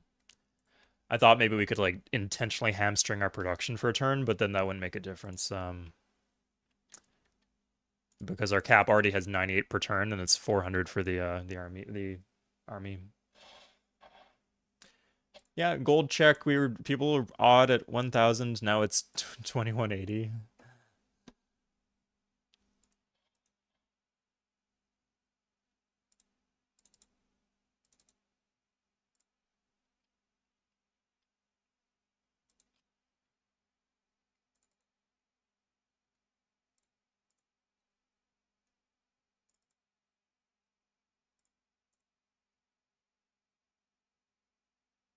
Okay.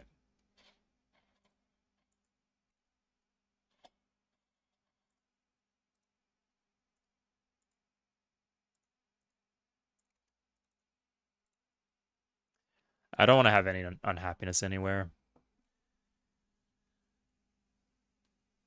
Kills my vibes in addition to slowing down my game. Oh, I don't have a harbor here.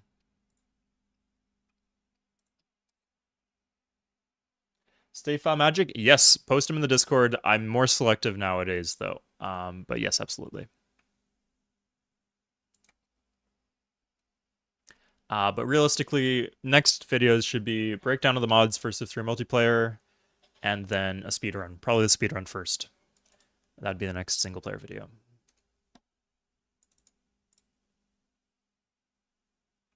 Oh, hospital. So here we actually want to, because we have some, again, cities like this, you want to irrigate. Because we have so many mountains here. Like, it's not like we're short on tiles.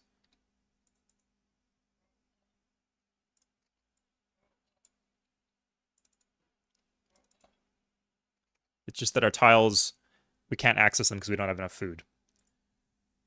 So even though there's some advantages to, theoretically, to mining grassland, like instead of, like if we mobilize, we get the bonus shield from mining grassland. We don't if we irrigate it. But generally, there's not much of a cost and helps us get more production, more importantly, more commerce for this victory condition. I was not expecting to go all the way. I think we can finish this game tonight, though. At a certain point, I might need a lot of end turns. Oh, fuck. Shit. Okay, well, I'm glad I caught it was only one turn I missed.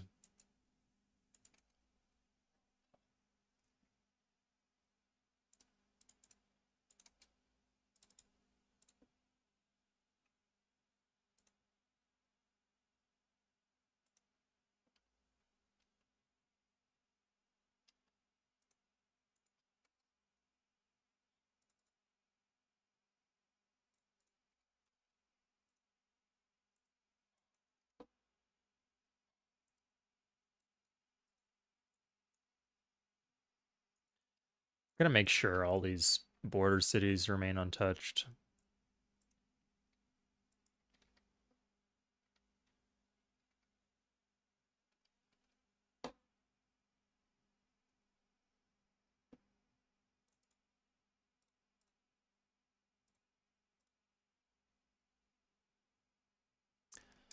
It's fine. India got a few cities in the end. Wow. I thought these were Byzantine cities. Maybe I'm just confusing the red with the purple, but we'll have a look. Unless I'm crazy.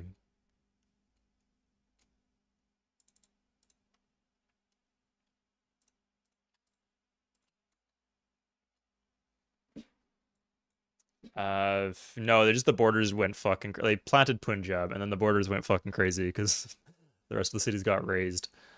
Interesting. Good for you, India. Although this is a size 9 cap. I don't know why you're down to size that.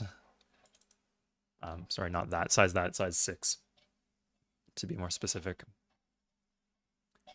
Okay, finally this tile getting improved.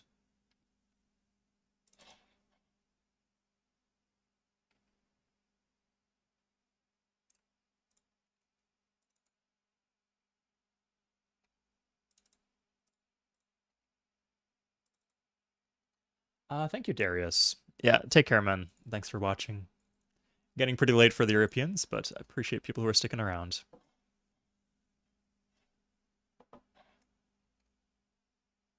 Any of you guys have anything excited planning for the next coming week?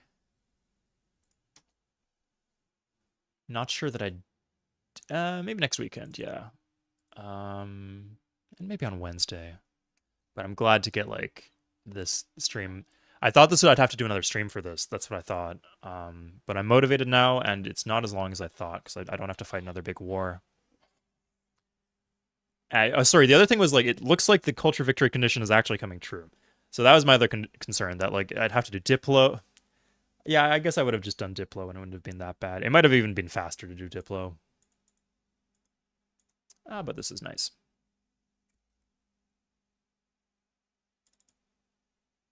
Okay. I'm going to set more cities to wealth. Oh, I guess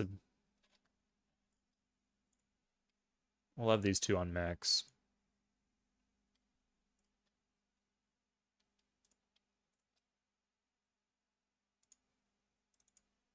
Eight turns, not bad. Talking to when? I don't know. I don't normally when I do culture victors, it's not like this.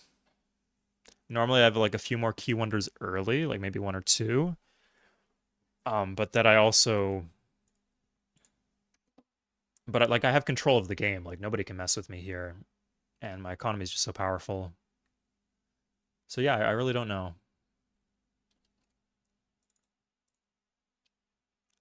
Let's do this. Yeah, we're gonna go for the internet, so we're just gonna say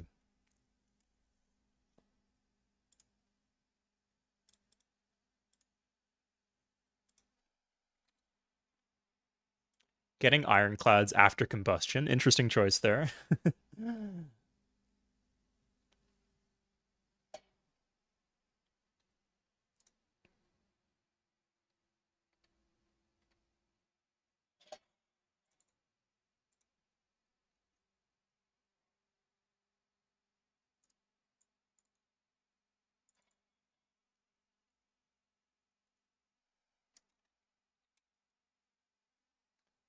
If they'll still do it,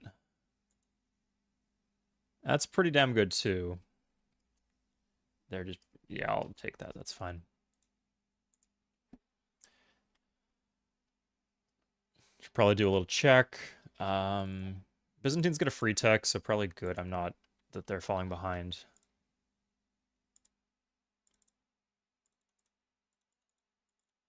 I could give Spain oil.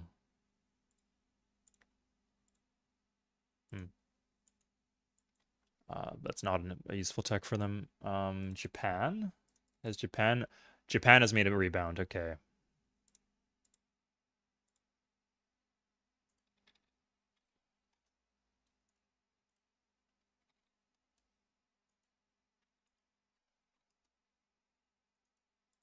Ah, fuck off, man.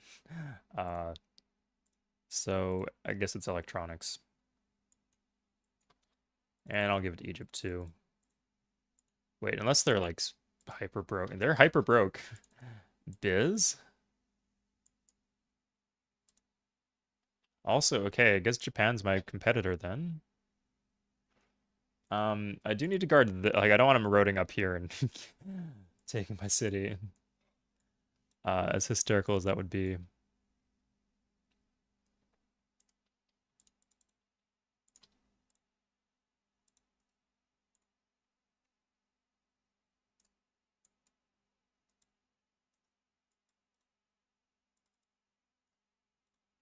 I guess I'll take the research lab. Yeah, it doesn't do very much, but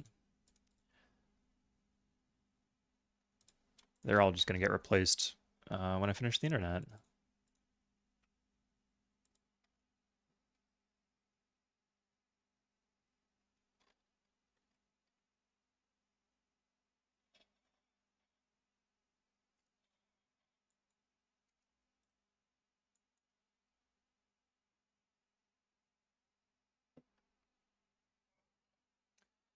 Yeah, madman.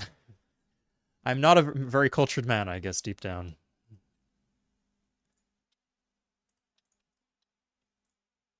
Okay, I think in the core cities we're gonna grab the research labs in case it makes a difference.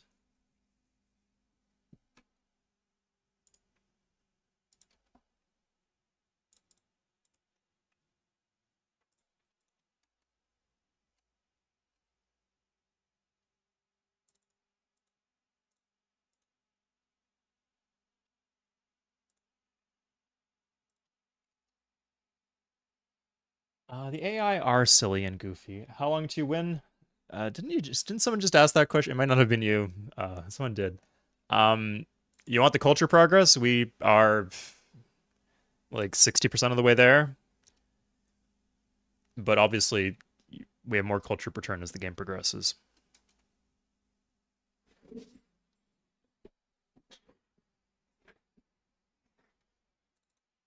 I think at this point maybe the production is the bigger bottleneck. So maybe I should have gone for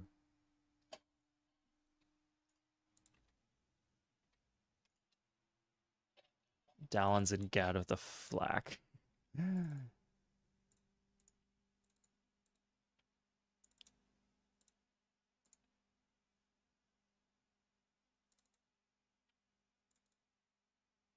Okay.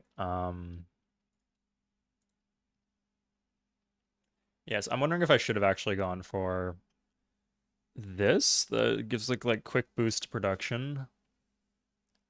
But then we'd have to go back and do that. Yeah, like then we'd be fall behind in science. Yeah, so the choice between science and production. I'm going with science.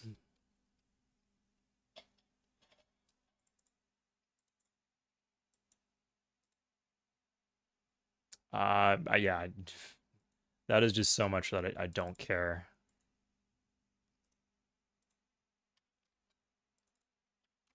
Sucks how she has flight too. What is she missing? Oh, she's missing motorized transportation.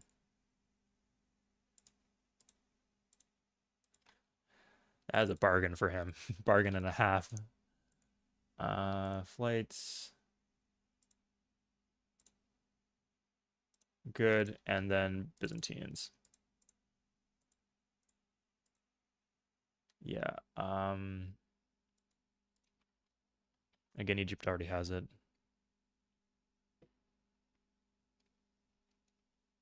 Oh, congratulations, Penguin Dude. Oh my god. The point they shake me down for like increasing amounts of money. I guess she's getting cities now, so like this has become the dyes are becoming more valuable for me, but all four of these res are becoming more valuable for her. I don't care about the money. I just don't want to get fucking fleeced. Okay.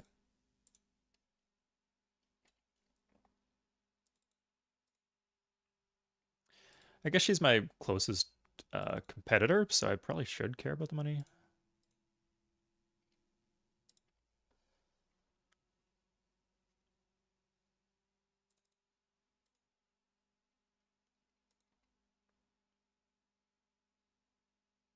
What was the strat though, Penguin? Anything shocking or counterintuitive?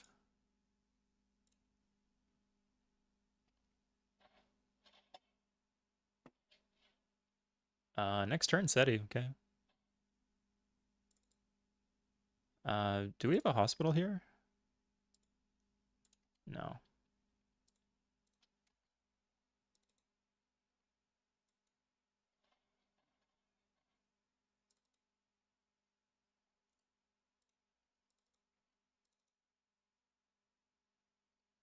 We actually do benefit a lot from the hospital here.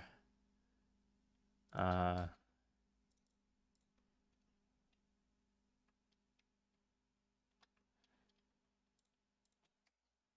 no, we're gonna before we finish into these building. Like at this point, like think like will the game be over before I build before any of these finish construction? If it will, don't bother queuing anything else up.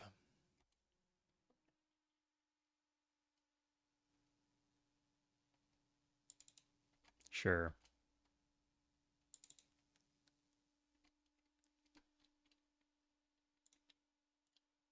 Um, yeah, I'm not even gonna bother with the.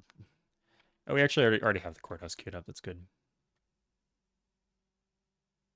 Wait, did I just do a vet? I guess this city's productive. Weird. Okay.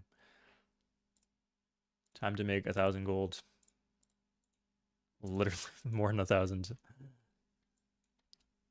Check Japan in case they materialize money. No.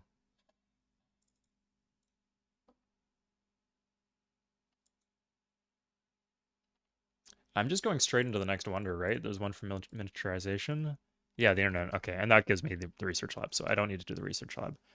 Like I could buy the research lab right now in one turn for the two culture and for a bit of additional science, but then wouldn't actually do anything.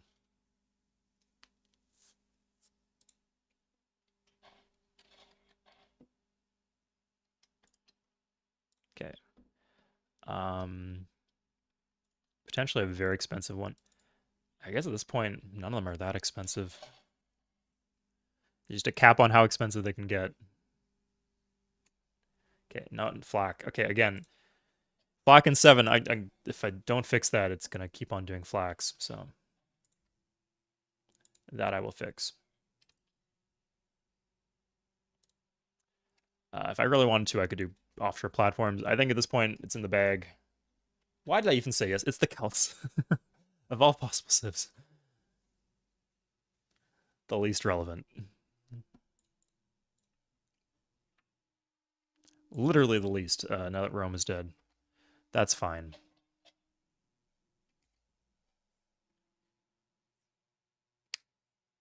A dual map for one view. Okay, no wonder it took so fast, a penguin. Fix science letter? Oh shit. Oh fuck. I think it actually doesn't matter much. But thank you, Peter. Yeah, I appreciate like when you guys are like I appreciate having shooters out there, you know, like having people watching in the wings. Make sure I don't fuck things up.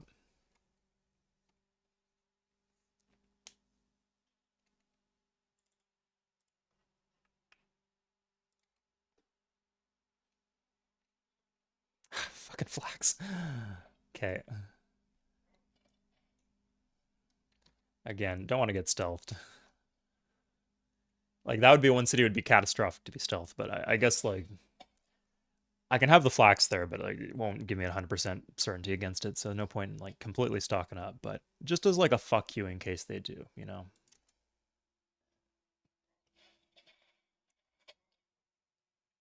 These nothing happened that turn. Did you see that? There was like no border expand.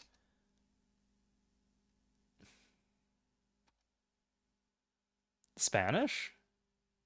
Really? Okay. Um do I have embassies? Everybody, oh, not Egypt, I guess. Okay, so we're gonna do this.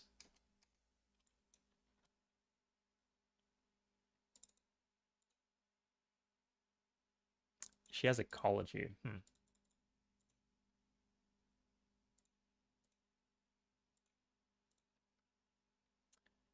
12,000 gold because I'm not buying shit anymore, so I might as well just.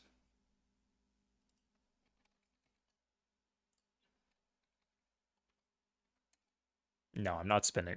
What the fuck? um, okay, ecology is just objectively a shit tech too. Sure, that is fine.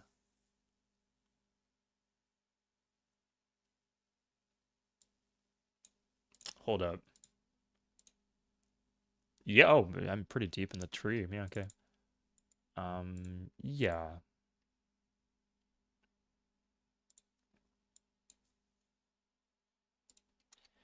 I'll get Japan in on it too.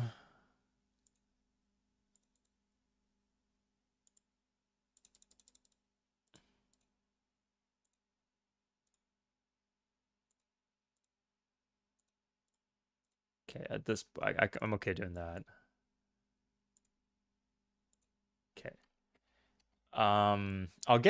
We'll do India as well. If it's India, oh, I forgot about this. India's actually doing pretty well.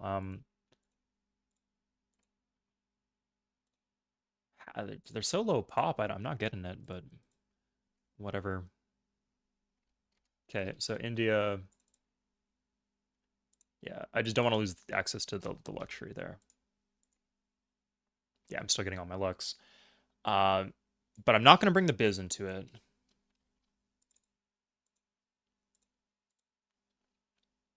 They can do what the fuck they want. Because they're direct border to border. I don't want Spain to get too fucked too soon. 460 gold? Because they're my biggest rival. I don't want to give them like maybe in sorry, was there some sort of deal where I could have gotten it for the alliance? Oh, I don't think they would have given that to me because remember my reputation with Japan's fucked. So in exchange for a 12 turn commitment, I don't think they wouldn't give anything up front. Okay, what the fuck? What? What is going on here? Okay, I guess they just landed me and attacked me, but I didn't even notice. Okay, could you imagine if like Japan took that city in the middle of my empire and I couldn't get it back? That would be hysterical. Um, no, I just they had landed me and I didn't even realize it. That's funny.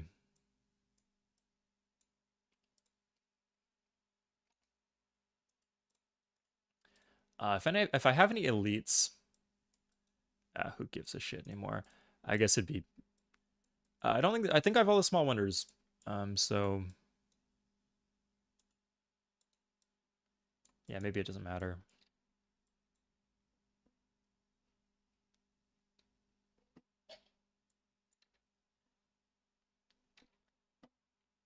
Guess maybe the coastal cities are bait. Weird how is them and not like Japan. I could have seen that coming, but just why male models? Not that. Why Spain? Why not Japan? Even America. Like America was strong to me. Okay. I guess I can do this. Maybe I'll make them too afraid. Right now they're going to be at war with Spain. They're going to be busy fucking with Spain. I think they'll leave me alone for a bit. Probably good that we can let Spain die in exchange for cruising to the rest of the game, cruising through the rest of the game without issue.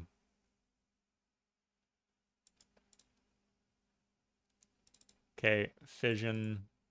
Actually very good that the wonder that, or sorry, the tech that the tech that the Byzantines got was. Oh, these are both 3 culture. One of these is strictly better than the other, though. Anyway, it's very good that the thing that the Byzantines got was ecology, because that's not a useful tech at all for them. Doesn't give any wonders or anything cultural. Doesn't give any. I guess it eventually unlocks units, but for Mecca and Richborough,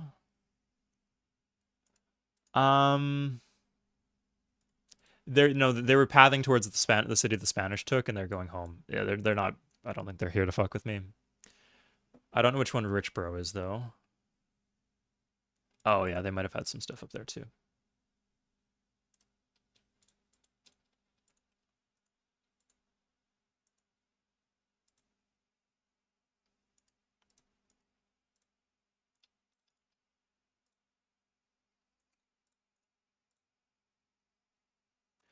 Okay, I'm a little spooked by that, but should be mostly sorted.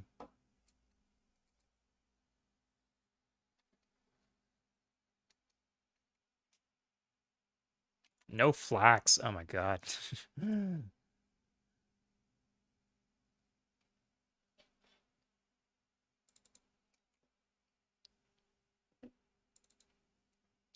1350.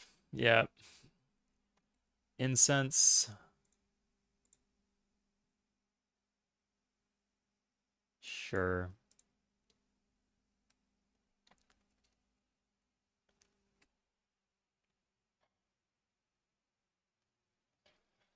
Hilarious how like taking the city actually denied Japan that oil. I'm actually really happy Japan doesn't have oil. If I wanted to war with them, I could kick them out. Kind of sucks that the Spain thing baited them into my land, and now I can't get rid of them. But whatever.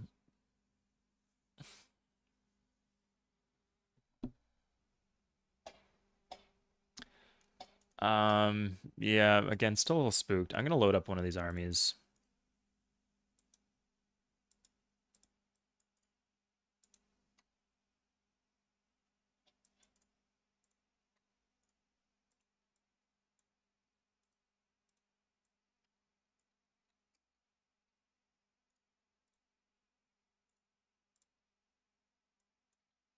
Okay. Wollongong's like a serious city now. It was a bit of a runt of the litter for a while, but it's caught up.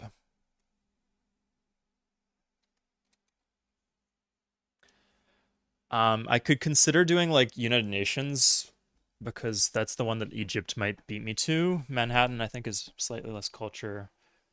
Also, just a shit wonder.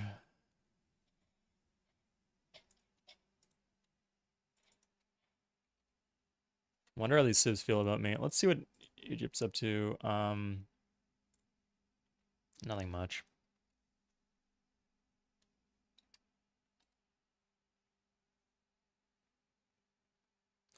Byzantine, was it who on the Egypts? America on Egypt. Let's see who's at war with Egypt. It'd be pretty good if Egypt was getting dogpiled.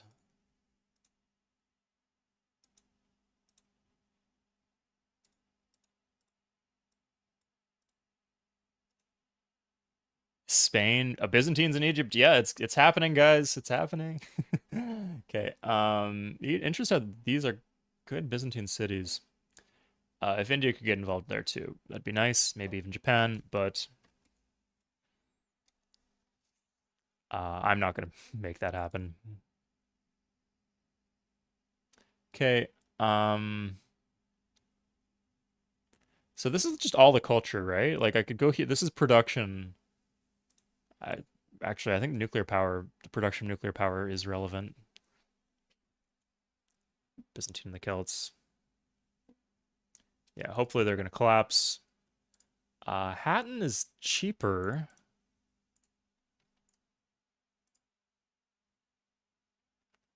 I don't have any euro, do I? Outside of the no city is really benefiting from it. That's a shame. Border expands are satisfying. That's why I love. I have learned to love Temple of Artemis so much. Sorry though. I think I'm choosing. This is 4 per. If these are both 3, yeah, it just makes sense from a culture maxing perspective to do United Nations.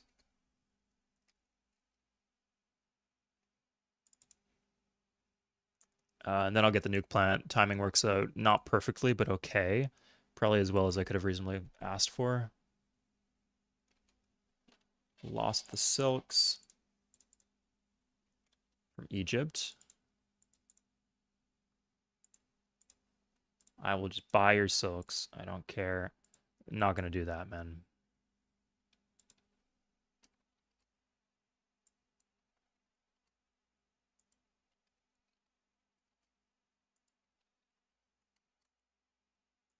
Why do I care anymore? Okay. Fuck off.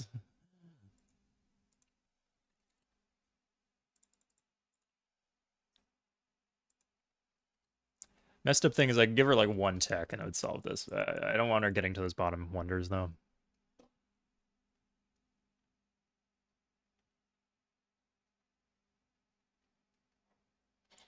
Okay, let's deal with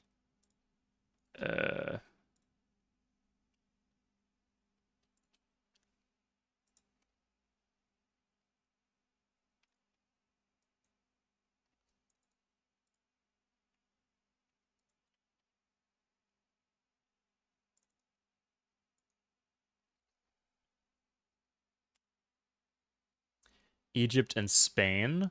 Oh, Byzantines are gonna get fucked then. Um, First of all, how dare the Egyptians betray my military alliance like that? But also whatever. Again, as long as there's some counterbalance to Egypt, that's fine. India on Egypt. Okay, good. That's what we want. And the seems to be pretty static there too.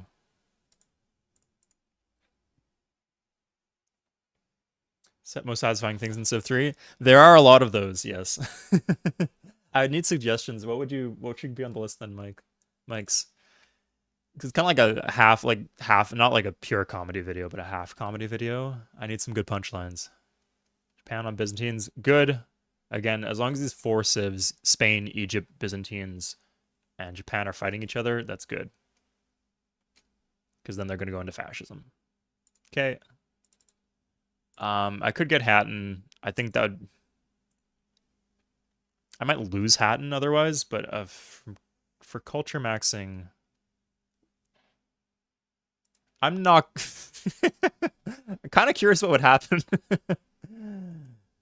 These fuckers, somehow they found a way. Okay, good thing I'm guarding my coastal cities, though. Uh,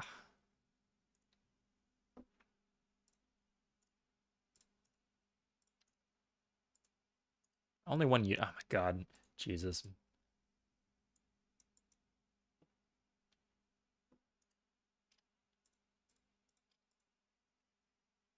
Okay. Good.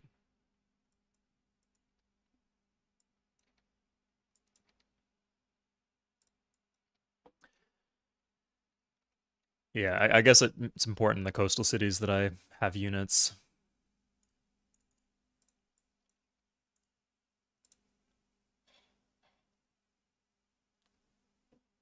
Weirdly, these southern cities do. Mostly because I didn't bother building buildings, so I just left them building units. And it took 50 turns and then it happened. Interesting how I haven't gotten any scientific great leaders. That would have been very beneficial. Interesting that you're mentioning that. Yes, that is definitely satisfying. Popping settlers, that's a bit of an obvious one, but yes, absolutely. Interesting, America. Good for you. Go off.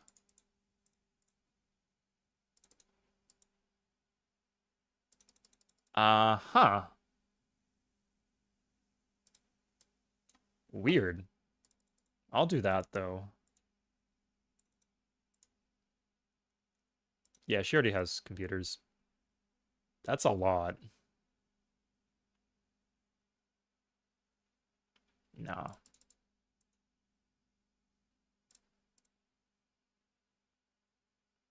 You know what? It's two different civs at this point.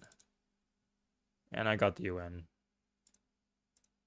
As long as they don't unlock a pre-build, that's okay. Oh, ecology, nice. Who gives a shit about that? That's not a ton of gold, but... Okay, I think we're at the point where a lot of our core worker jobs are done now. So it's gonna stop having our workers do dumb shit and actually clean this up quickly. Yeah, good. Makes a difference of a turn. Oh shit. I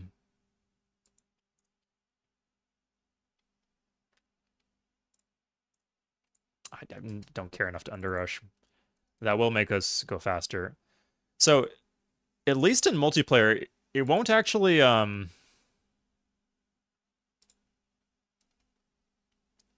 won't actually explode. I'm doing rocketry, is that right? I think that's the fastest one I can get to. And then after that, it's just SDI.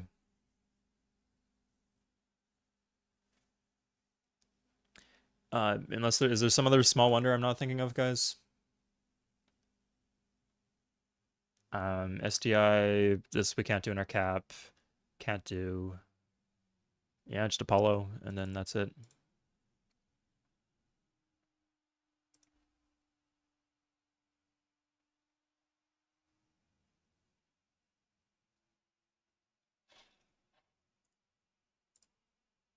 I'm just gonna abandon this. Does that do anything? 2 gold per turn. The unit support. It's a liability though, so. Okay. Does that make it any faster? No.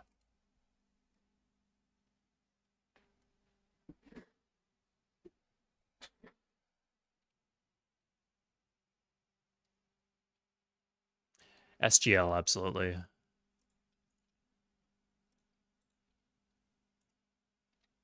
Or the coveted double SGL.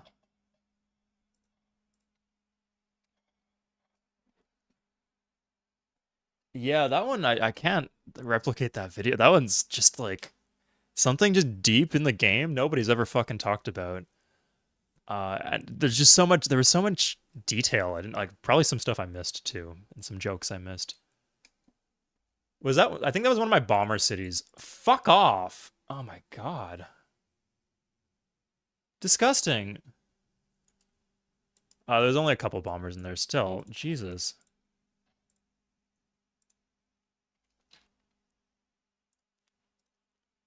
Okay, I guess I'm gonna need more mechs. I need to like double cover all these coasts.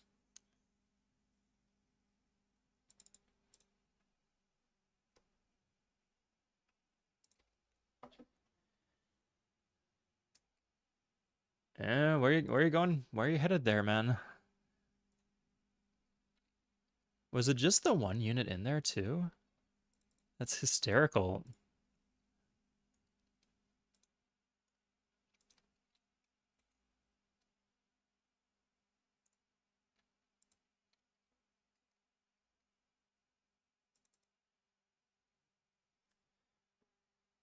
How did they capture it? It's conquistadors, so they had a lot of movement, I guess.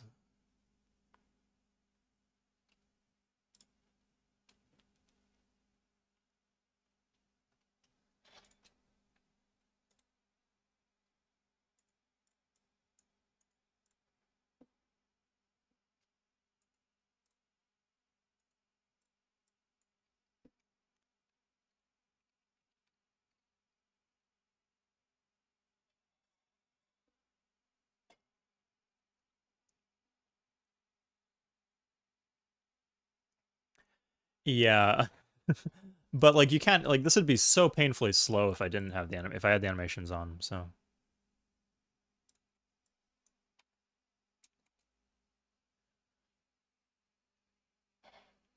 being bombed by a carrier. Fuck off.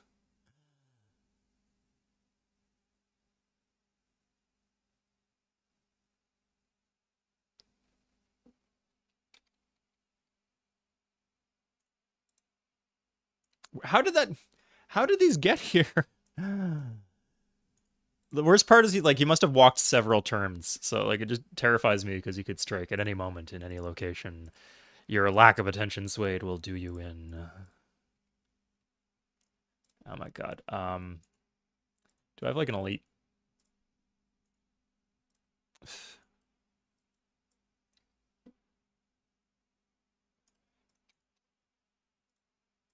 I think probably win within the next 28 turns. I'm not sure. It might be a little bit more than that.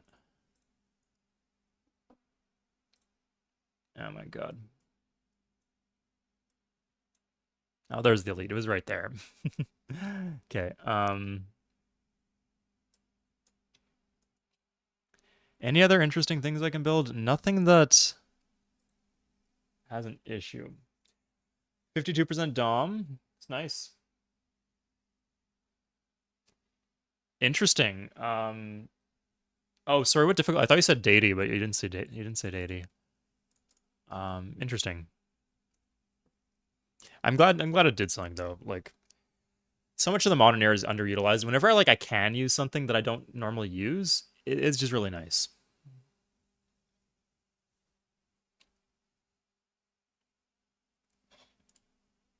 Okay.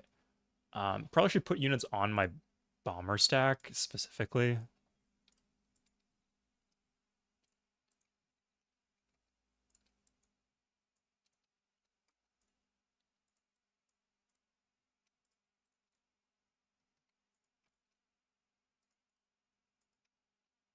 Do any of these secondary cities need anything? Not really. I guess I could do some of these wonders.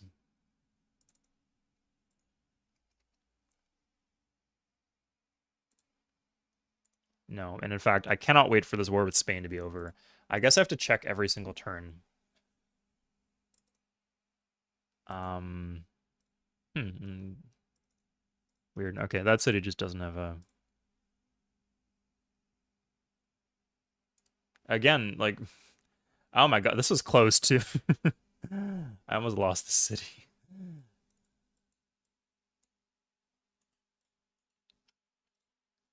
Are and I think maybe the Japanese units are pathing towards it.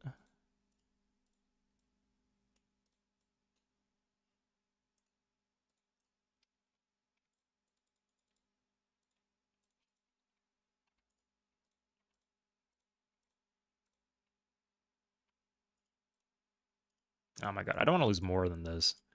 I guess I use the army.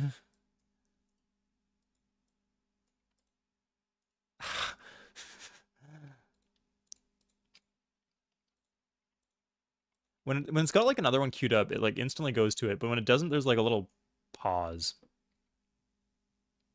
Just something I noticed. And the pause can be pretty annoying.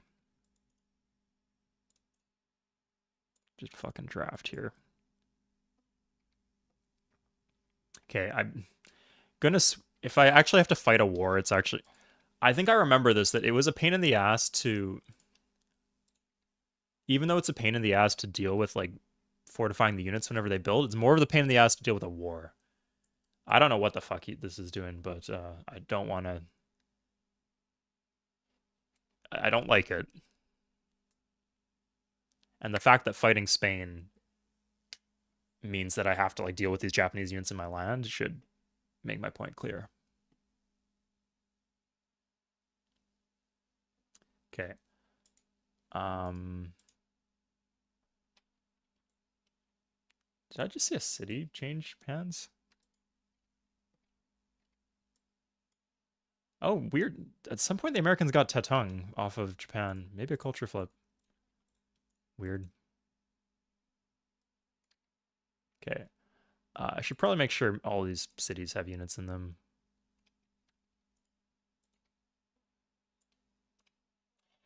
Do I still have military alliances? I think I don't. Yeah, everybody made peace with Spain. Weird. Okay. Good for you, Spain. Although India took Valentia. That is not India making a weird end of life comeback is not what I had in the cards for 1760, but here we are. Maybe there'll be a superpower by 2020 at this rate. Shift click domestic advisor. Yeah, it's interesting. Pathing is very interesting.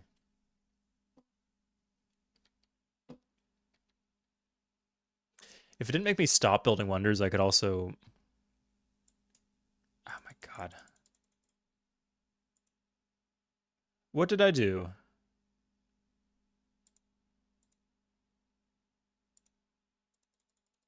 God.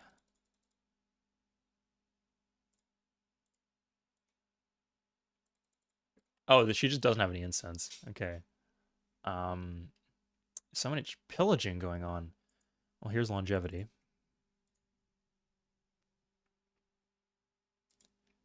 Guess it's Hatton and then cure for cancer.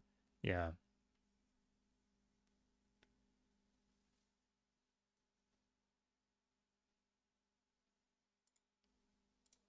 I'm actually gonna run 10% on the luxury slider.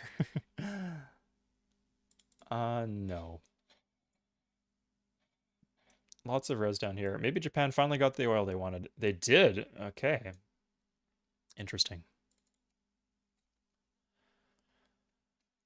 Um, maybe they're at war with Wait, maybe America's at war with Japan. I think they are.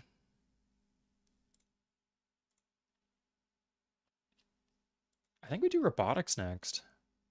Yeah, like it's just production's holding us back. And the inability to end turn without pain in the ass.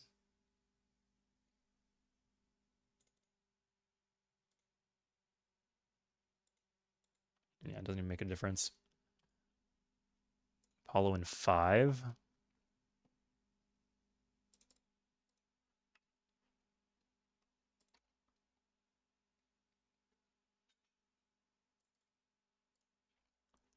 Bunch of these cities have unreused tiles because of pollution. Kind of annoying.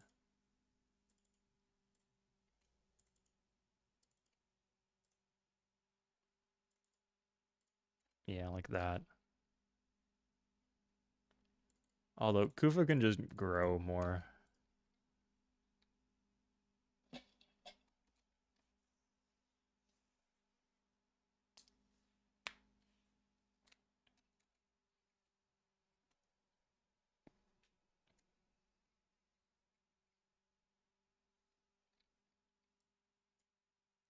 Tabriz? Why is Tabriz so small?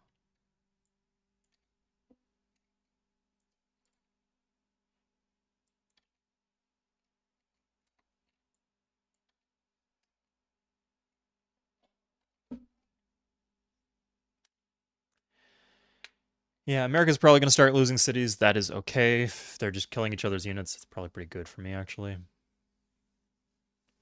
Might make me strong to them.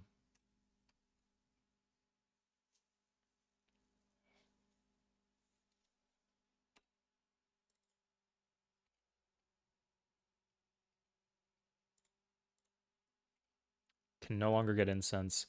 Incense is Egypt has the incense.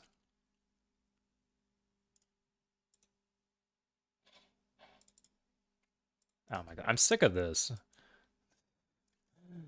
Ridiculous.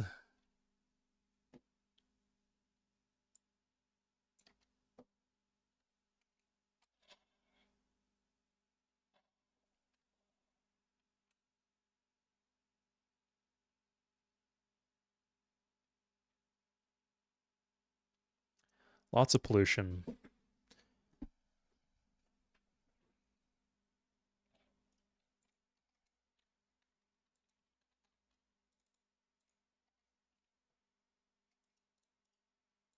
Let's get that.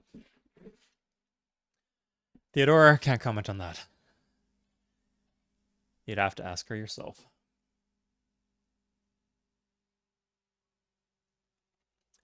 Lux for rubber.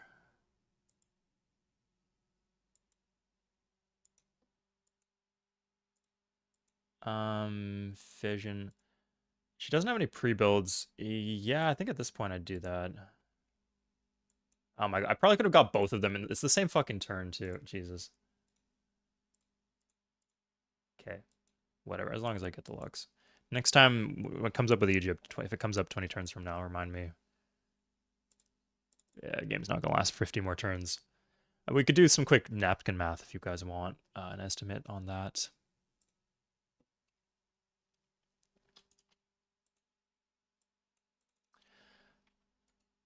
So, Karakoram.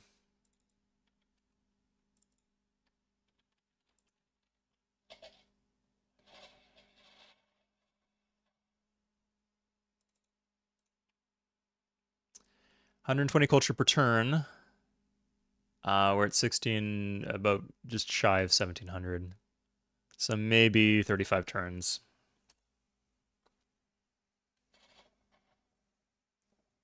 Yeah, we just need to. That's the nice thing about culture victories is they can't really fuck. Like, if you get run over, like if you lose a bunch of cities, like it slows down your domination victory. If someone declares war on you suddenly, it could fuck up your diplomatic victory. But there's not really a lot of ways. Oh, space race. They could sabotage you. There's a lot of things that can go wrong. There's not really a lot of ways they can mess with your cultural victory. Now, is it 2 culture for this? Or is it just the 1? It's 2. Okay, we'll do that.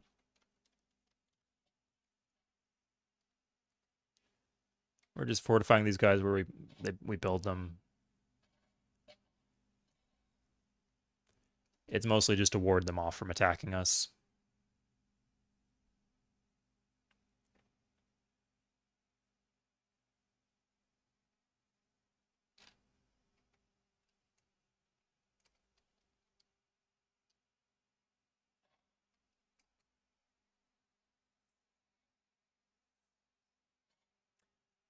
My cap actually starved because of the cow thing. Oh, that doesn't matter though, because of so many ivory. That's India. That's not a big deal. It's an easy one to solve.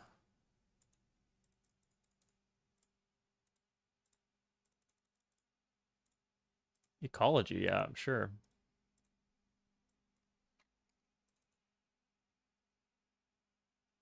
Yeah, it's just the specialist that starved. We didn't lose any production. Just 4 tiles for my cap. Well, it's not within the boundaries of. It's outside of the big fat cross of any city, so there's no point for the workers. The automated workers know not to chop uh those forests because it doesn't do anything. I could have planted a city here, but because of the mountains, it's just so awkward. Yeah, I wanted my second city to have the cow. I guess I could have done like that, but this is no, I couldn't have because this city was probably planted before Neom.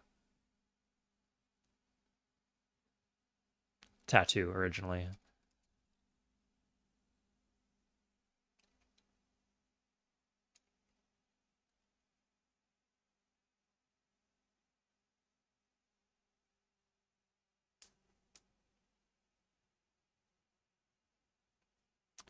These American ships.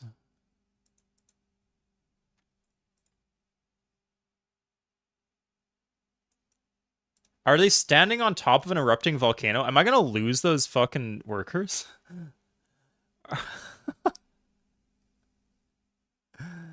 I've never seen mass worker suicide before. Here we are. Okay, it stopped.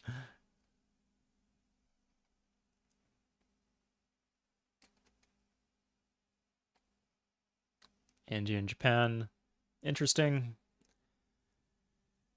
Okay, I think they're all just sufficiently busy with other wars that I can switch off some of these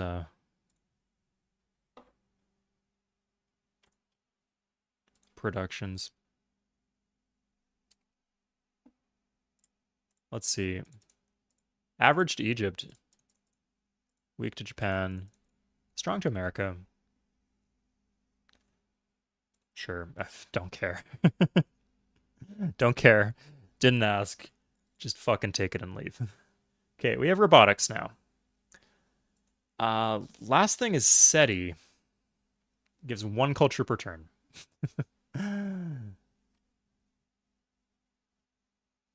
At a certain point, space race starts to become an issue. Like the enemy winning space race.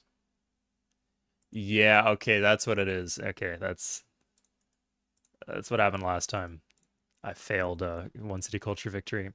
Yeah, like it's not that you like just literally can't reach the threshold before the time runs out in the game. It's just the enemy reaches 1 city space race. So let's check if any of them are democracies, I guess.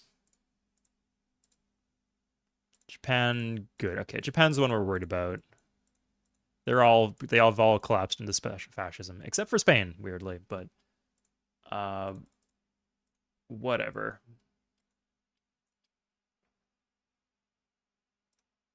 Okay. Oh, this is perfect timing on the manufacturing plant. Okay, this computer's pretty fast. Do you see how rapid the screen jerk was between the 2 cities where the workers are going? It's hysterical. All the modern wonders? I already did. It's just too late. Oh, sorry. There's one left.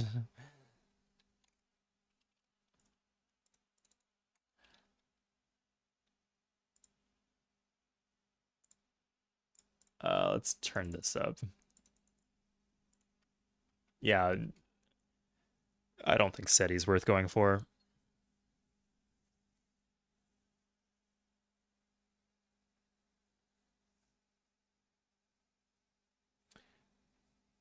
Yeah, just like watching it spark as they dogpiled onto that tile. Kind of triggered Sling in me, but who cares? Oh, I turned up the happiness slider. Now I'm getting all this junk. These pop-ups. Fine. Just walking a mobile Sam. Okay, we're gonna do wealth here. And let's just do a little check if there's any undefended cities in my core. Weirdly, no, I think.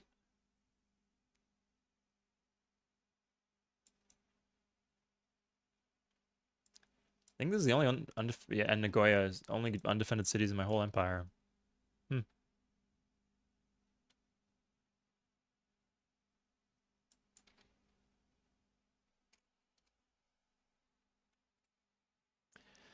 They've still only taken Detroit. Like, it's still a one-for-one trade, this whole affair they're getting into.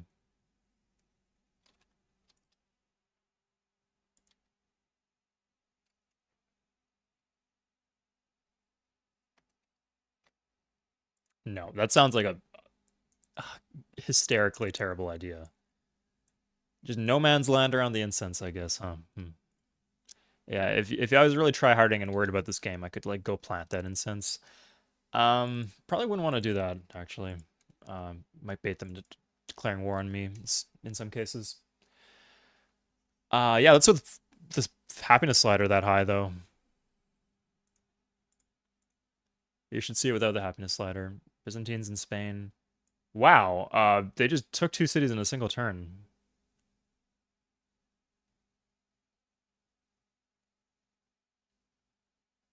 Yes. Didn't think I'd ever see this transport, but I guess that's the kid. We do get it.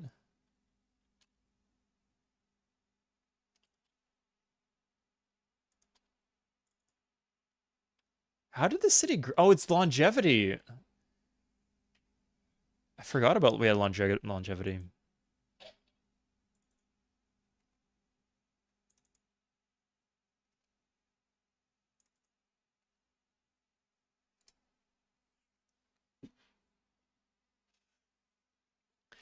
Yes. Spain, I don't know. It'd be hard. I'm not really good at intercontinental invasions. I'm on continents map, I typically conquer my own continent and then leave the other continent alone. But Japan, absolutely. I have a lot of artilleries, and I could have had a lot of bomber. I'd probably want even more for a war with Japan, but I could hold my own definitely, and then slowly push into them. But I wouldn't want to do that. I'd want to like completely wipe them out, like get all these southern cities, all the border cities, so they have nowhere to run, and then just pick the units in my land off one by one.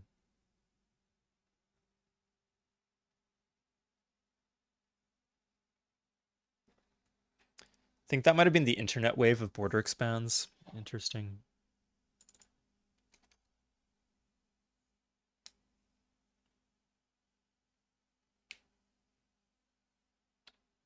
Cure for cancer. Okay. Got some dope pre-builds right now.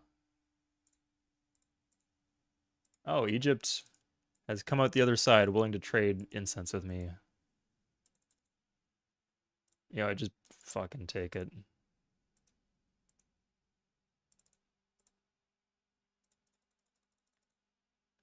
Huh, they actually pushed in pretty deep for someone who has no oil. Maybe they just lost it recently, but interesting nonetheless. Oh, I got this spice if I didn't already. I think I already had that spice.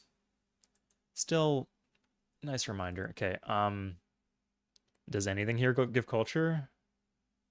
No, I think there's one thing left that gives culture, and that would be SETI, SDI. Okay, just spam and turn then.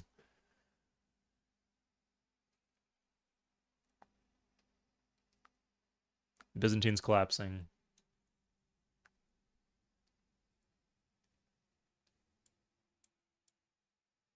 Oh, they actually conquered oil. Good for them.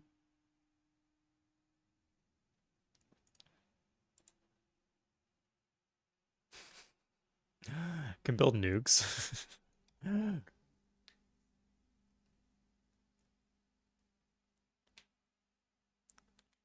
Okay, hilarious. Oh, good thing I didn't switch into wartime. That would have been a catastrophe if I switched into wartime. Because if I switch into wartime, I can't build, or my culture is cut in half. Anyway, I was still building peacetime stuff for a while there, so I don't think I would have, or I would have very immediately realized my mistake if I did. He does. That color on him, it really suits his eyes. What can we say?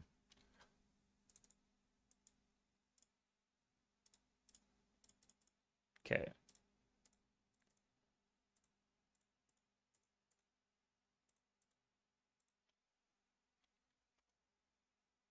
That's fine. Hilarious that I could just at this point buy several dozen nukes if I really wanted to. Gonna do this. That even. Just have the option of buying ICBMs if I need. Like in case something weird comes up, like if the enemy was close to spaceships, I can pay attention to that.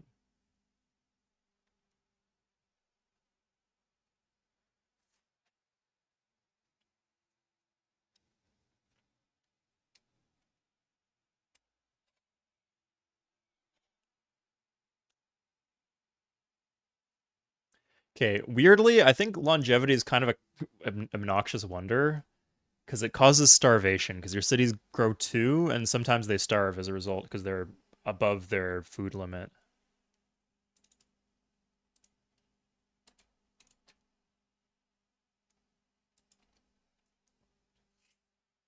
How close are we actually right now? I haven't checked in like a bit, and we have more culture than ever. We might get some of those doubles.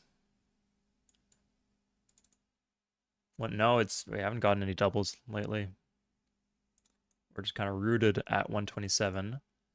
Oh, it's like 6 turns left. Yeah, that's fine. Trick where you send an AI to fight and then wipe them out. Yeah, so this would be like this, Mike's. So, sorry, I guess this is not a great example. Yeah, like if we wanted to kill Japan, we'd military alliance against America. This is not perfect because we share a border with America, but like imagine we didn't have this land over here and then America was over here. We'd just have them, like, imagine the Celts had all of this land over here. We'd just have them fight America. And once their units are in Celtic land or American land, then we have the Celts declare war on Japan. And all of their units are gone from home, so we can take their home cities, and their units up there are getting slaughtered. It works better with Pangea maps and bigger maps.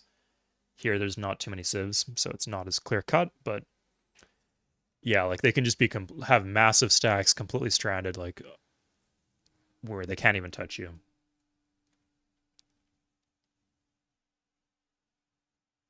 Why? Oh my god, fuck this. Okay, guess we do need game's ending in 6 turns, but now we're just gonna get a bunch of pop-ups. I know I have to leave it at the same one, I guess. Otherwise, that minimizes the pop-ups if we do it this way. A data game once? Yeah, it's a good strategy to try, definitely. If you like Pangea maps, then definitely consider it. You guys want to nuke some people before the game ends? Let's nuke. We'll just put all our stuff and a lot of stuff in our cap. Oh, actually, just like a vet army should be enough, but we can put a few in. But yeah, we're gonna ROP Japan. Um, and then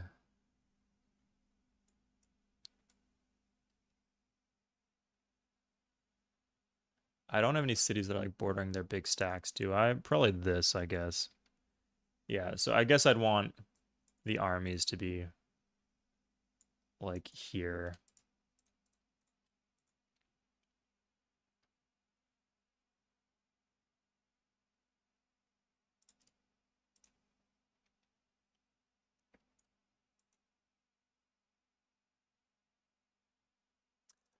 I win okay, next turn, it's the turn before I win.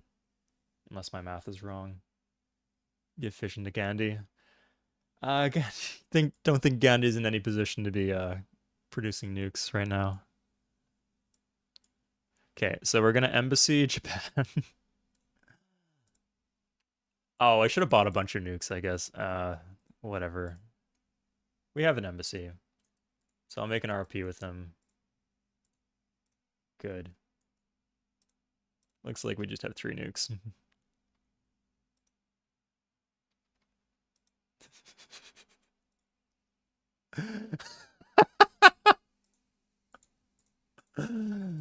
Oh god. Okay, the pop-ups next turn are going to be obnoxious, but worth it. We also, I guess our cap could get nuked, but I don't think that stops us from getting culture. Um, yeah, I guess just dogpile everything into our cap in case, like, no, they can't even reach, like, unless they take a bunch of cities off of us, they can't even reach us.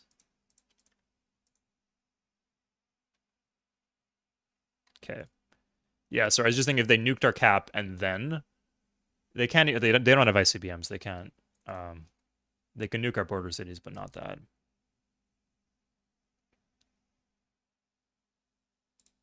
Okay, we're gonna have a lot of. That's fine. I knew they'd probably take a city or two.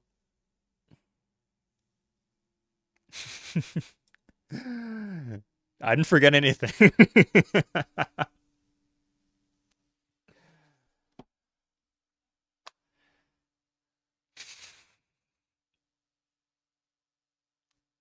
Could you imagine that if like America, like in order to commemorate that Avengers Endgame was about to come out, they just dropped some nukes. Yeah, our culture is so great. There it is, guys. Okay. One city culture victory. As always, my absolute favorite victor condition. Here it is. Oh, they love me, don't they? Japan, he loves me. Wow, this is just like a big chunk of grassland. It's remarkably, this is like the most 5 billion of 5 million, 5 billion maps I've seen. Oh my god. I can't believe I forgot that the Incans even existed. Look at the start. And then the 2 pink civs too, obviously. Both of whom died. Weird how Japan was the one who threatened me most.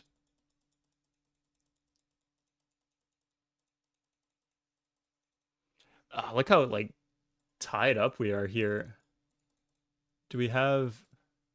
Yeah, we're just like the creases. I guess these are two. This is not one sieve, but we're just like the slime mold in between the pus and the abscess of the center of the continent. And then we just push through. I guess we like got the border ticks around the same time the war starts. Oh no, we just plant new cities. Oh no, it's border expand. Okay, we start to consolidate. And then we slowly pick off the west coast, but they still have the east. And then I dive deep into them.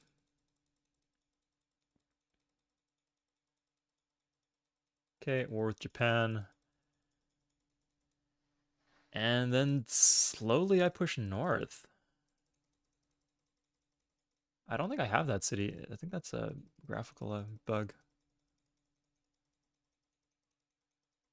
Push north into China, get the Arabs. And then things just stabilize. Yeah, I had that brief interlude with the Celts, but not much else. Yeah, I think we could have lasted another like 50 turns, like before they space raced us, I think we could have got another 50 turns if we were tryharding.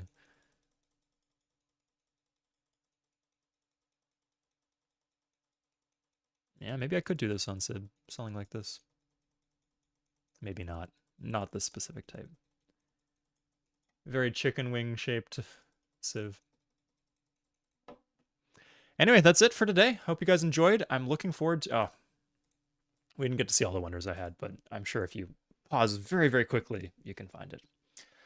Okay, that's it for today. I'm glad we could finish this game. I do a lot of streams where I don't finish, so I'm glad I could get one to completion. And I'm glad we actually did the culture victory. Can you believe that? So ridiculous. Yeah, we just straight up won a one city culture victory as a militaristic civ on deity. Really impressive from us. Okay, I enjoyed the stream very much. I'll see you guys next time. Might not be, I think probably the week after next would be a good time to do a stream. We'll see, but I'll see you guys then. Cheers.